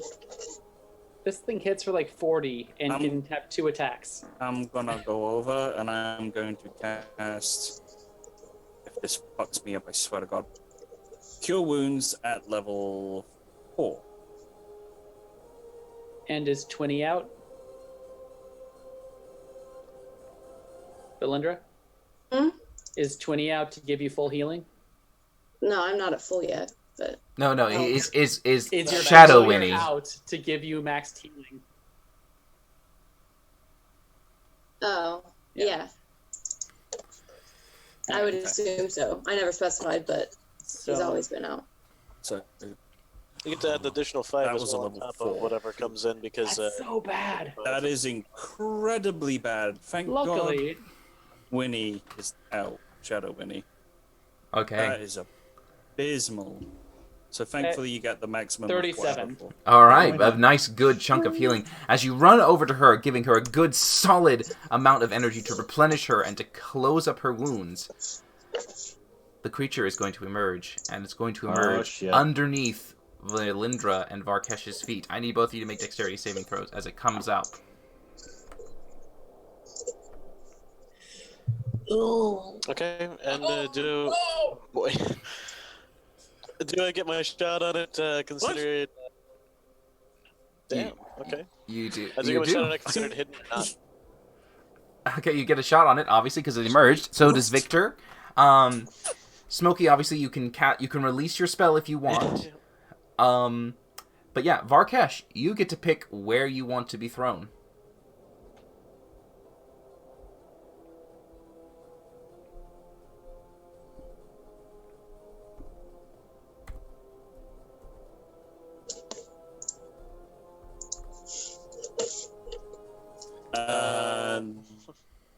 This direction? And the latency's hitting them hard. Yeah, I'm so sorry.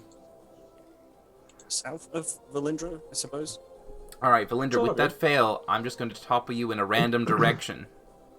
It is really bad.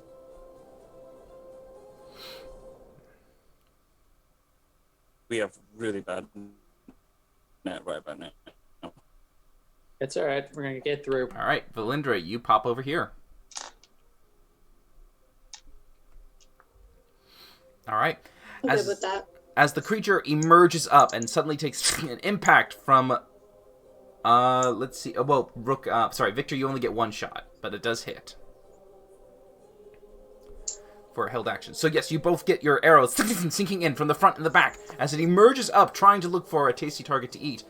It's going to go for Rook. Oh boy. 13. It's gonna miss. All right. As the second one goes down, 25. That one'll hit. Oh my god.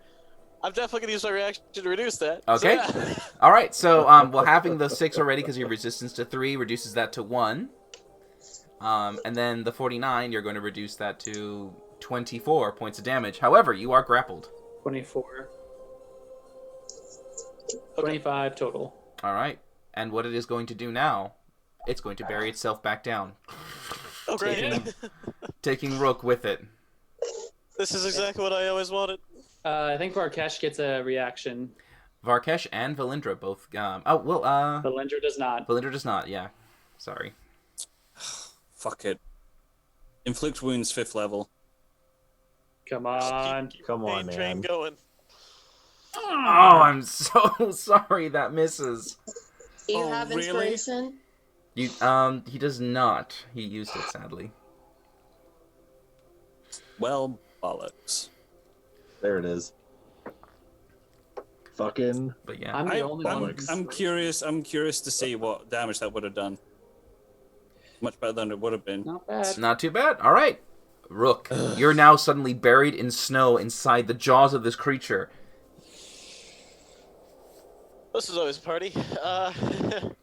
Despite the fact that I'm horribly buried and would have a difficult time coming out anyway, I'm going to try to break free of the grapple. All right, go ahead.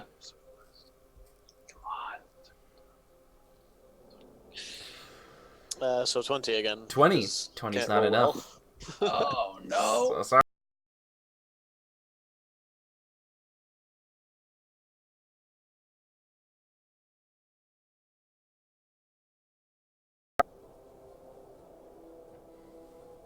Yeah, I'll go ahead and just end my turn there. Okay, all right. So we go to the other pair. Are you all doing your held Yeah. actions?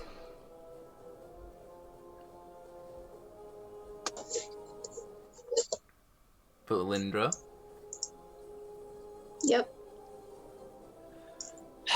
Do you wish Holding to? action to Eldritch Blast All when I right. see it, 'cause that's all I got left. Okay, great. Smokey, you can release before the start of your turn if you want.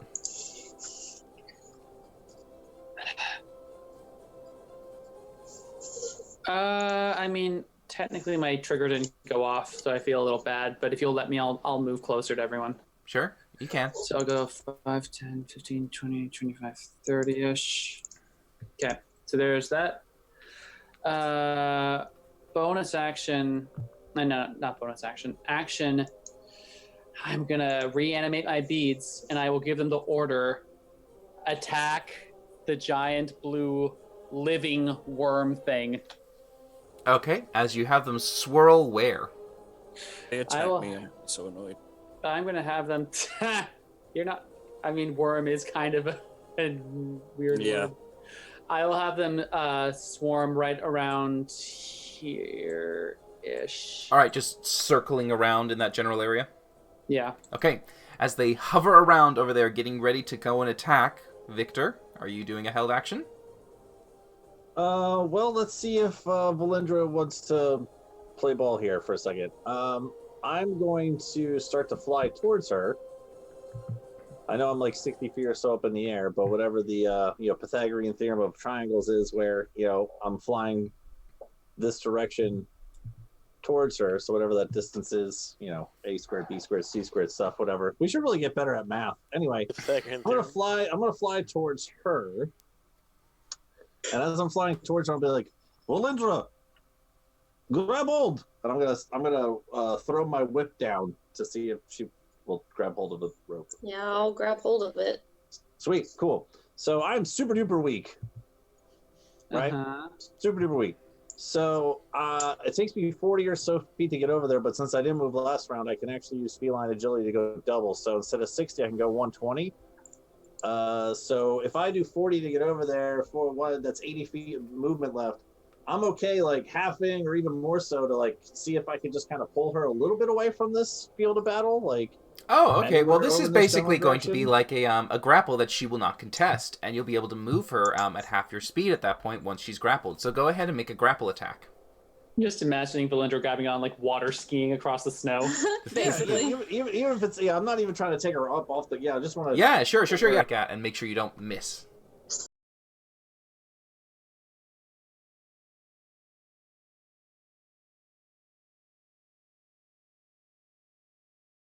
Oh, okay. You want me to hit her? You do an attack. It's a grapple. Okay. A grapple is athletics. Oh, okay. I was gonna say, I'll hit her with it. Whatever. I'll Indiana Jones that shit. 28 is fine too. If you, yeah. Oh boy. All right. Okay. I'll do whatever you want me to do. It's kind of hard to hear you. I'm just sorry. Whatever. Yeah, no, 28's fine for you to use that instead. But yeah, so you're able to grapple onto her, moving yourself at half speed, grapple, drag. You're able to move her across and go away as she keeps herself prepared, you being the guide and directing her away from the battle scene as she still keeps herself ready to fire.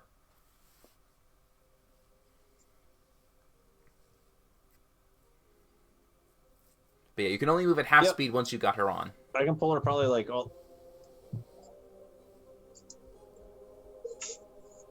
Yeah, I got like 80 feet of movement, so it'd still be like 40-ish or so. Yeah, it's still 40. Mm-hmm. Yeah, well, super far away from the rest of us. Yeah, that's cool. Okay. We'll go over here. All right. Cool. Okay. Great. Varkesh, what's going on? Okay, I'm going to ready an action, and if it comes up under me, I'm hopefully going to try and grab its jaw or Rook's legs, just so I can go up with it. That's what I'm going to attempt to do. Okay. So I don't know if you want to class that as like a grapple attack or something. It would be a grapple, yeah, that's fine. All right, so at the end of your turn, it's burrowing in the ground, moving about. And you see as it shuffles and moves 20 feet over, it goes off to this direction over here.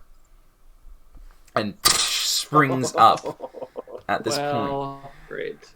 Sadly, it is too far away from your beads, but it is going to use its first bite to try and swallow Rook. Oh, yes, he swallows him. Cool. What? So what does that mean for me? All right. Dead. Well, Bye. you take the. Does that do the damage, or does this? It does do all the just damage. happen? It does do the damage. You can still use your reaction to have it, I believe. It takes the bite damage and is swallowed. So I have 40 HP left right now. Even if I have this, I'm unconscious. Yeah, it won't kill you though Okay. if you have it though, which is important. You're unconscious. Kill me even if I didn't have it. But yeah, I'm unconscious for sure. All right, so unconscious in there, starting to digest. As it emerges up, it goes for Smokey. Mm-hmm. And then bites on the cat 18. So I haven't used my reaction, so I will shield. All right. Yeah, I will shield to make that a miss. All right, as the mouth comes down, it just stops as a shield comes out at the last second. Saving throw. All right, let's do it. Oh, lordy low. Hey, I'm gonna GM roll this stuff as normal. It didn't burrow. It didn't burrow. All right, so there's my result right there for you. Okay, great. Let me just double check if this happens at the end of your turn or not. Can't burrow on a. Okay, Can't great. burrow on a full stomach. All right, great. Thanks. Perfect. So, whispering the rolls, and no one knows. Valindra.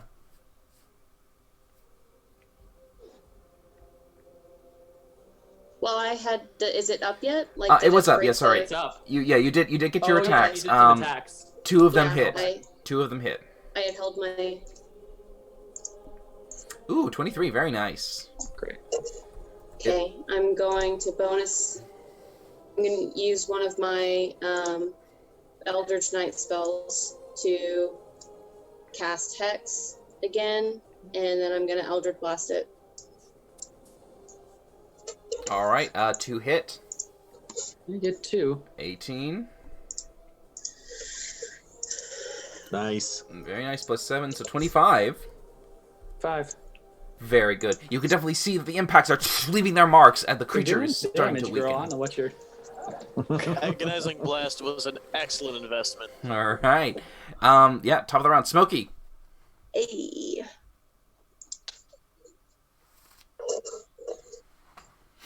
Oh God, it's Hey.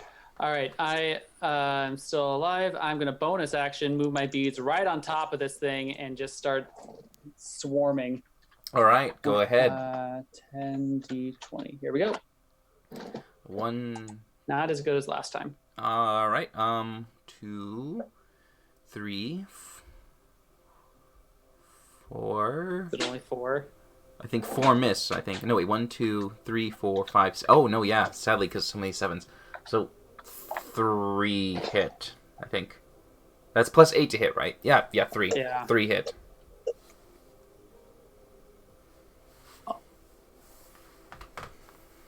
The 18 doesn't hit. The 18 does not hit. Oh, that's a darn shame. Here we go. 21, not bad. Not bad, not bad. You definitely do get a nice set I'll of take that damage 20. towards it. And Now, that's bonus action. your beads are creatures with how many hit points? Oh, that's true. 20. That sounds right. 20 hit points? That is right. Uh-huh. All right. So for a group 1, they take 15 for the 3 that hit. They're still up. Okay. They've technically already been hit by a previous beast, though, because they've done damage before. Yeah, but you dropped concentration, had to recast it. Oh, that's true, and they fell in the snow, so Yep. they get more HP. Okay. What crazy thing do I want to try? Let me just check something really quick. Oh, do I want to lose the mansion for the night? Oh shit. I don't think that'll work well on it, so we'll ignore that one. I'm gonna try. This is gonna be nuts. There's only the one big boy.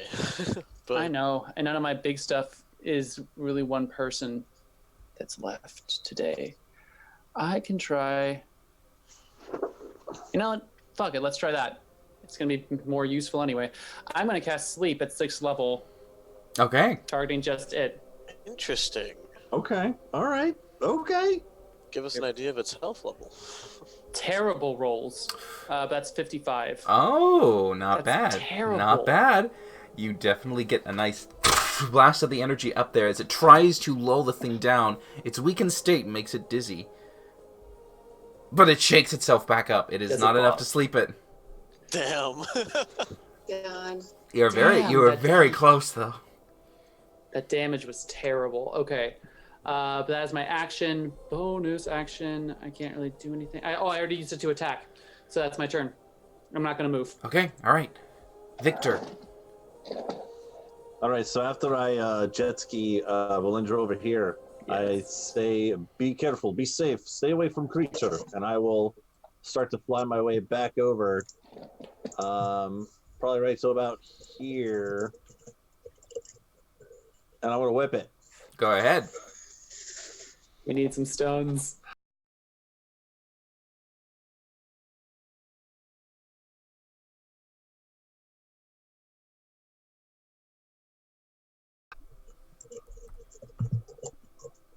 Lucky point. That miss. Oh, okay, alright.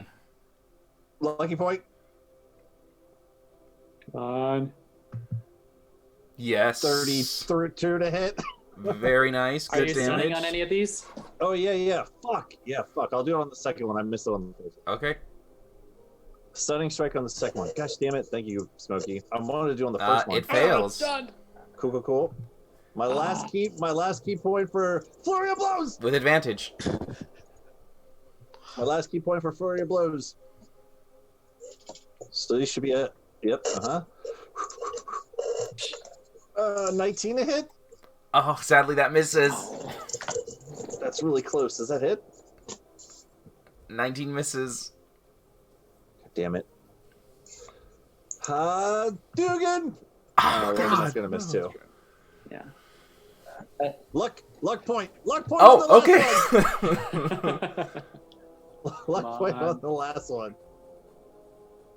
Dugan. Yes. No. Yes, that hits. 25. It has advantage because of the stun. Well, he's stunned. He's stunned, right? So he's it's stunned, 25. Nice. Right. So 9 points of kitty damage. Excellent. You definitely get a nice swing with your whip as well as a few punches in.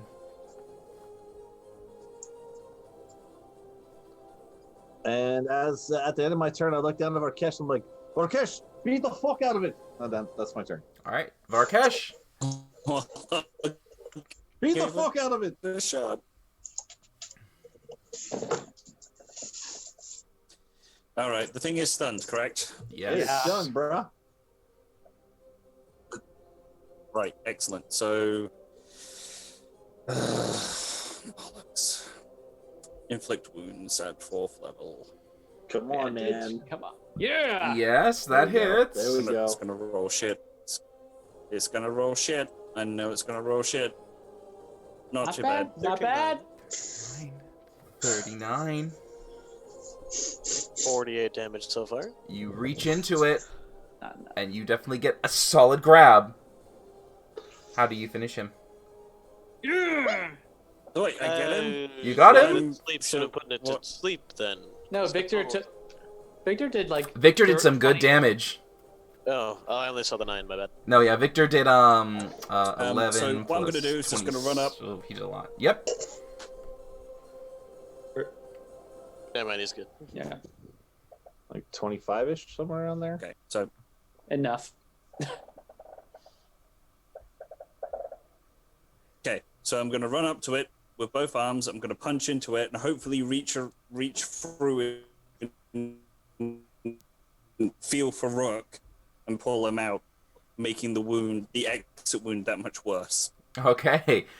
Reaching inside, as you bleed the energy in, you allow it to deteriorate away to make a large opening for you to go inside, waiting for the gravity to just bring down the body of Rook. As you eventually see it squirm and fall, you feel a impact in your hands as you pull out Rook from the inside. His body just exuding heat. Reborn. It's a boy! Maybe remember It is a terrible, disgusting, gross encounter right there as you free Rook, but he is currently still in a very dire strait. And as he lays there nearly falling to death, you feel something also shake the ground. As now, instead of it being a tremor, it is a...